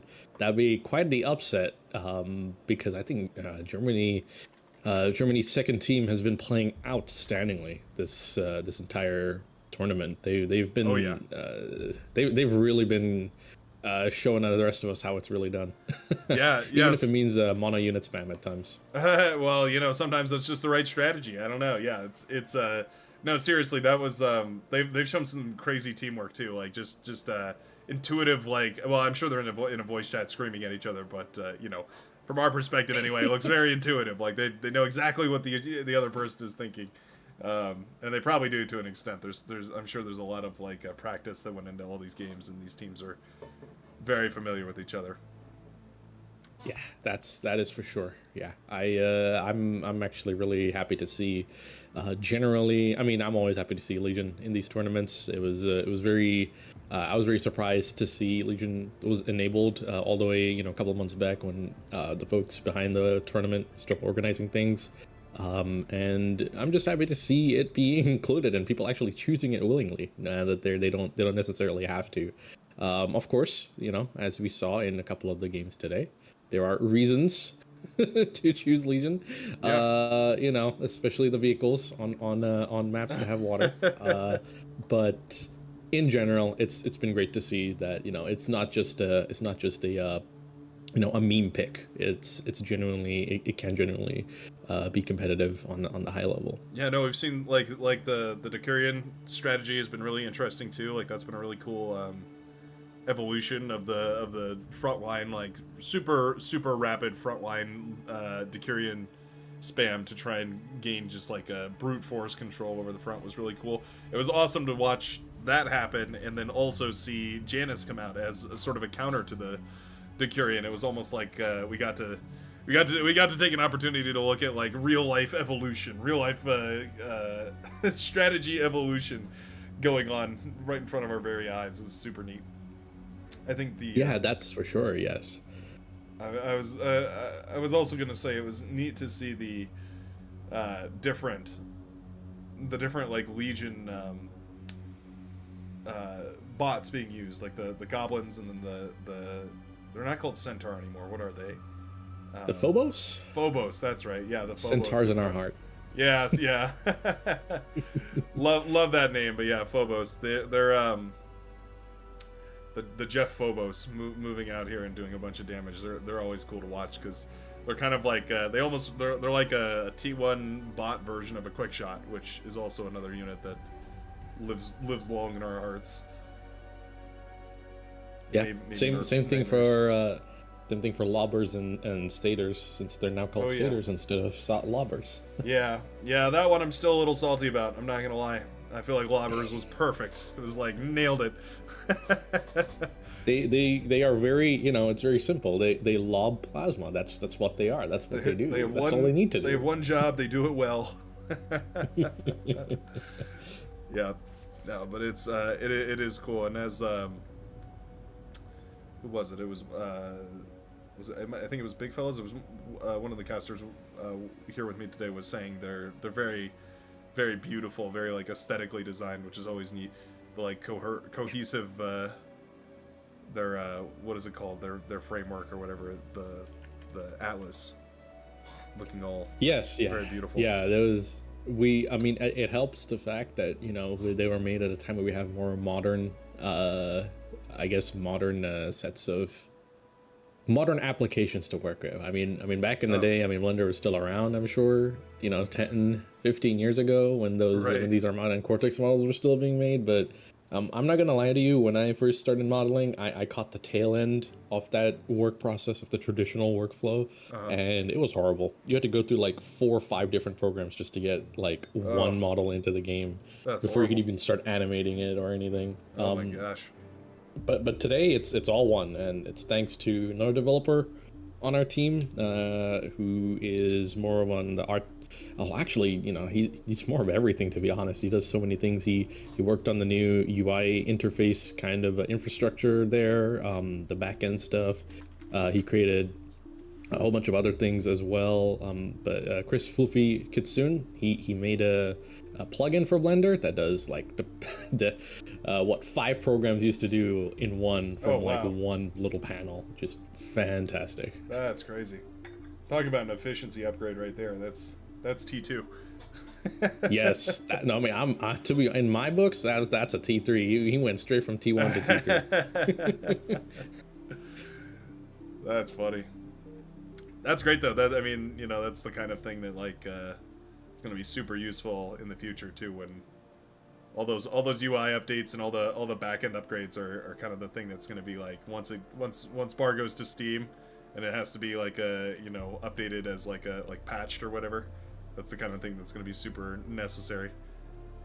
I know I saw somebody teasing the 1v1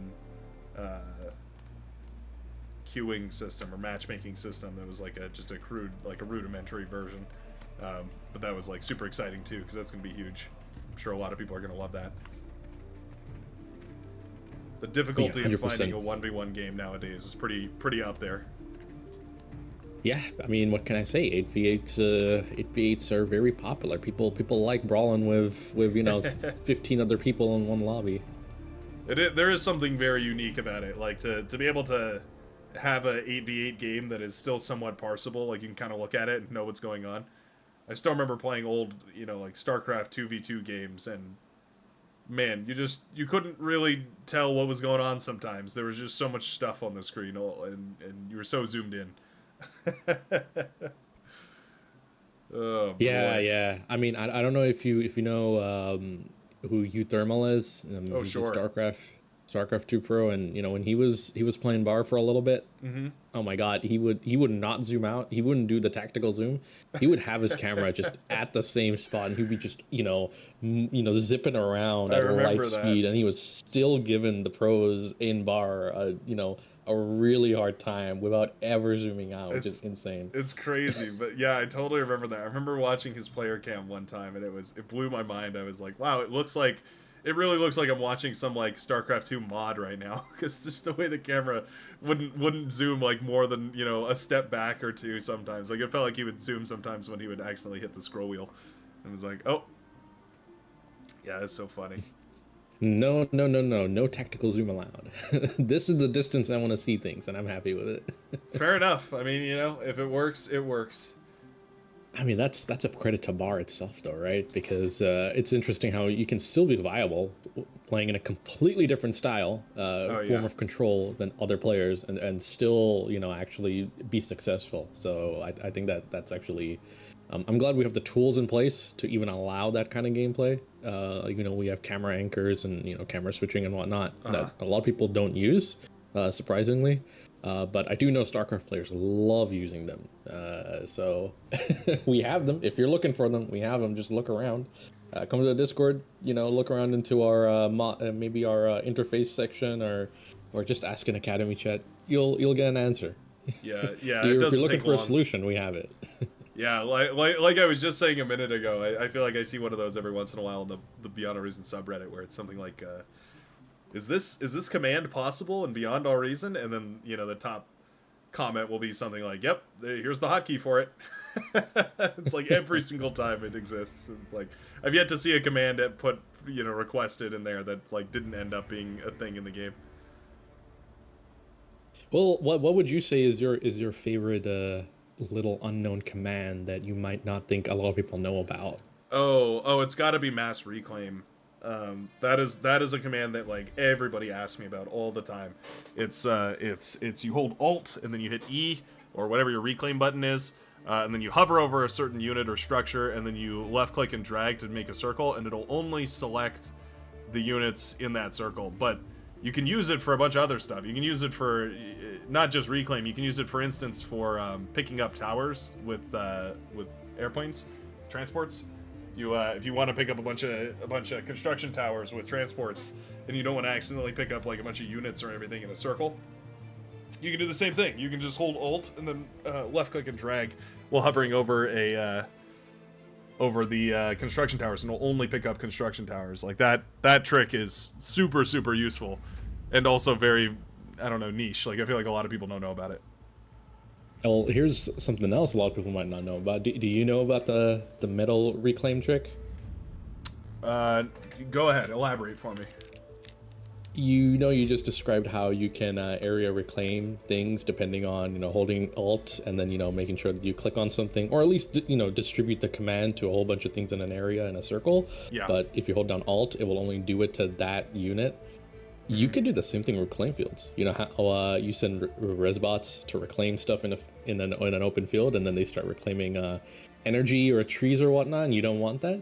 You can actually hold the Alt over a metal wreck and then do it, and it will only reclaim metal in that circle you dragged. Wow. Well, that's useful. That's definitely very useful on maps like Otego, where there's a big forest or something like that. And yeah, you send a resbot in there, good luck. You're gonna be getting energy for the next 20 minutes, not a spot of metal. Yep. But with that trick, with the Alt reclaim trick in mind, you could do it just to Rex, and it'll obviously look at the you know, the heaps as well, which is, you know, the stuff that's already been grinded down to just a bunch of metal lying on the ground, tidbits. Yep. Pellets and whatnot. So yeah, it will get everything only metal. Very useful. I only realized that a couple of weeks ago. I'm like, what if I try this? And it worked. It just there you go. All of a sudden you were having this like beautiful influx of metal, and the game was so much easier. All right, pardon me for just a moment. I'm gonna go refresh my beverage, and I will be just a moment. I will be right on back here. Hopefully we can have these guys start up their match pretty quick here. They did ask for a 5 to 10 minute break, so they're gonna be a minute, but hopefully, you know, that was about 5 minutes ago. So hopefully they're about ready to get this match underway. If we have to wait too much longer, maybe we'll just hop into another game. But I will be back in just a second here. Let me think. I will switch over to I will switch to I'll keep it on the bracket just to be safe. I'll keep it on the bracket. I don't want anything to pop up We in will chat. intensely study this bracket with the audience today. Yeah, please go in an intensive breakdown on every OS of every member in this bracket. Thank you very much. I'll be back in just a moment.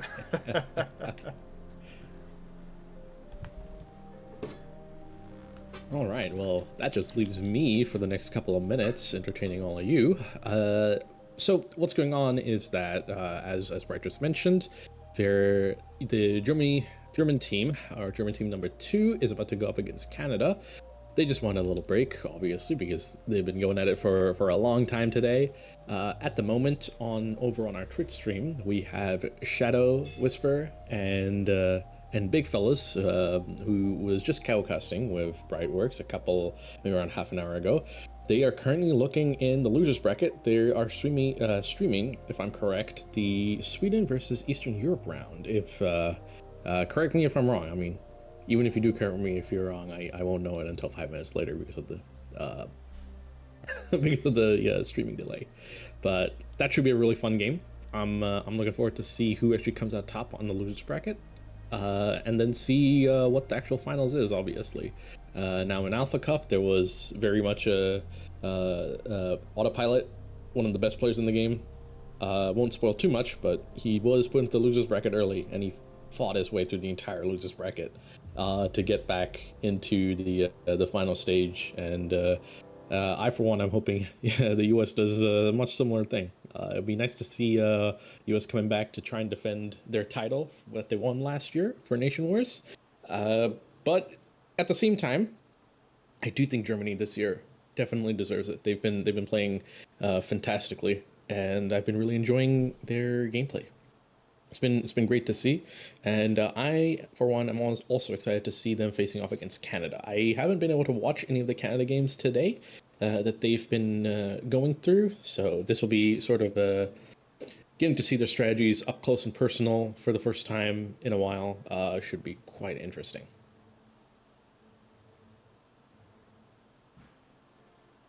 Oh, I was just told that Germany and Canada is tomorrow, and USA and Finland is tomorrow as well. My life. Eastern Europe is playing Sweden tomorrow as well. Apparently, all the games that I'm excited for are being played tomorrow. Well, that is definitely, that's something definitely interesting. I apologize for the misinformation there, everyone.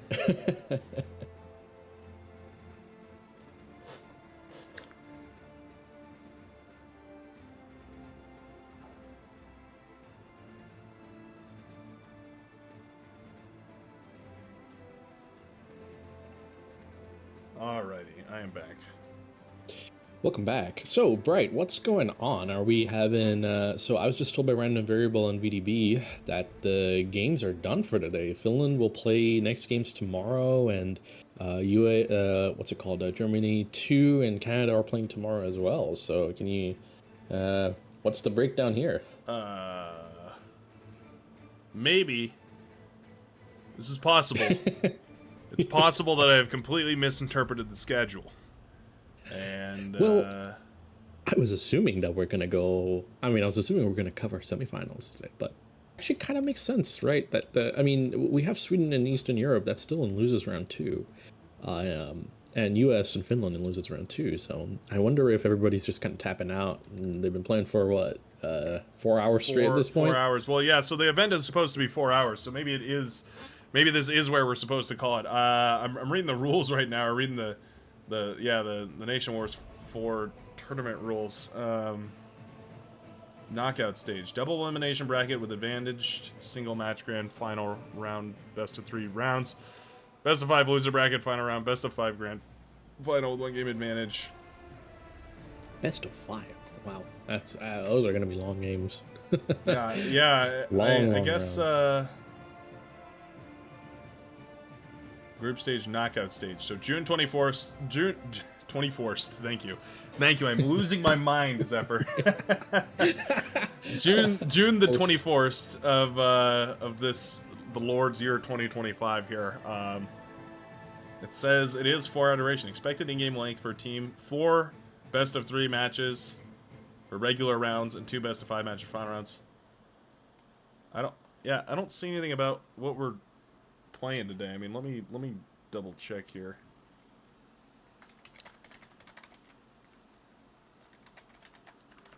It seems, though, that the general consensus is we are basically all wrapping up. I mean, I'm assuming VDB is one of the organizers, so. Yeah, let me see really quickly.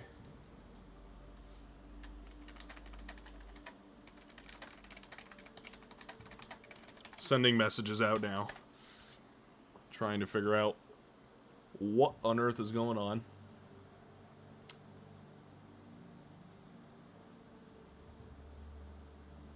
If so,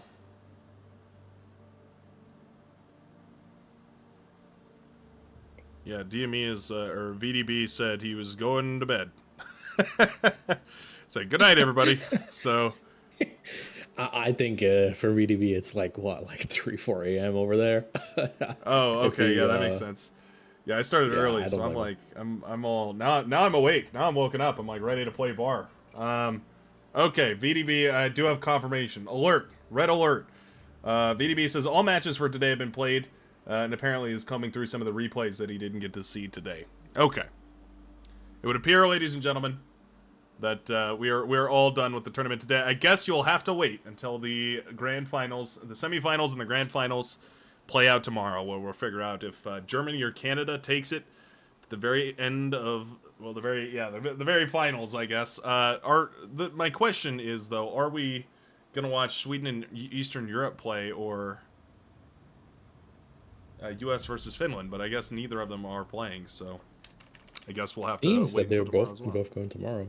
Yeah, it just seems like they're both going at it tomorrow, which is fine. I mean, obviously, if they're just tired, it's not going to be good quality gameplay either Right. to watch or to play. I'm assuming. Yeah.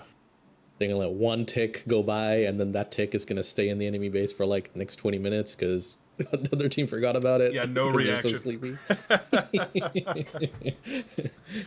Ain't that how it goes? Alrighty, well, if that's the case, I think I'm going to lead everybody into an after party. We're going to go play around and play with some Legion units, check things out, go have some fun, like I usually do over on my home channel.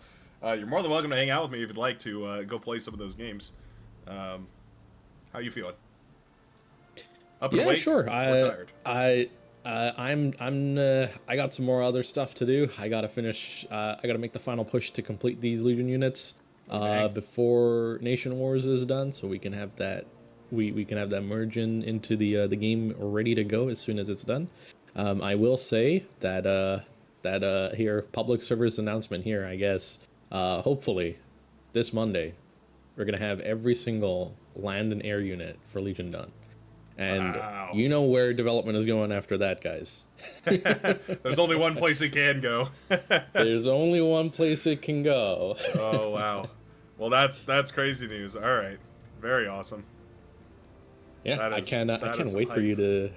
Yeah, I can't wait for you specifically, Bright, as well. But obviously everybody here as well to see those last few T3 units. They are looking quite nice, I will say.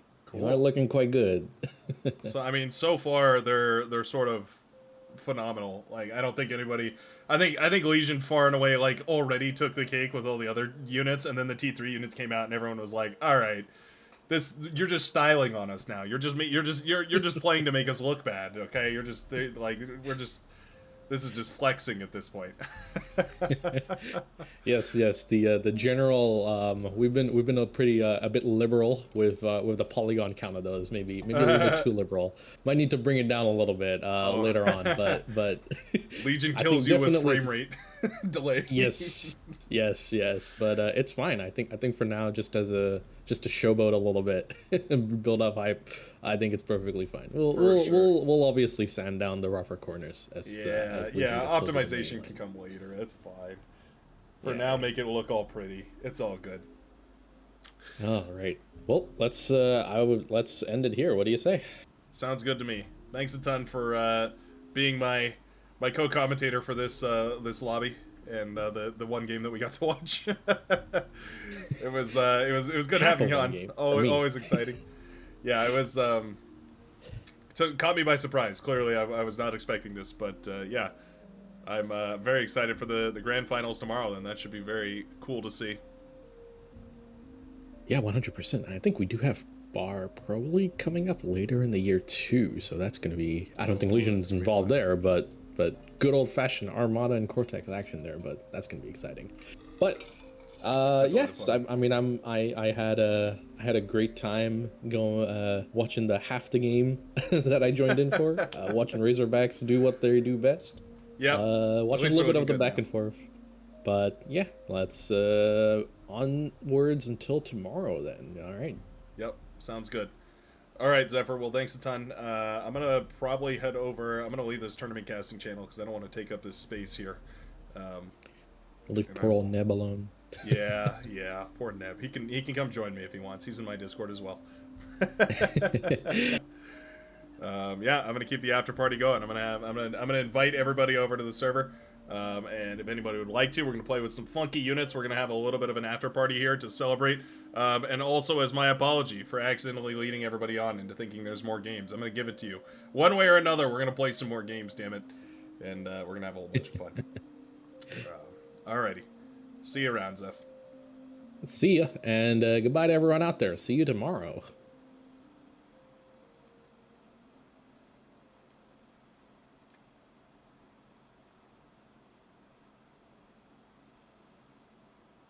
Alrighty, everyone, and just like that, the tournament is complete. And as I just said, if you'd like to go ahead and play, yeah, Navy, my beloved, if you'd like to go ahead and play, I'm going to go ahead and host an after party because I just got a new drink. I mean, I just sat down. I'm still amped up. I just woke up. This tournament started at 6 a.m. for me. I want you guys to appreciate the fact that this started at 6 a.m. for me, and now we can finally go ahead and have some fun. The tournament is going to be going around. And, what was I saying? I don't even remember. At this point, let's just have some fun. I'm gonna go ahead and make a new lobby here. You're more than welcome to join if any of you out there are watching and want to enjoy some Legion shenanigans. We're gonna have a whole bunch of stuff turned on. It's gonna be fun, wacky games, and we're just gonna play until our hearts all break. It's been a lovely day, and I think we'll go for another hour or two more. And just enjoy some of these Legion units that we've gotten a chance to look at, including but not limited to the Triton, which I'm very excited to give a try to, because it seems pretty good. Seems pretty good, and I think we all deserve a chance to have a look at exactly what that looks like. Well, thank you, Massacre. Appreciate it. The Nation Wars After Party. Let's get it started, ladies and gentlemen. Let's get it hyped. The hype train has begun. Also, by the way, in case you'd like to join in on these lobbies, I do host these lobbies every Saturday, 12 to 4 PDT. In case you'd like to join in on them, the quickest way to do it is to send a friend request right here through the Beyond No Reason interface, where I try to accept as many of them as I can, and you can just join on me that way. It's a really easy way of just getting into these lobbies as quick as you want. We're going to go ahead and hit a promote on this bad boy. Put it out there so everybody knows what's going on, and I think we're going to change the map up too. We're going to go ahead and go for, how about a failed negotiations? Yeah, why not? After all, why shouldn't we fail these negotiations? I think it'll be a lot of fun. Man, what a good tournament series we had today. What an awesome time we had taking a look at these games. I'm super super thrilled to see these guys putting their hearts out on the line here, because yeah, these matches have been everything that you could ask for, just super high octane. And really, I mean, one of the craziest things that I feel like we get to see is the final collision of Legion versus the other factions. Did they preemptively do this? I have an announcement ready, but apparently it's a different one. No, that's weird. Putting out announcements and whatnot. Or maybe I just never sent that announcement. That could be the thing too. Huh.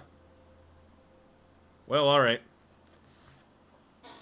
Starting up the stream and starting up nice and early here.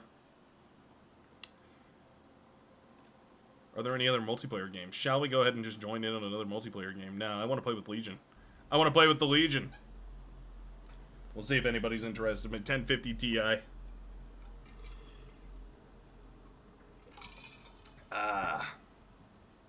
Good old delicioso agua fresca. Sometimes I think about the state of this game, and I cannot wait to see where it's going. One of the things I'm super excited for is the Beyond All Reason Steam release. They actually just released a updated version of their what was it? The Beyond. It was the updated version of the Beyond All Reason. What is it called? The Beyond the roadmap. The Steam roadmap is what they released. Should be a lot of fun. Should be super cool to see because, well, you know, basically one of the biggest platforms of all time. And can you imagine a free open source RTS game on on Steam? Like, I mean, I don't know. In a Renaissance era of RTS games, having one that's A, completely free, and B, yeah, in rapid development is crazy. Like, that is, you know, essentially unheard of. I don't know. Seems pretty cool to me. Seems pretty cool to me.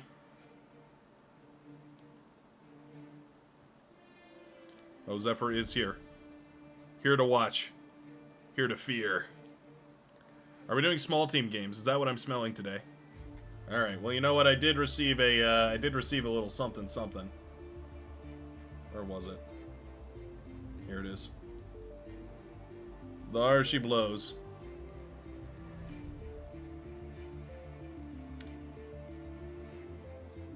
Current tweak devs base 64 stream. Here it is. Alright. Control C. Shall we do... Alright. Oh, okay, more people are joining. Okay, never mind.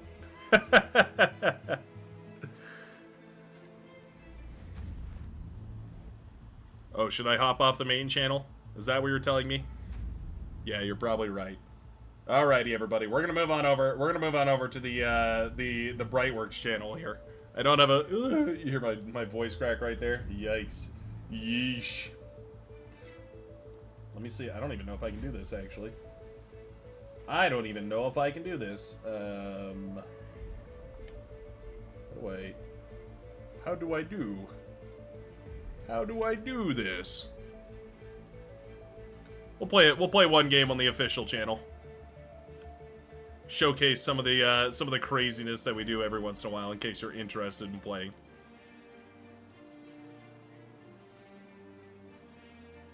Yeah, we are gonna have a 3-minute delay.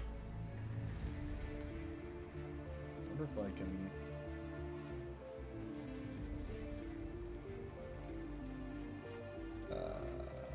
Output stream. There we go.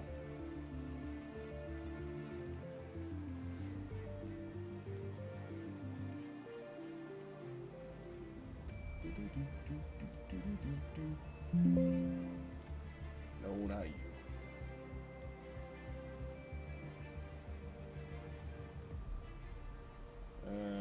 Yeah, that looks good.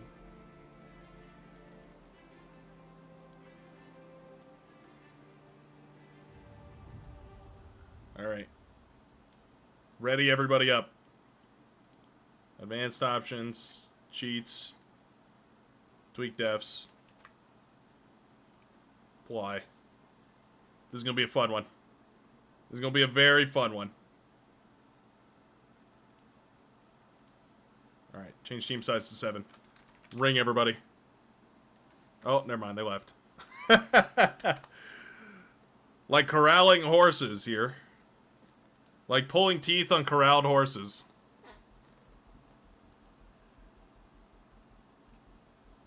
Alright. Force spec that guy. Balance. And... force... Hold on. Force start. Oh, wait. Wait for it. Wait for it. Boom! Boom, boom, boom! 100 big booms for starting a game of Beyond All Reason. There we go. We're finally in. We're finally in, ladies and gentlemen. We're taking this thing rogue. We're going off the rails. Going crazy with it. Threw in just about every tweak unit I can remember. And now things are about to get crazy. Welcome to Beyond All Reason. Shadow Wizard Reason Gang. We love Beyond All Reason. This is gonna get real crazy. Yeah. Oh, yeah. You may notice a couple of interesting changes as these laboratories begin to happen. One of which is, of course, the fact that the good old-fashioned Cortex T1 bot lab has the scuttle available. Or not the scuttle, pardon me, the bedbug. Yeah, very funky, very fresh. Should be bizarre. Should be super interesting to play against. Very excited to see exactly what happens there. Yeah, aside from that, there's some other changes to T1. Basically, the T1 game is sped up a whole bunch. It is essentially, it's meant for small teams here, which is wwhy we started this with five players. I'm thinking,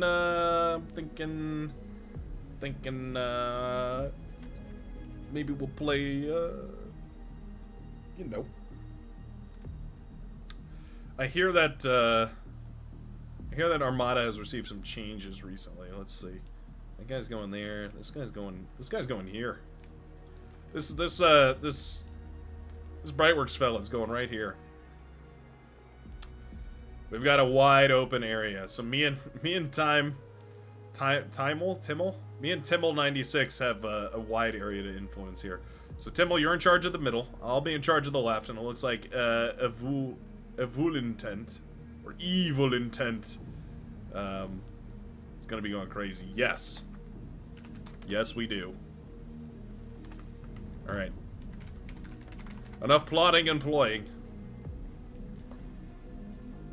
Battle started. Let's see what happens. Like I said, ladies and gentlemen, things are about to get crazy. I just know that base builder spawns and everybody loses their minds. Say, whoa, whoa, whoa, whoa, whoa, what is that? What is he doing? What is he building there?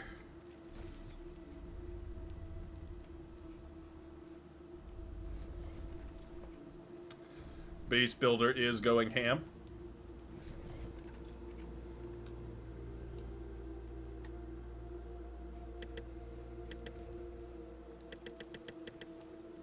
Build a whole bunch of those.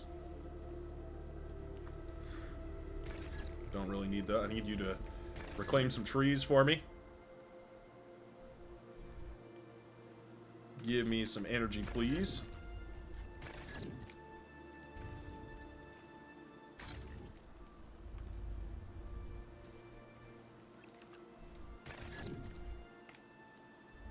Whole bunch of it, actually, if you could.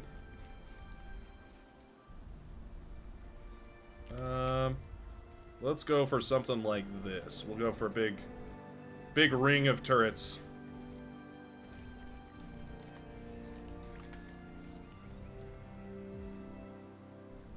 And why don't we send this guy on a diplomatic mission to capture metal extractors where none have been captured before.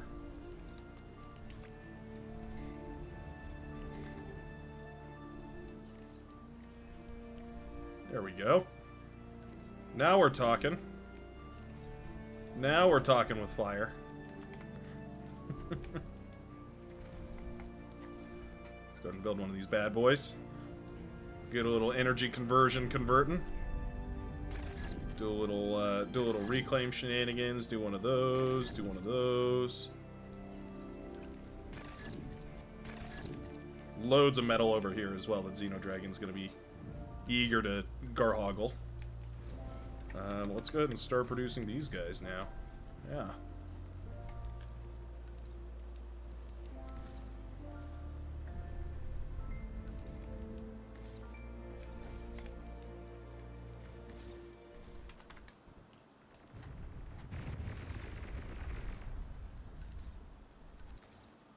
Looks like we got a couple of blitzes inbound. Good old-fashioned blitzes headed inbound, and I think ultimately... Oh, these guys are not bound. There we go. I think ultimately what we're going to want to get into here is a bunch of those Phobos. Those things are locos.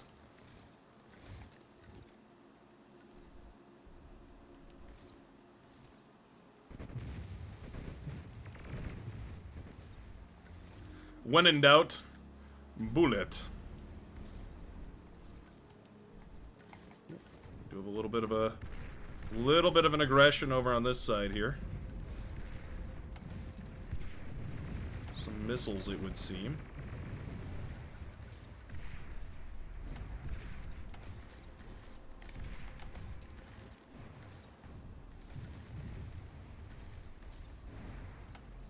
looks like we are alone. looks like we are very, very alone.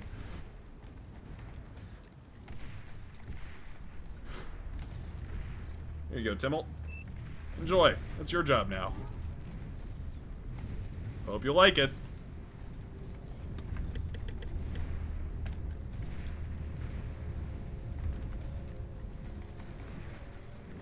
Okay, we've got to be a little more careful with our boys.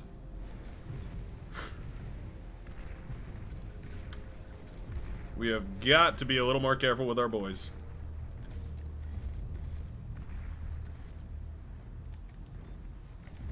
These guys are coming out, which is very nice.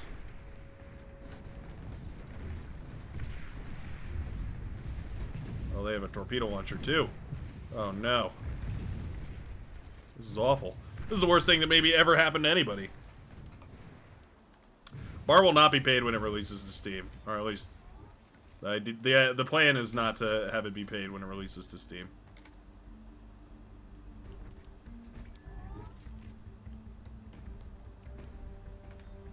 As far as I'm aware, that is not the intent, is to have it ever be paid.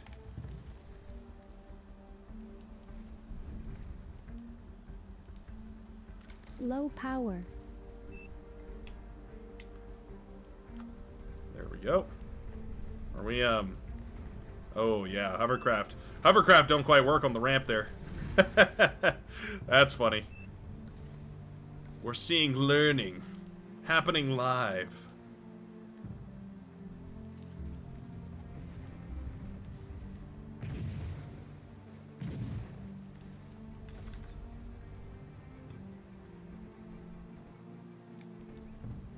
Almost want to go for one of these bad boys. One of these there bad boys, if I can help it.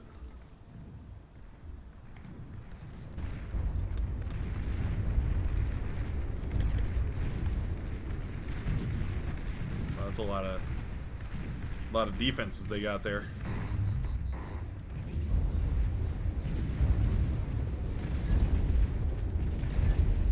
Okay, well, I'll just take that right back. That's fine. That's all well and good.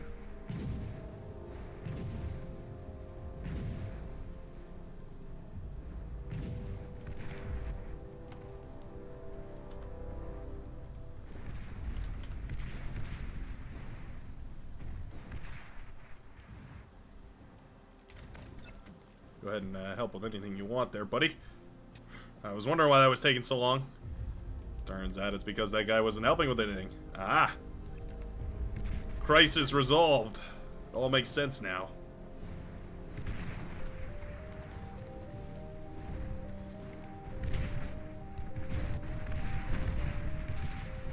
Got some medium tanks coming in.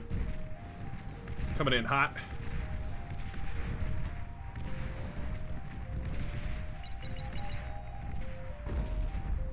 Boom, boom, boom.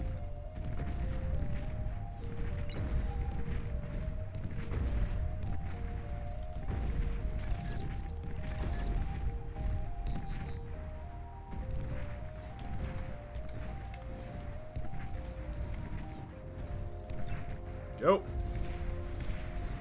We'll call that a done deal. Send that guy to go resurrect real quick. Send these guys to build this, and then that. How are we doing over here?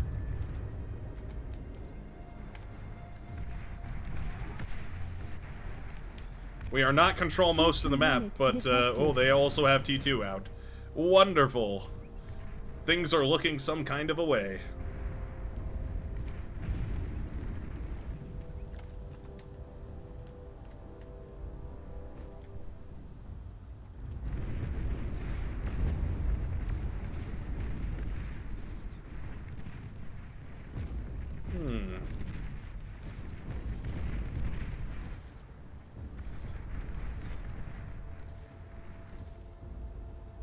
Get these guys moving. Move to intercept.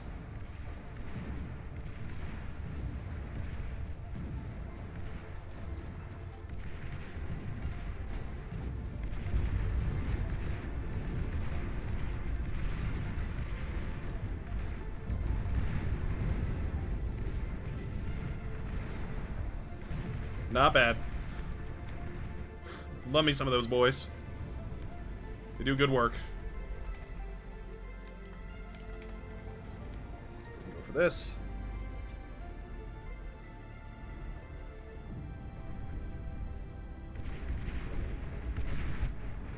We are on our way to freedom.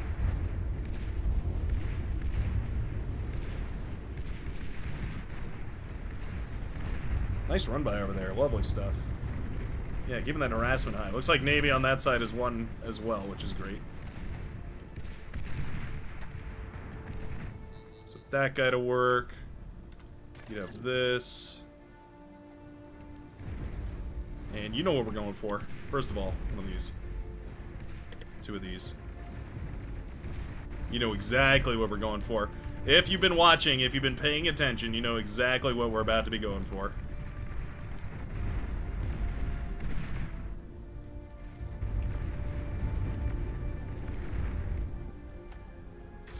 That. Grab these on repeat. Into the water we go. Da da da da.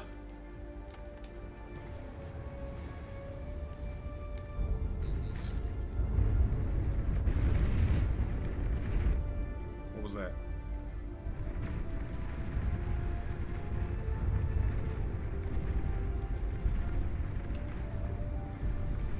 One of my plasma boys. I'm really having issues.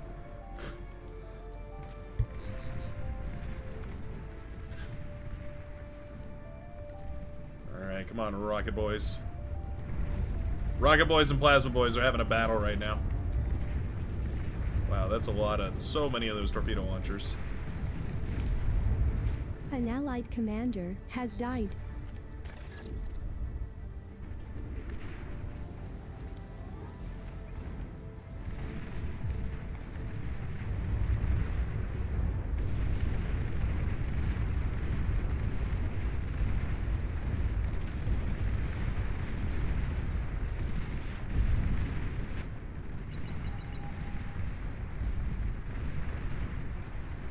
They, oh, that's right, they fire a pair of missiles. I was like, how are they firing so many, by the way?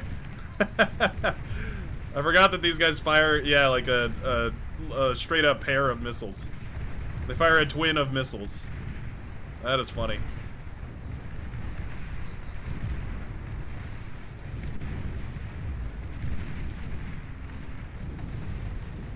Alright, come on. Lovely D-guns right there, Timmel. Very nicely done. We will come over in this direction and try and save it.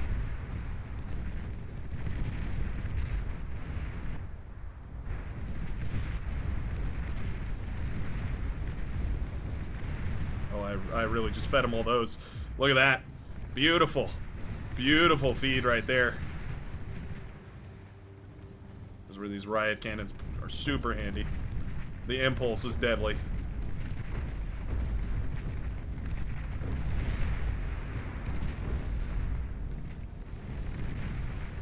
It's time.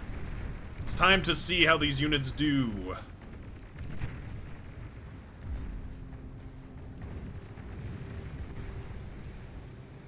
Do I have any res bots available? Yeah, you guys.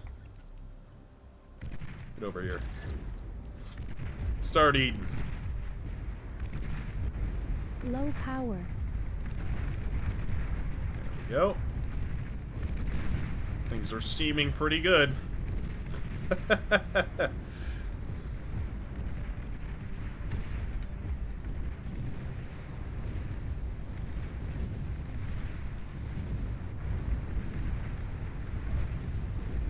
Yeah, very nice. Their projectiles don't... I thought they did more impulse, but it seems like they just do a bunch of damage. They're like a Gauss projectile, basically, it seems like. Which is kind of cool.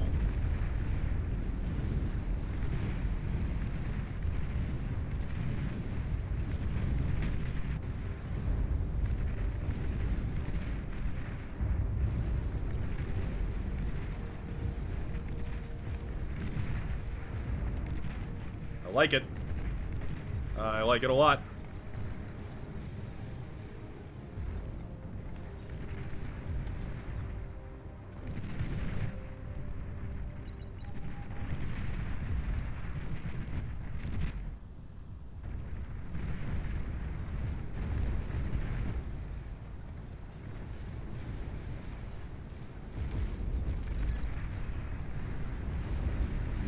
Kite. Kite against these bots.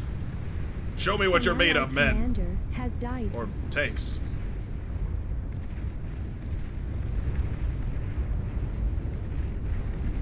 Oh, we've got to get out of the water. Yeah, that is brutal. Brutal stuff right there.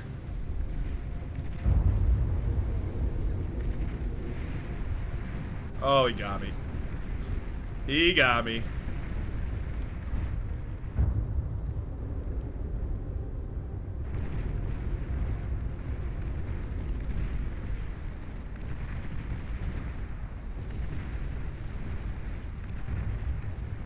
Got to go over in this direction. Oh no, he's got no anti-sub. Oh no. No anti-sub.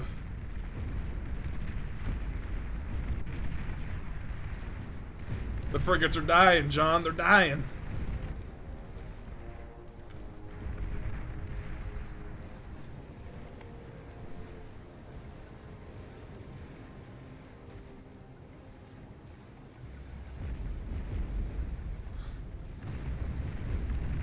Come on, boat tanks. Find me an answer, boat tanks. In your glory, find me an answer. Oh, that's definitely going to be T2 from Panaja. Super quick here. That's his comm. Okay. Alrighty then.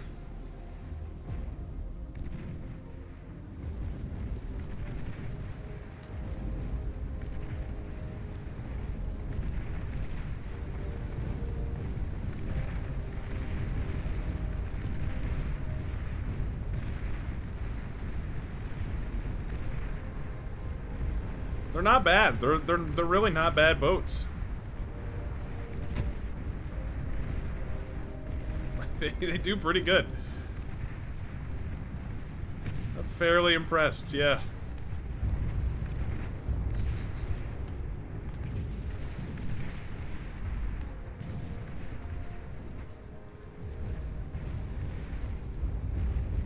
There we go. Tear these apart before they have much of a chance to react.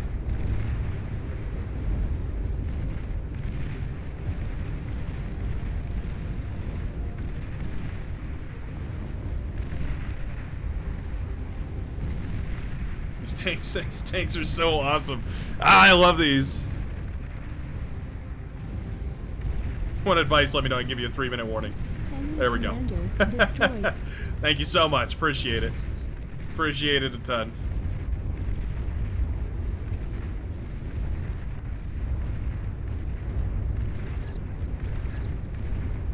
Alright, we've won this lane.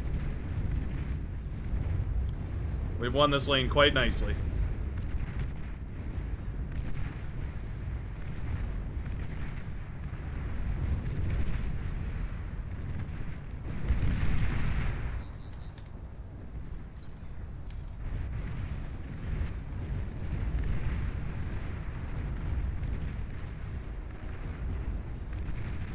T2 is pretty good, as it turns out.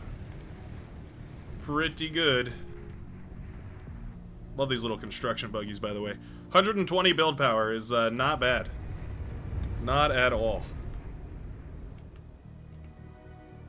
Where are my... There they are. You know what I want.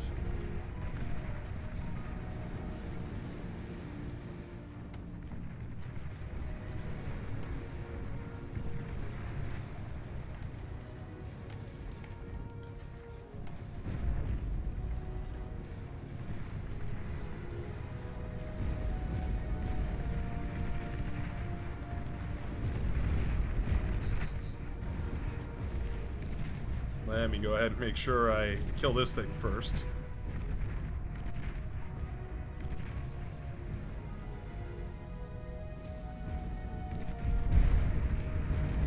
Enemy commander destroyed. They even do pretty good damage against this thing. Yeah, these things are kind of goated. I like it.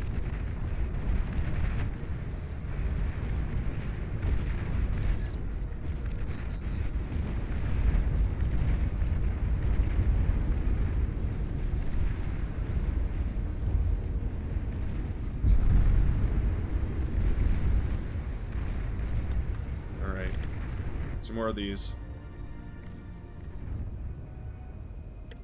Like 4 more of these.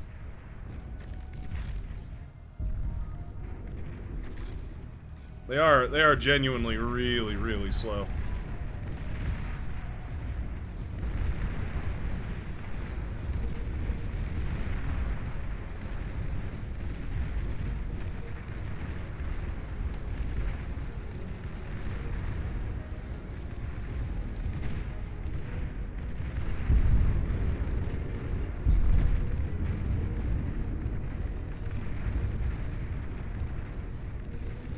Let's see.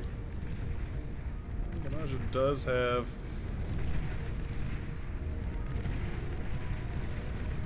some good old-fashioned economy over here.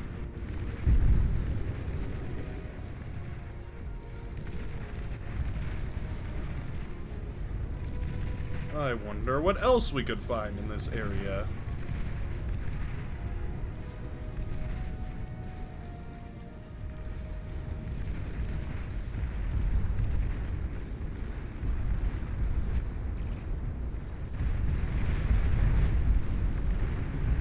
Interesting. Very, very interesting.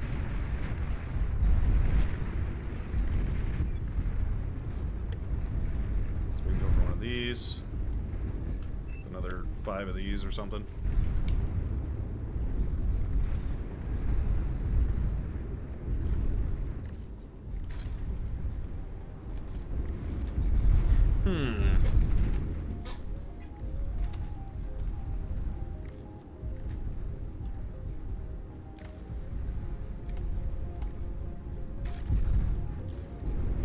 Maybe we go for...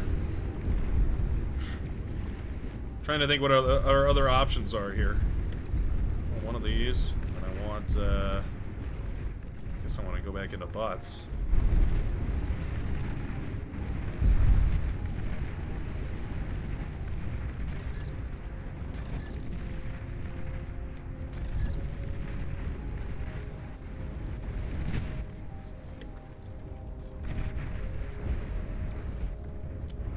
Got a decent scout off.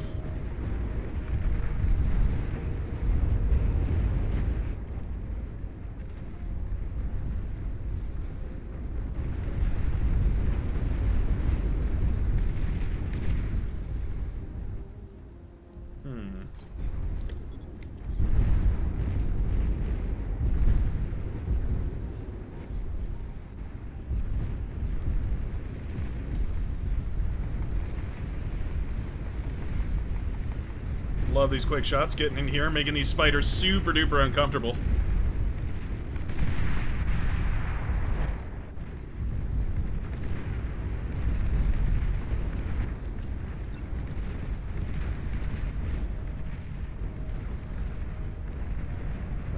Let me see, what can we do here?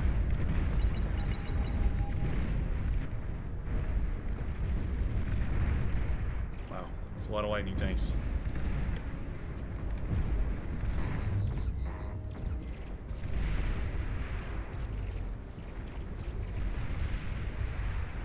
Let no lightning tank through. Commander has died. Radar lost. Yeah, let's go ahead and peruse some Prometheus. Whoops.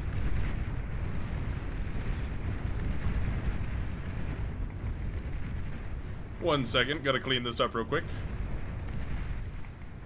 Honestly, our commander sacrificed himself valiantly there. That was a perfectly fine play. Let me just go into more of these, yeah. You 2+. Oh, sure. Aircraft spotted.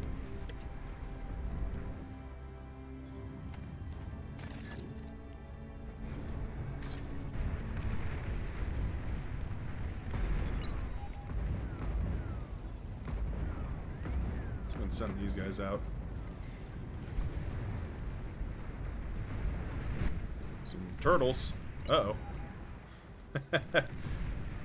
Turtles can be dangerous.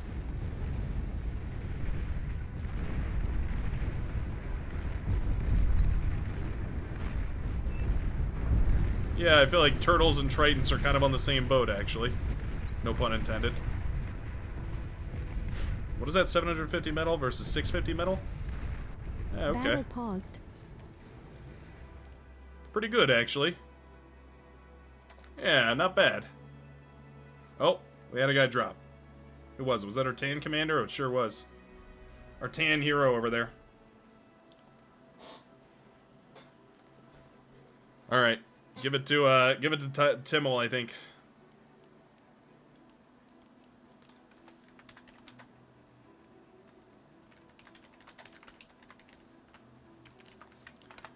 Come on. Go ahead. I'll pressure this line so that hopefully it's not a super big deal. Let me see. You know what, stop producing these and start producing these. Yeah. There we go. That'll work.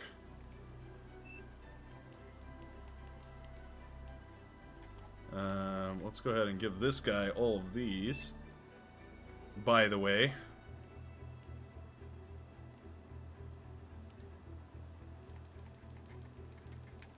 Oh yeah, you can't. Okay. Gotta unpause first. Fun facts about Beyond Horizon. You gotta unpause first. There we go.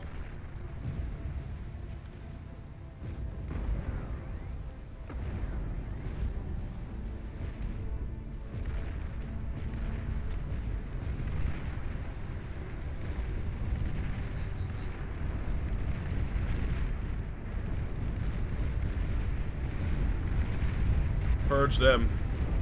Purge the heretic. The turtle is inferior to the Triton. Oh yeah, that's pretty good.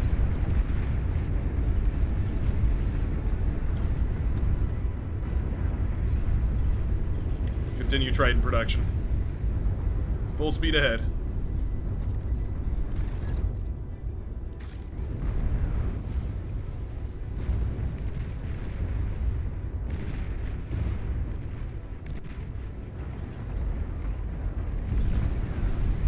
Sharpshooter's very annoying.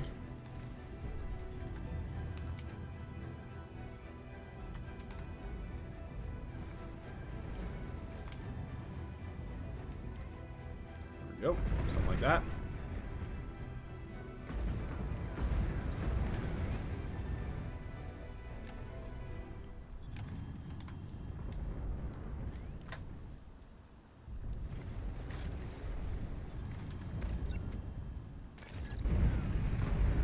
Some of this up and running, not bad. Got some of these flippy flappy boys doing their very best. Oh wow, these hounds are blind. He's blind. Oh. Low power. You know, and I had this thing up and running. I didn't realize it was actually useful. Didn't know anybody actually needed air support. Whoops. Whoopsies.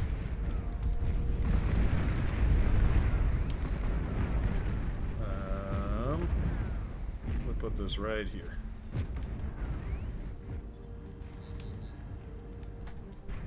That up there.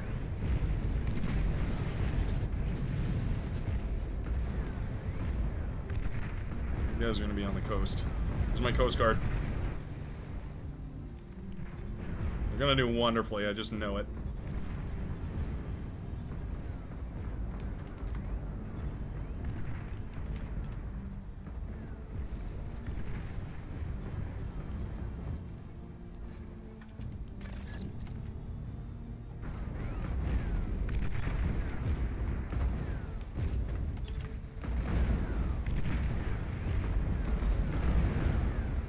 Hand those over to the pink commander.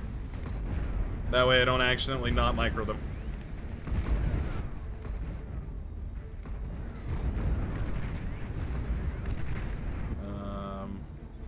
What can this guy do? I don't know. Heat up wind turbines, I guess. Your best course of action. Eat wind turbine.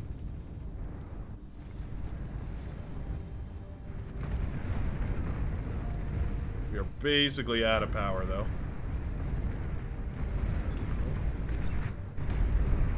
there.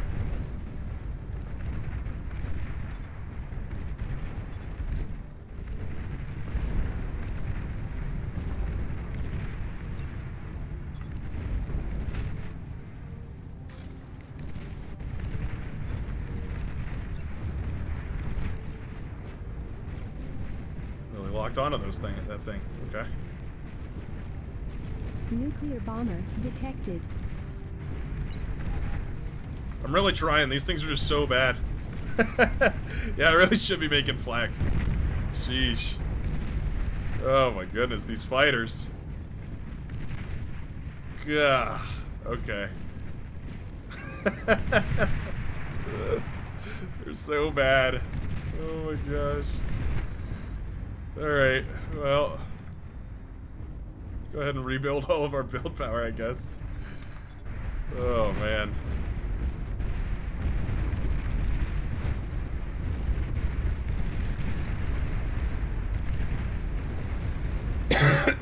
Excuse me. Yeah, this is a rough situation right here. That was not how that trade was supposed to go.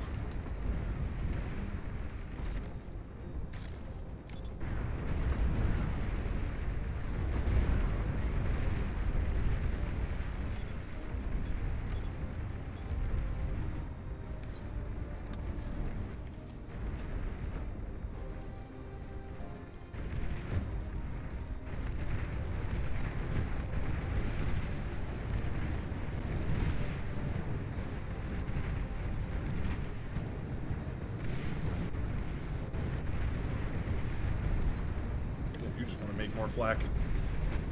Infinite amount of flak, I guess. Why are you suck? An allied commander has died. Why are you suck so hard?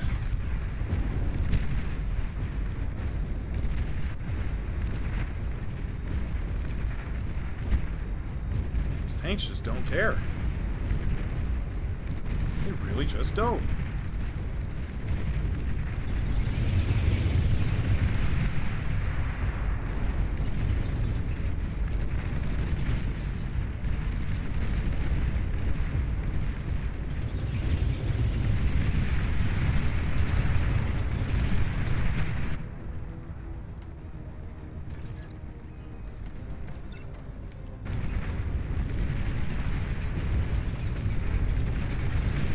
You're overflowing metal.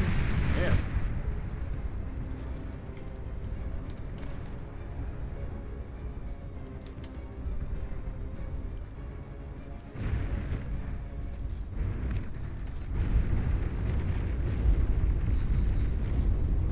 Go.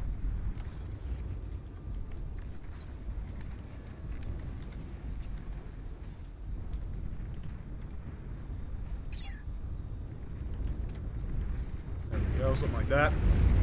Something like that. Our dune buggies are completely done.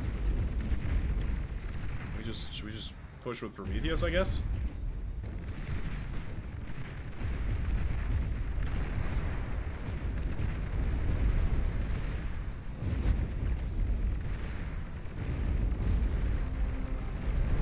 That's a capital ship. I know that sound from anywhere.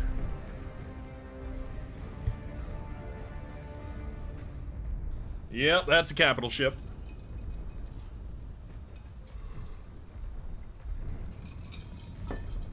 Don't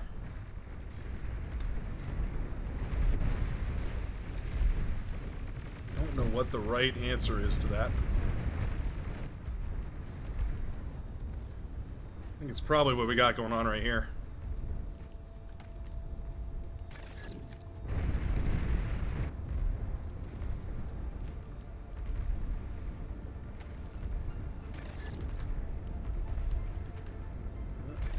Those as well.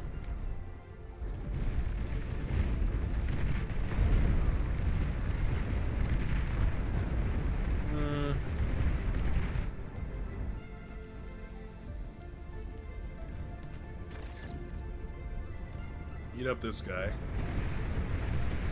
That's a lot of bombers headed in that direction. Can't lie. An allied commander has died. That's pretty brutal. Warning, your team is down to its last commander. Let's get this up and running all of a sudden. I suddenly have a very strong urge to resurrect this commander for some reason.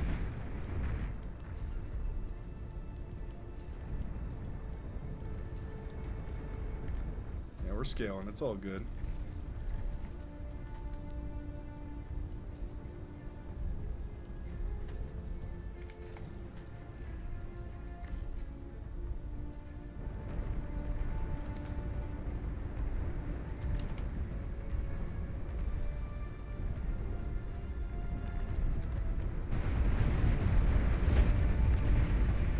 Gladiators. Putting in the work.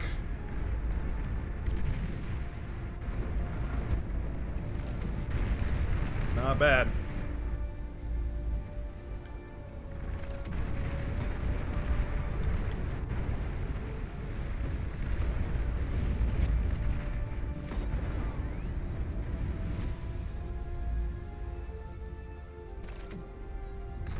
Alright, come on, boys. Pick up the speed here.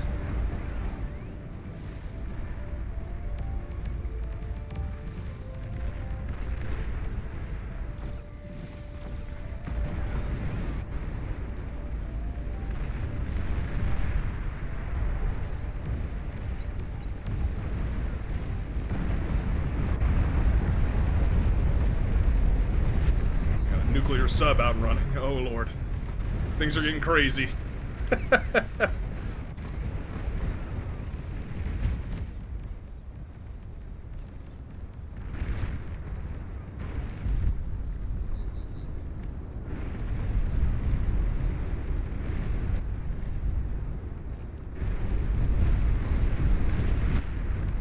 We ultimately have got to get this guy going. With what are even my fighters? Here they are. Nuclear bomber detected. Enemy flagship detected.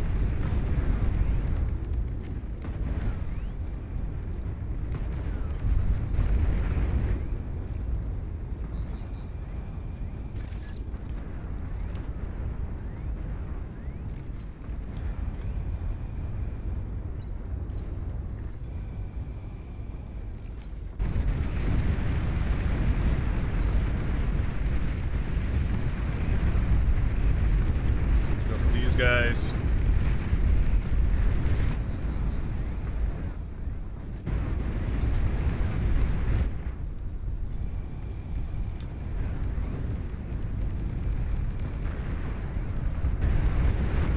Oh wow. But we've actually got enemies Zero inbound. the Whoops. flowing metal. Probably need to do something about that.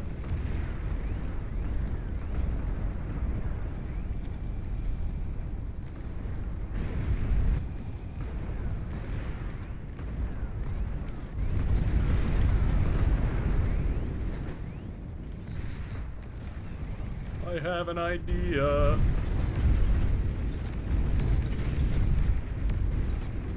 Let's see. We gotta go for some of these, methinks.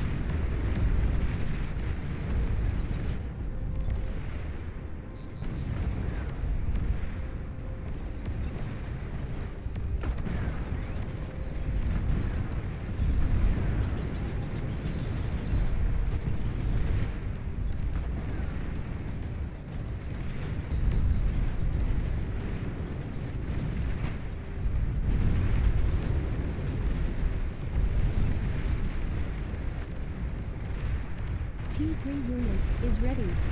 There we go.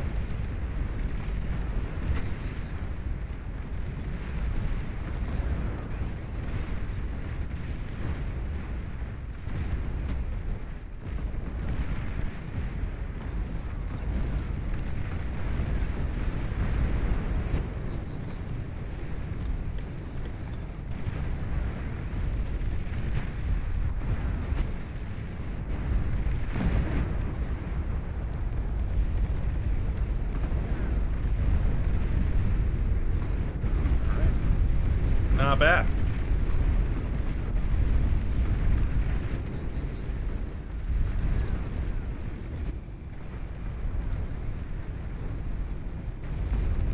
Let's go ahead and go for a bunch of these. I think these may be the future.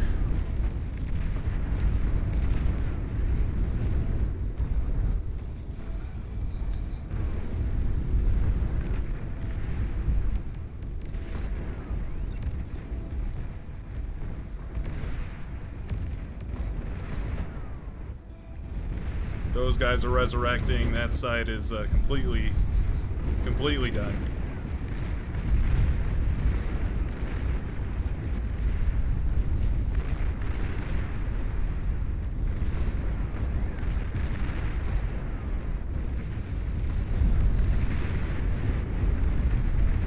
Well, these guys are getting through. That's really weird. I don't know how this happened, but I'm not going to be mad about it.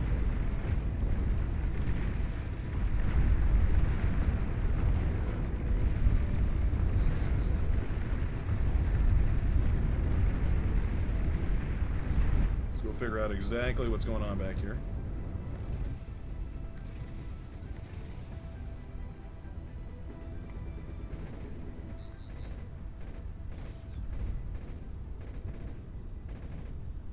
Come on.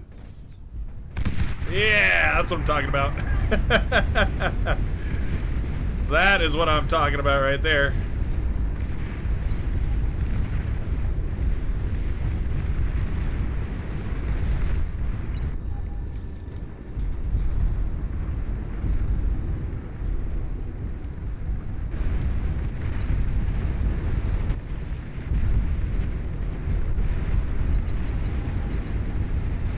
These guys have a little bit of anti-air on them too, so they're quite good.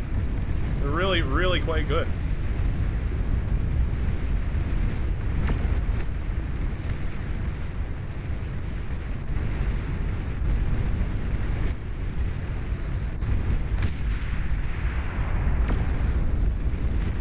All right, come on. We got this. We got this. Keep scaling. Keep expanding.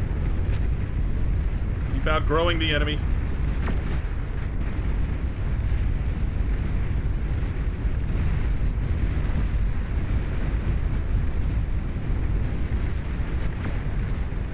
There we are. Now we're making some progress here.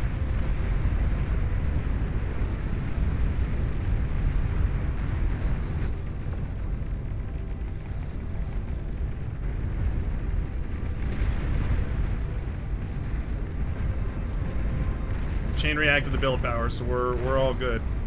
I've just got to get into this eco. I think we've done it.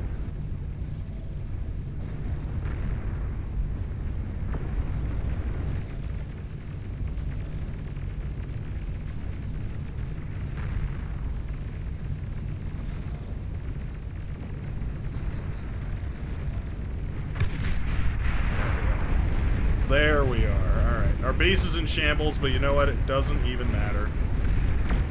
It's all good.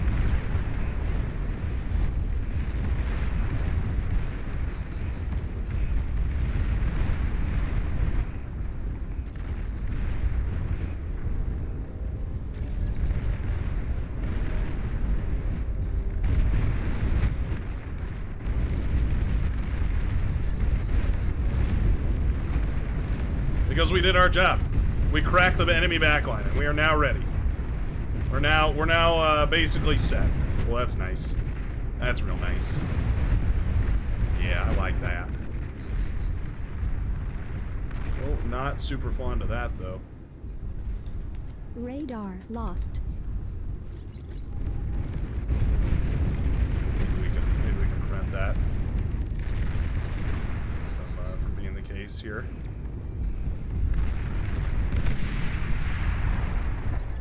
Not super duper chill.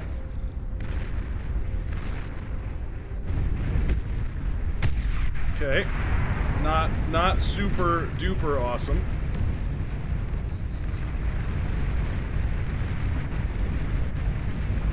I thought we killed this guy. Maybe we didn't kill this guy. Yeah, I thought we did, but we didn't really. This is all just support units. What? T3 unit detected.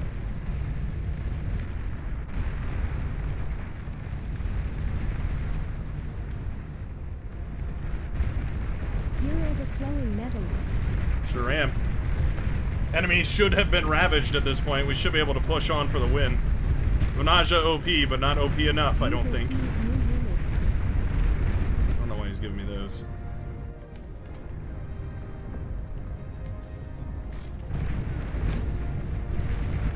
You've received new units. I've received a new base.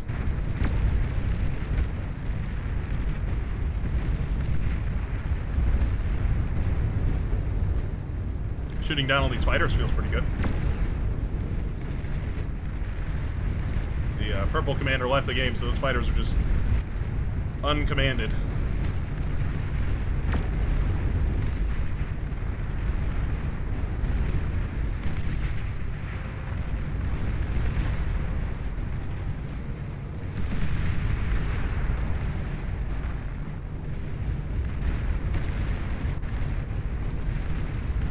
Alright, not bad.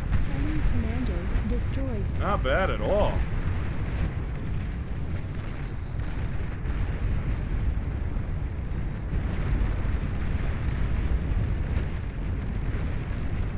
Let's go ahead and glass this guy. Enemy commander destroyed. You're overflowing metal. Turn him to obsidian.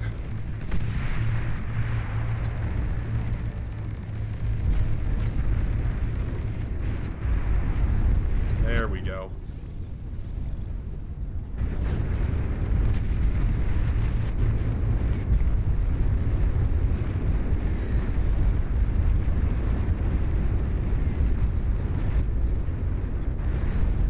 One of these made it out alive. You know what? I'll take it. Wow, we did not have enough bubbles back there, actually.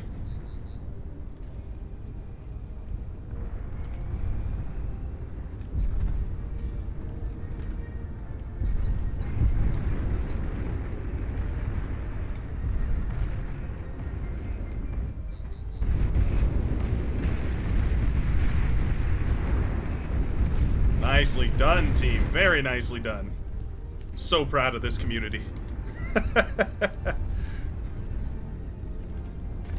can stop this. Let's build 2 of these. The whole job is just to make fighters. They just go like this and like this.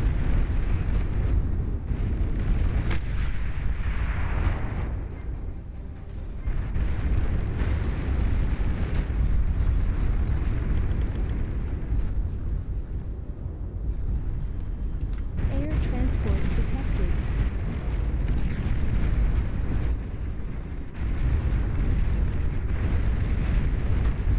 He's got Razorbacks. All right. One in Rome.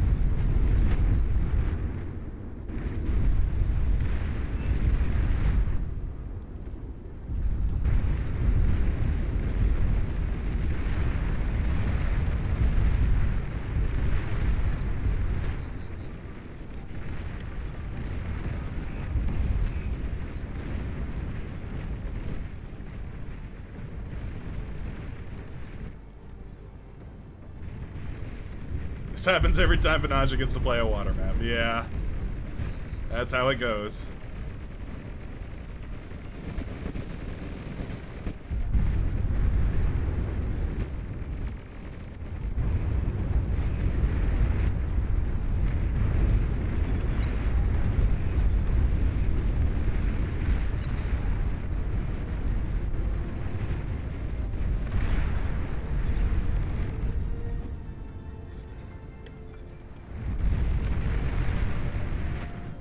Planes reclaiming, very OP for sure.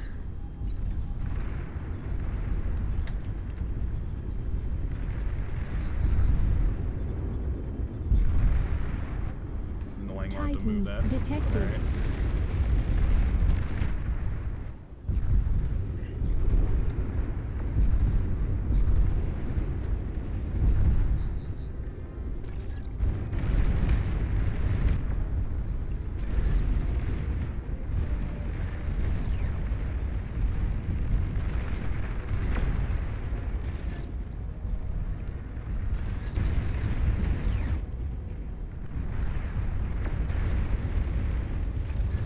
Go.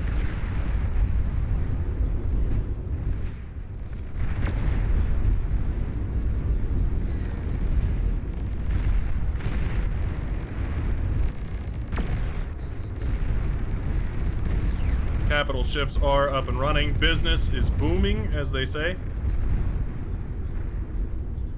It's looking pretty good. It's looking pretty good.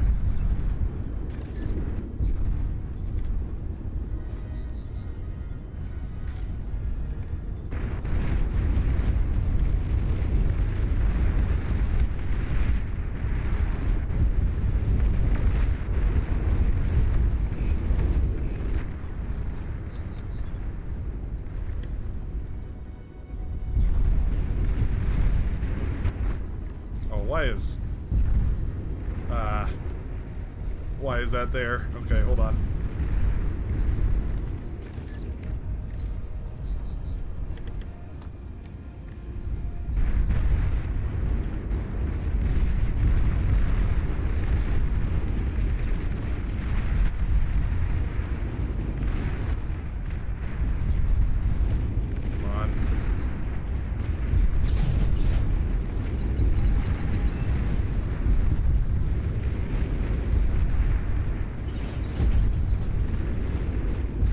Away.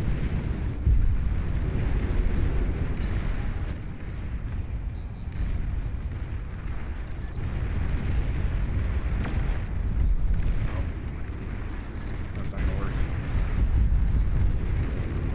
Oh well.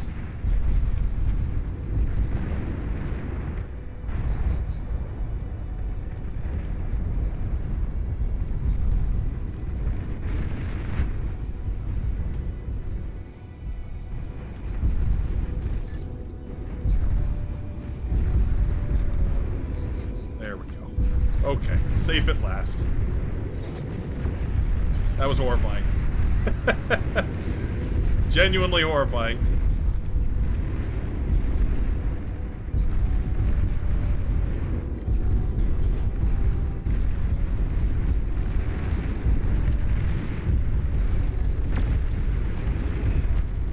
Hey, look at that, trying to rebuild. I applaud. I applaud the effort.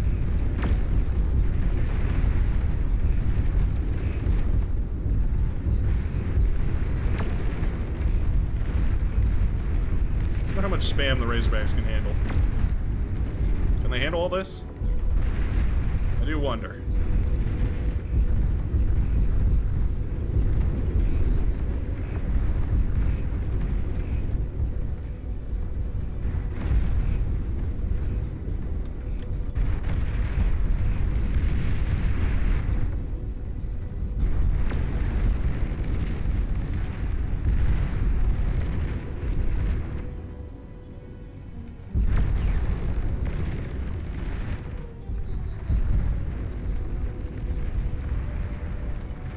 Go ahead and help this guy out. We've still got a bunch of these. May as well use them.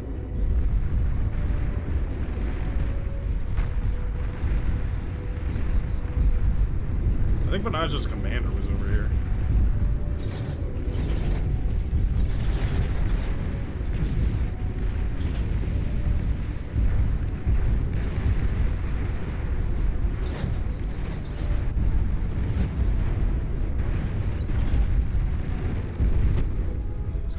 Pop-up turrets over there, okay. Alright.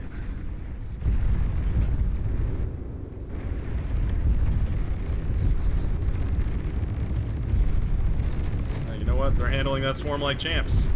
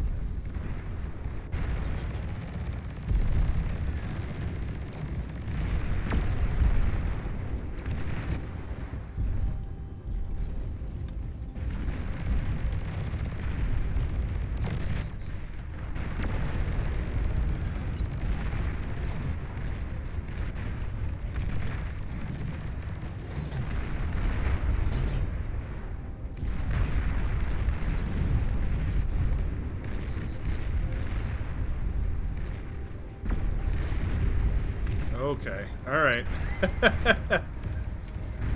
Yeah, I had a feeling something like that would be coming up.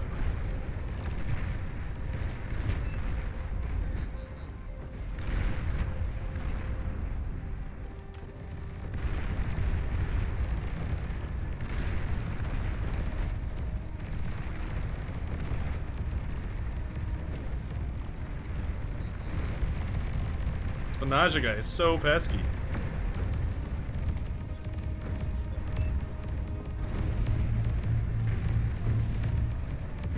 Look at that. Look at the build power on this guy.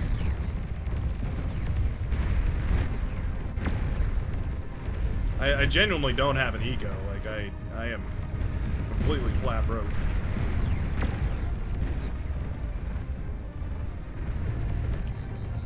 I think Vanaja might be able to do it. Like, he genuinely has enough stuff, and we cannot break him.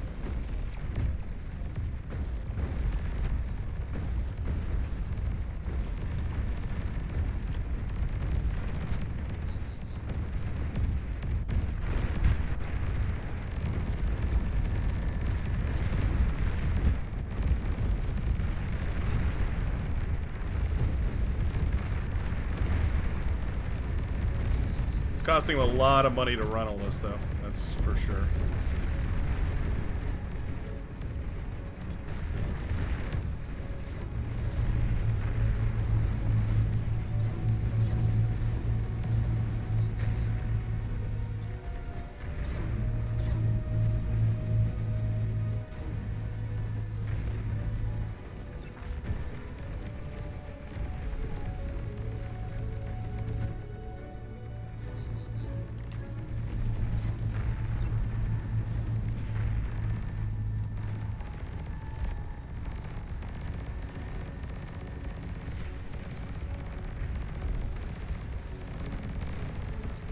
One of 4 commanders remaining.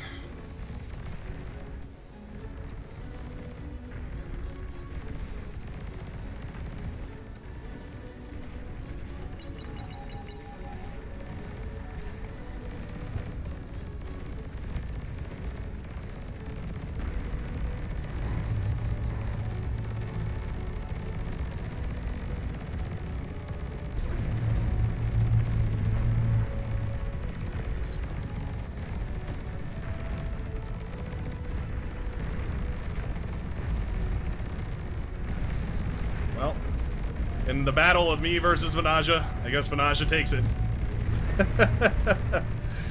Oh, man. This drained literally all of my APM. I have none spare left over.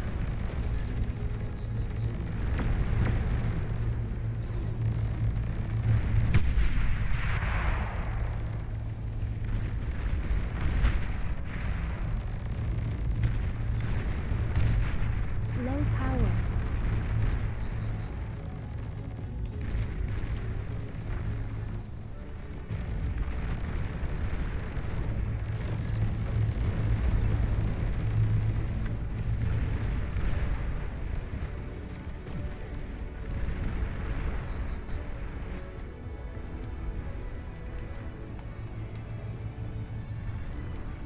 It's probably got 4 times the economy that I do, if I had to guess.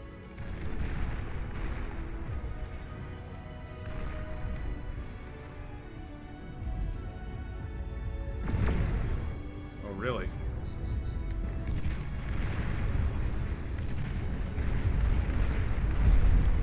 You've received new units. An allied commander has died.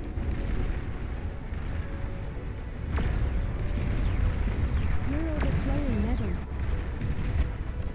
You've received new units.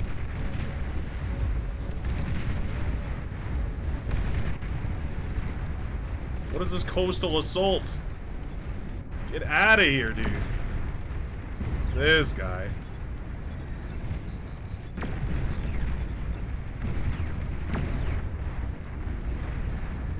So much AA, oh my god.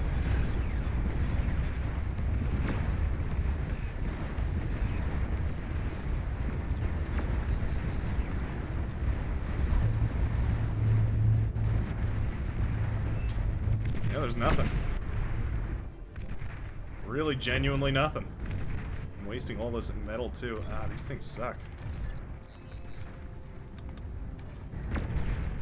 Flak for days, yeah, basically.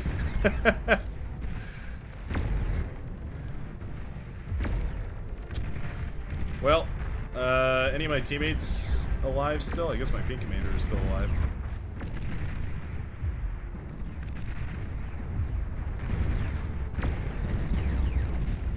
Entirely sure if I have anything else. Yeah, resign. GG Vanaja. Who is too stubborn to die. And also had a T3 gantry and blew me up before the rest of the team could swipe him out.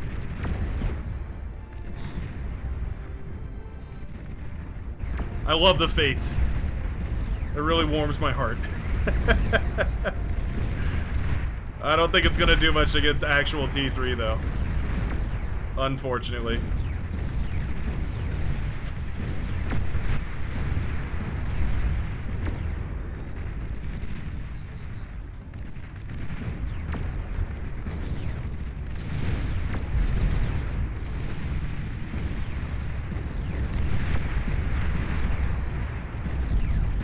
GG.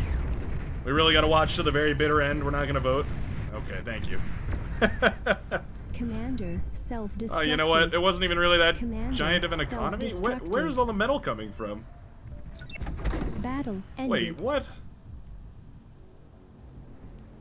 I guess that's... How many fusions is that? 1, 2, 3, 4, 5... 7 fusions? Yeah, I mean... Alright.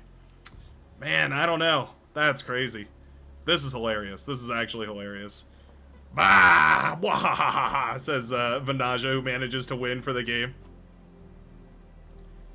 Ah! So frustrating. So, we literally killed everybody except for Vanaja. And we couldn't kill him in the water because he just has a million capital ships. Unbelievable. Shows you how OP the water is in this map. Can't believe it. Triton's pretty goated though.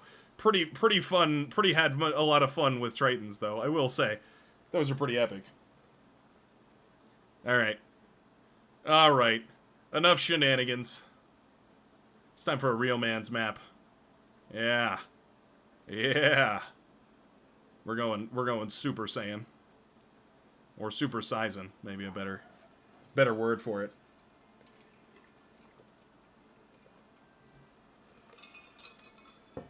Going Special Reef, baby.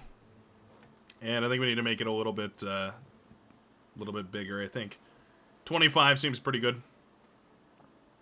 That'll work, yeah. 1, 2, 3, 4, 5, 6, 7, 8. Perfect. Perfect.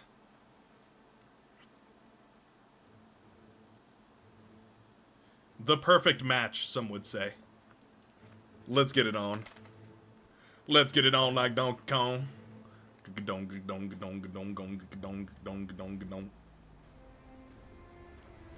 you. Thank you very much. I will be here all day to entertain you. You're so welcome. You're so welcome. Oh, man. Still so salty about that loss. I can't believe it.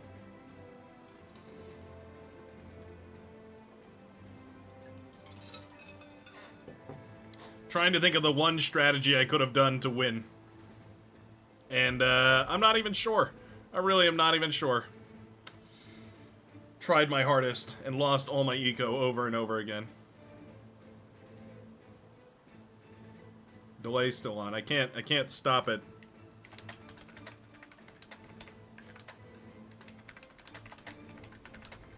It's one of the weird things is I can't like get rid of the delay.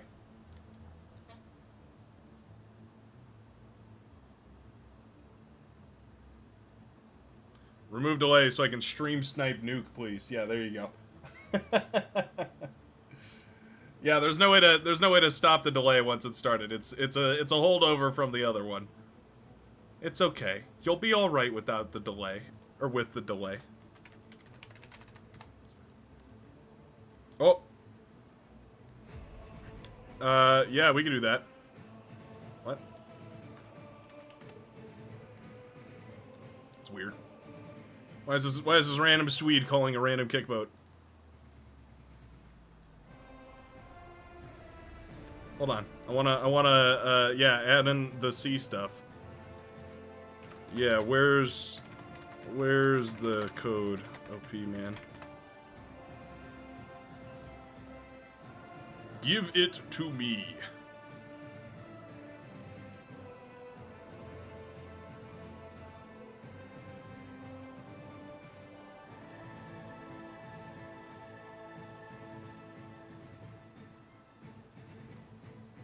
I still don't understand why we were kicking this guy.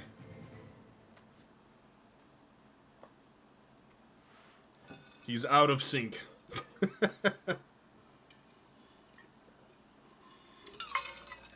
Sir, you have been removed from existence for being out of sync.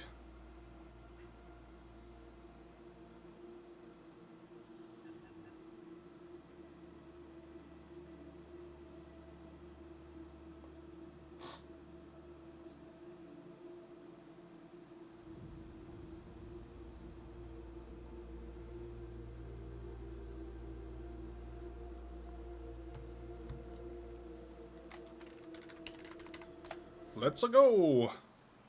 Here we are. Now we're on our way. Oh, there he is. Thank you.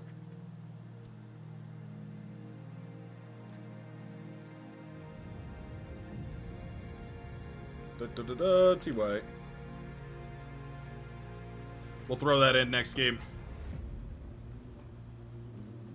Have a little look-see for next game.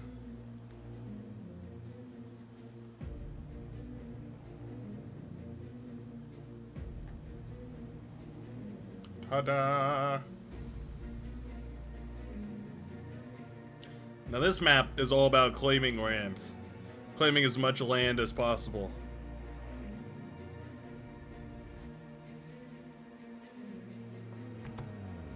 Some people like to go out, some people like to go down. But in all honesty, it doesn't matter, as long as you go. As long as you go somewhat way, things are gonna be alright.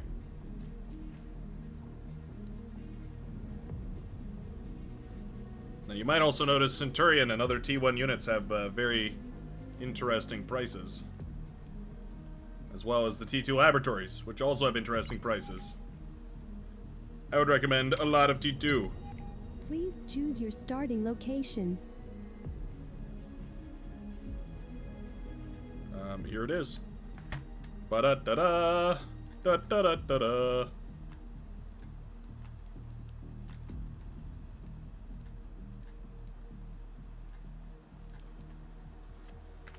There we go. Alrighty then.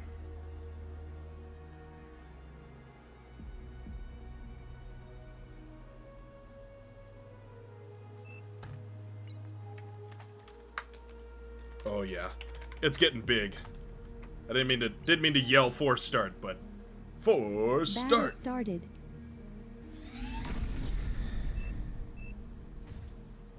Right where my wind was gonna go. Dang. I wanted that wind. Let's go for some wind turbines. Yeah, that one ain't happening.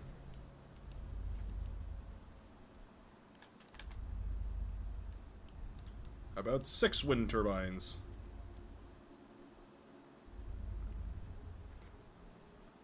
And done.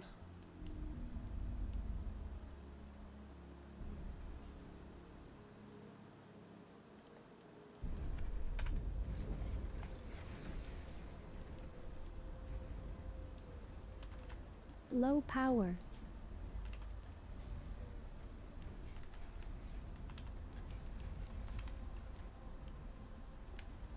That'll work.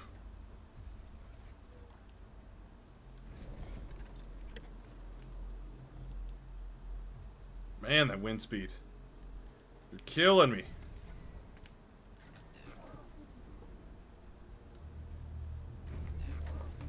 Sheesh. Come on, man. Just a little bit. I just need a little bit of wind. Just the teensiest, tiniest little bit. Come on. Oh, this is a terrible, terrible start. This is so bad, I'm actually making metal. Do I actually have to put down an emergency solar panel? Is that where we're at right now? As a society? You. Build me 4 solar panels. Yeah, very cheap. Super cheap.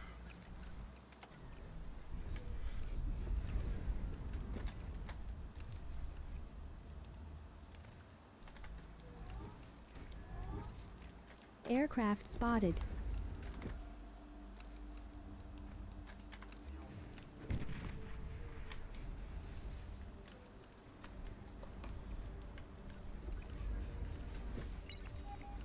Well, ladies and gentlemen of the jury, that would be what we call a bomber. Yes. Ooh, ah. Stare at its glory as it ravages our base and all of our money evaporates into thin air. Whoa, a holy army of ticks. Alright.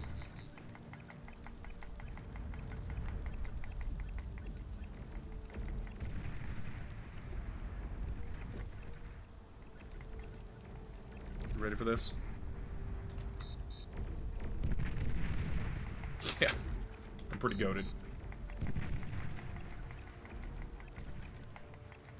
What can I say? What can I say, ladies and gentlemen? Did you expect anything less out of the BrightWorks? How could you even? How could you even know to expect any less when you only see greatness? That's what I'm talking about. Alright, alright, alright, come on. Enough of this. Enough of this nonsense with the grunts, and harassment, and making me angry. They're making me very angry. Yeah, Grunt's not missing anymore is such a nice thing for them.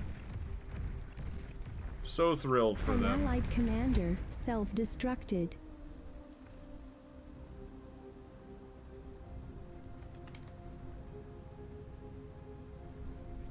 Wind speed just has not been. Has not been. It really hasn't.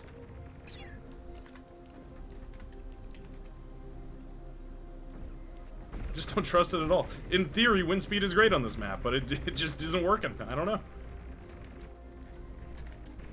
Don't ask me why. Wish I could tell you.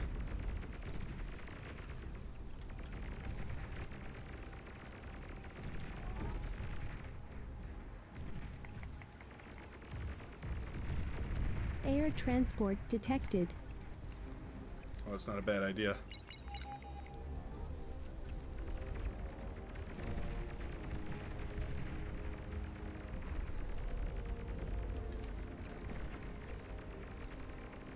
Broccoli, man, I need you up here, man. Man, Broccoli. Are you with me, or are you against me?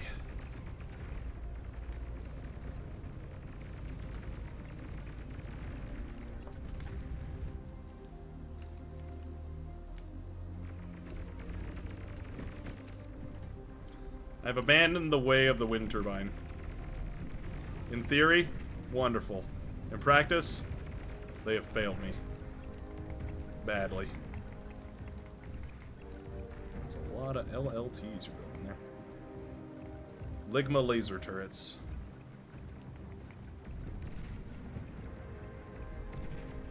Okay. Got a special surprise for you.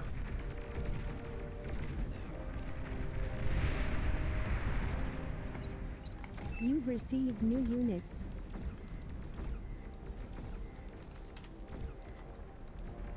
Did. Oh boy.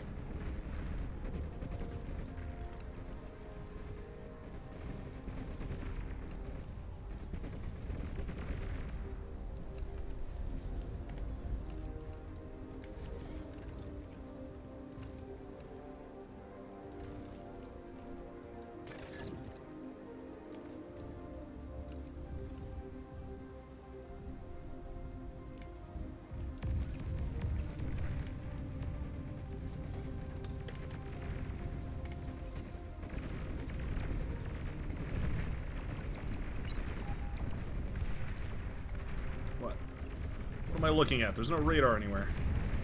Oh wow. There's no LT there. I lost all my units.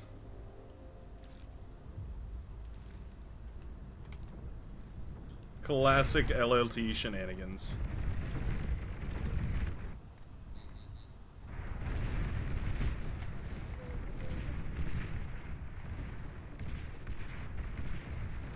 I'm just gonna run for my life. I've now got 2 armies angry at me. And 0 solutions to that problem.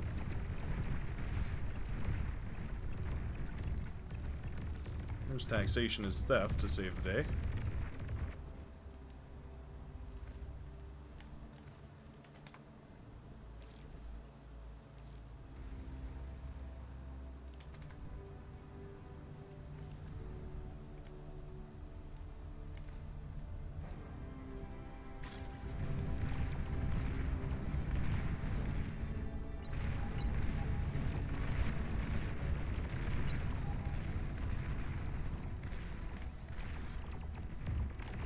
A lot of them. We've lost. Now it's a matter of how do we take it back.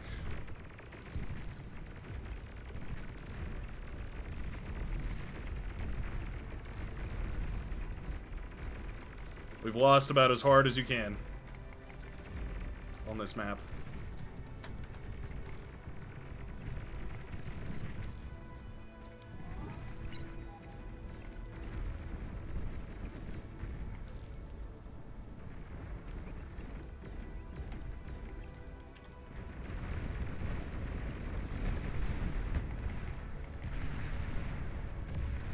Well, these guys no longer have that little machine gun thing.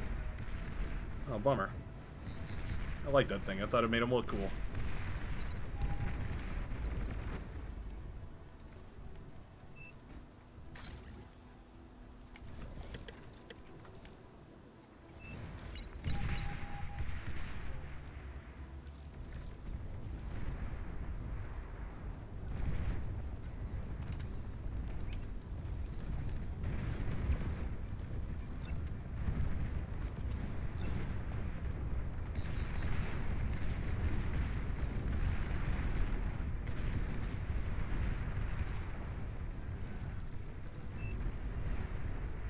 I feel like they do a lot more damage, though.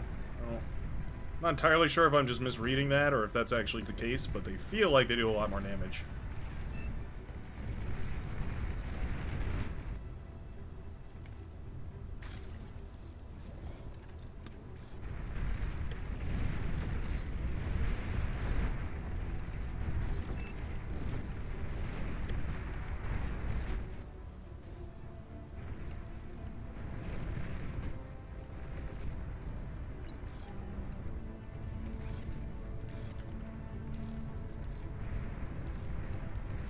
Enemy commander destroyed.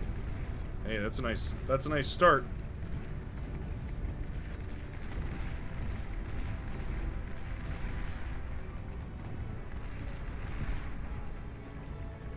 That is a pretty nice start.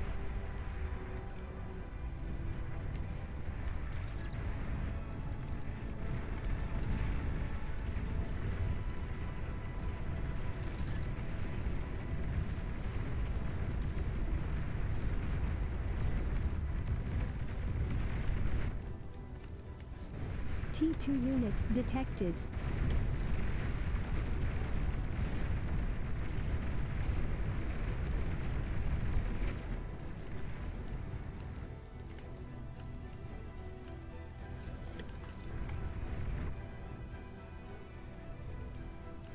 Won't this take 30 seconds per?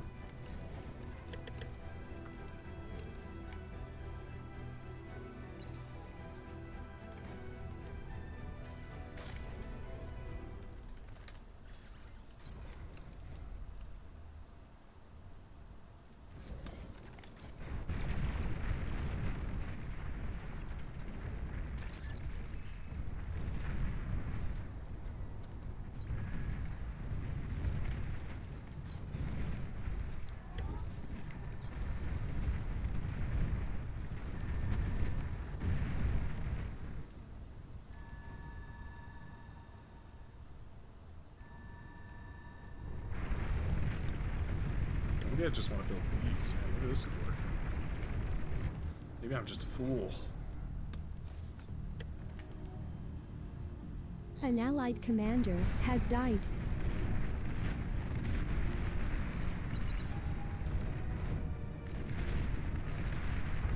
commander destroyed.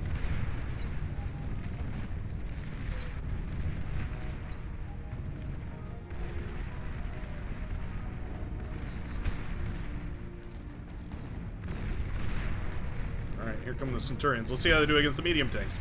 Pretty good. Pretty good, I would say. They can kind of hold their own. They're like, yeah, pretty solid.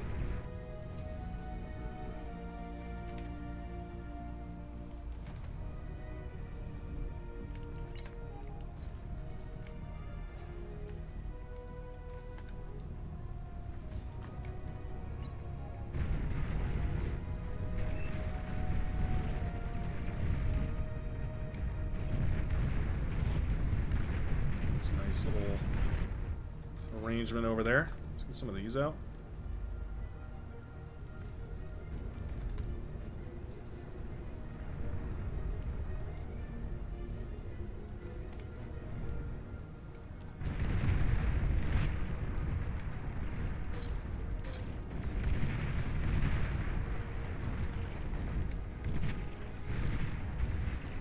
Go.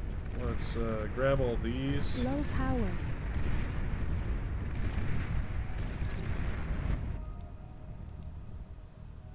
Low power, that's always good.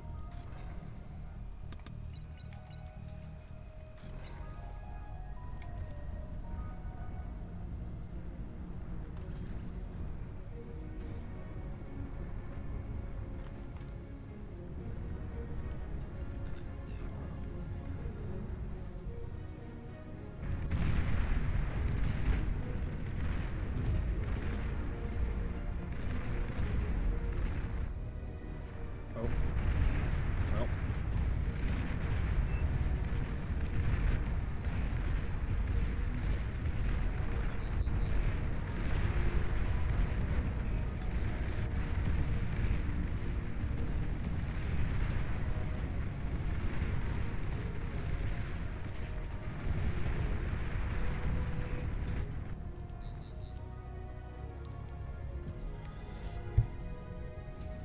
I guess we're just going to build a bunch of advanced solar panels, because, well, I guess we gotta work on this eventually. One thing at a time, though. I guess these are using a bunch of energy, too. Probably a ton of energy. 500 of it, yeah. Half our energy there, half our energy here.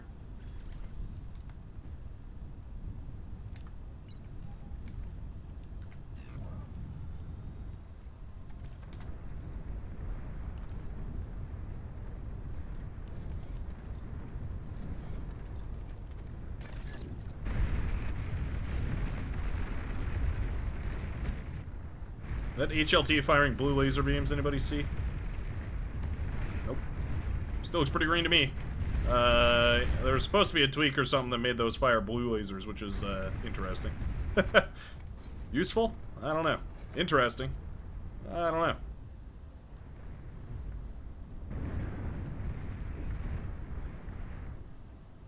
Man, I need a fusion reactor badly.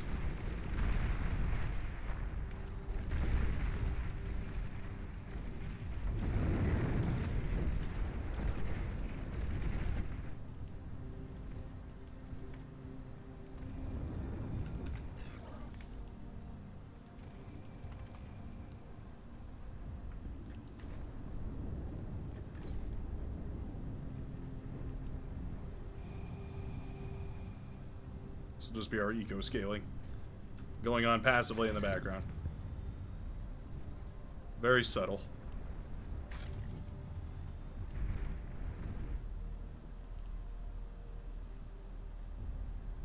Let's get this first fusion up and running. I'm going to feel a lot better. There we go. All right.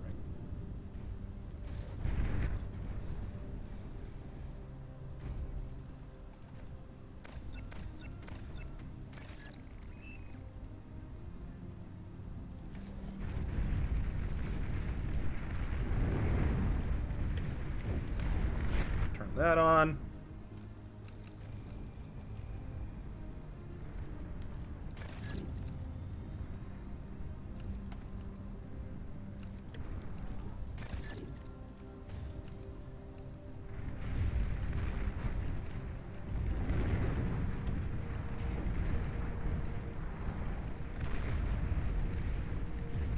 This is probably a pretty good place for one of these.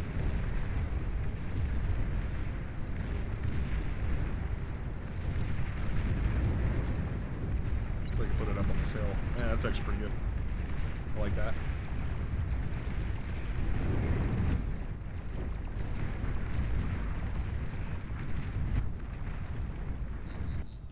Now we're wasting energy. Okay.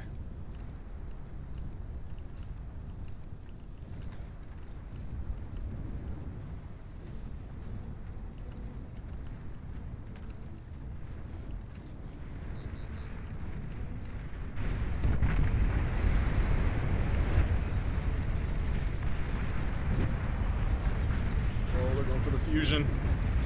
I think he's got it, though. Defense is solid.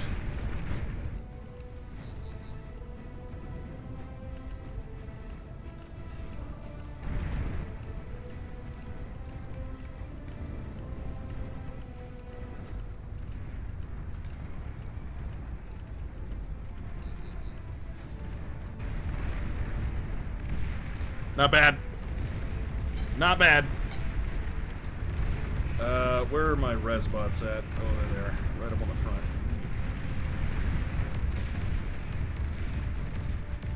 front. What's he doing in there?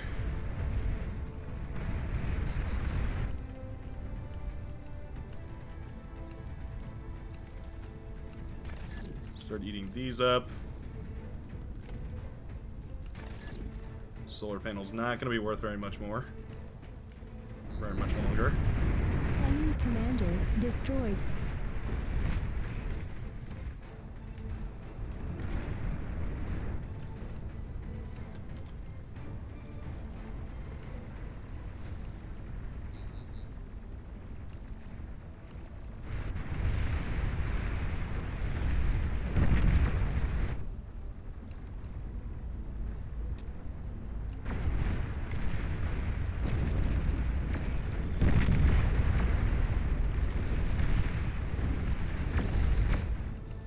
That up, and let's go ahead and get one of you guys out.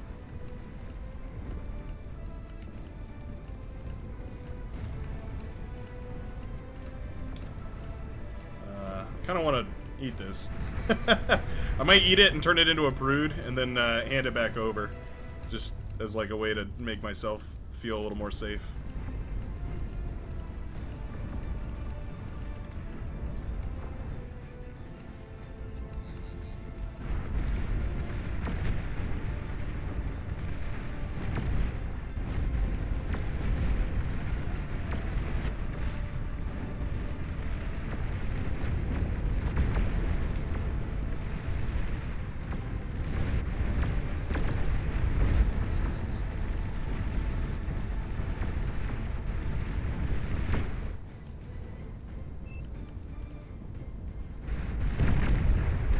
Think so. I mean, maybe. Maybe it's changed. I don't know. There might have been a change to it. Yeah, hold on. I think there might have been a change. It might be like higher recharge speed or something like that. Not entirely sure. I can't remember exactly, but I think there was something about that. Yeah.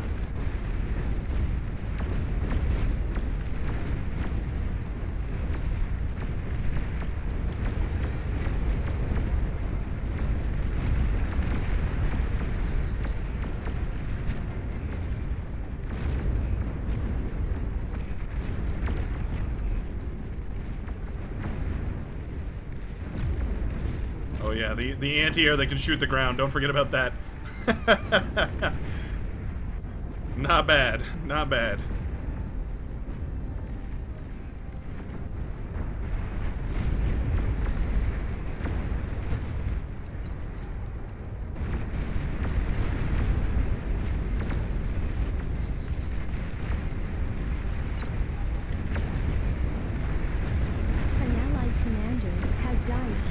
Push on this side.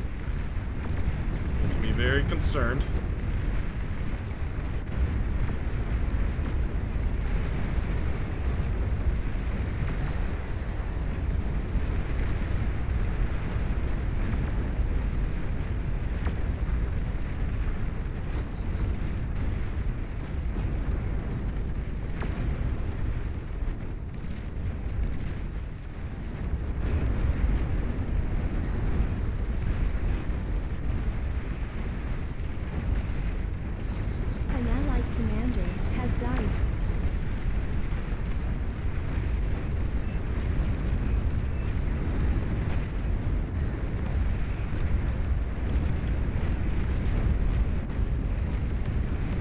What a spam.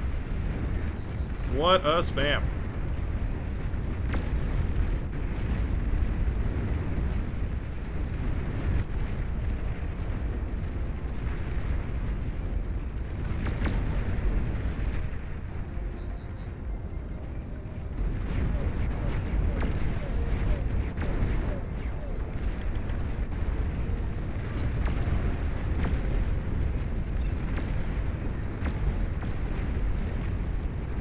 Firefly's pretty good.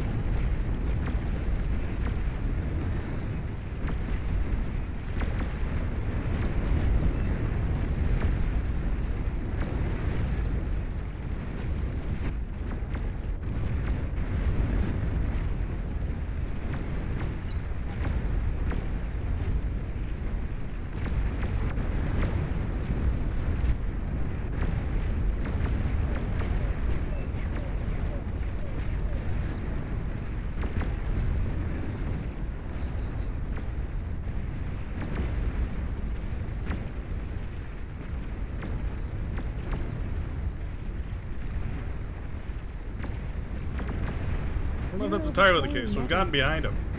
Yeah, we're overflowing metal at this point.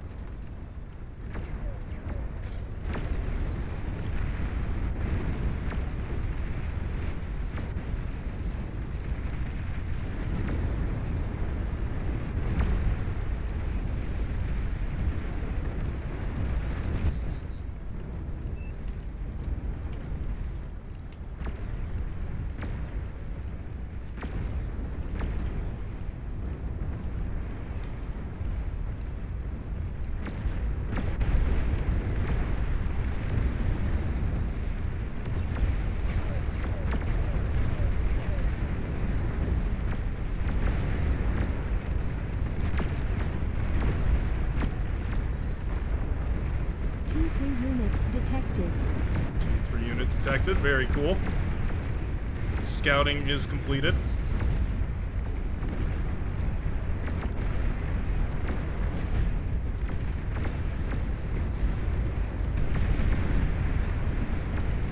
Where are our Juno missiles?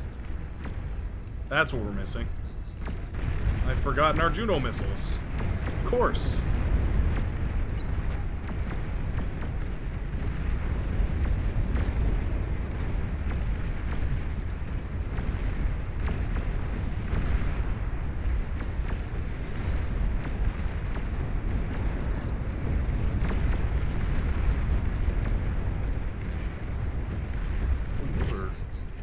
Big boy tanks.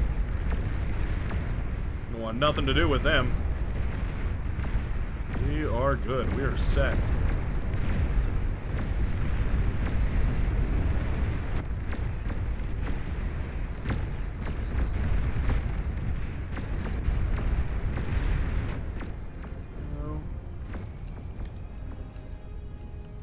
Alright, thank you for zooming me all the way out to Mars.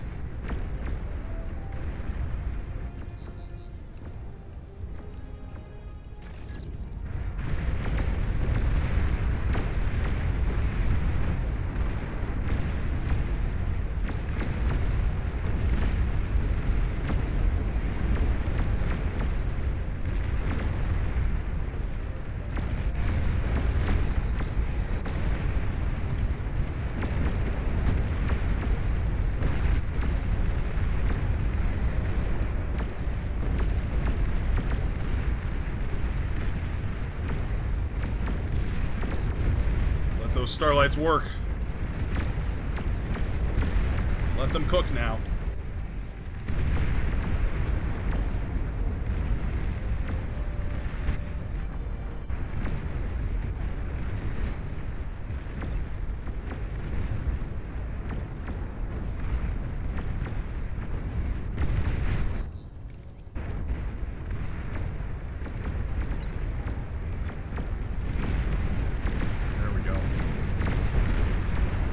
General missile's gonna do so nicely.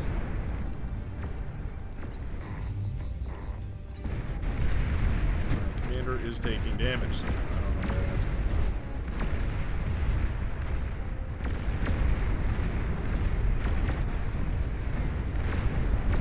Enemy commander destroyed.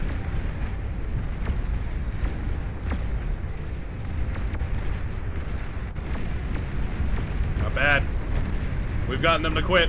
Our team is more resilient. In the face of fear and unyielding agony, we have prevailed.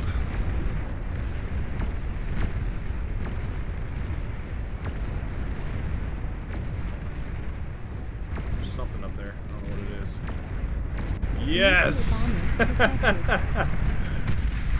Damn. I was not expecting that. Very OP. Nice push on the northern side. We had the Starlight counterattack. Managed to grease the wheels a little on this left-hand side. I think we saved it. I think we saved it alongside our Maroon Commander Mib here. We managed to pull it back together. It was very close call. But I think we managed to do it. We managed to do it, ladies and gentlemen. That's what I'm talking about right there.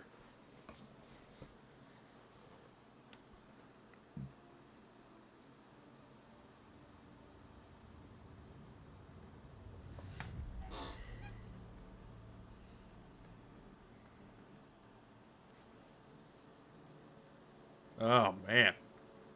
That's some good stuff. That is some good stuff, but unfortunately, it appears the lobby has crashed. It appears the lobby has crashed, and that is actually pretty good timing, because that's about where I gotta cut it off anyways. Thanks a ton, everybody, for showing up for Nation Wars. That was an absolute treat to get to watch the best of the best go up against each other and represent their nations or their coalitions today against each other. That was an absolute blast. Tune in tomorrow for the grand finale. We're gonna have the finale and the grand finale, so both of which will be, or the semi-final and the grand finale, that's what I'm trying to say, will both be happening tomorrow, so feel free to tune in, same exact time as yesterday. If you enjoyed these games as well, feel free to tune in on Saturdays, 12 before PDT. Usually that's over on my channel, the BrightWorks channel, but you're more than welcome to join in without watching the stream if you're more of a player and less of a watcher.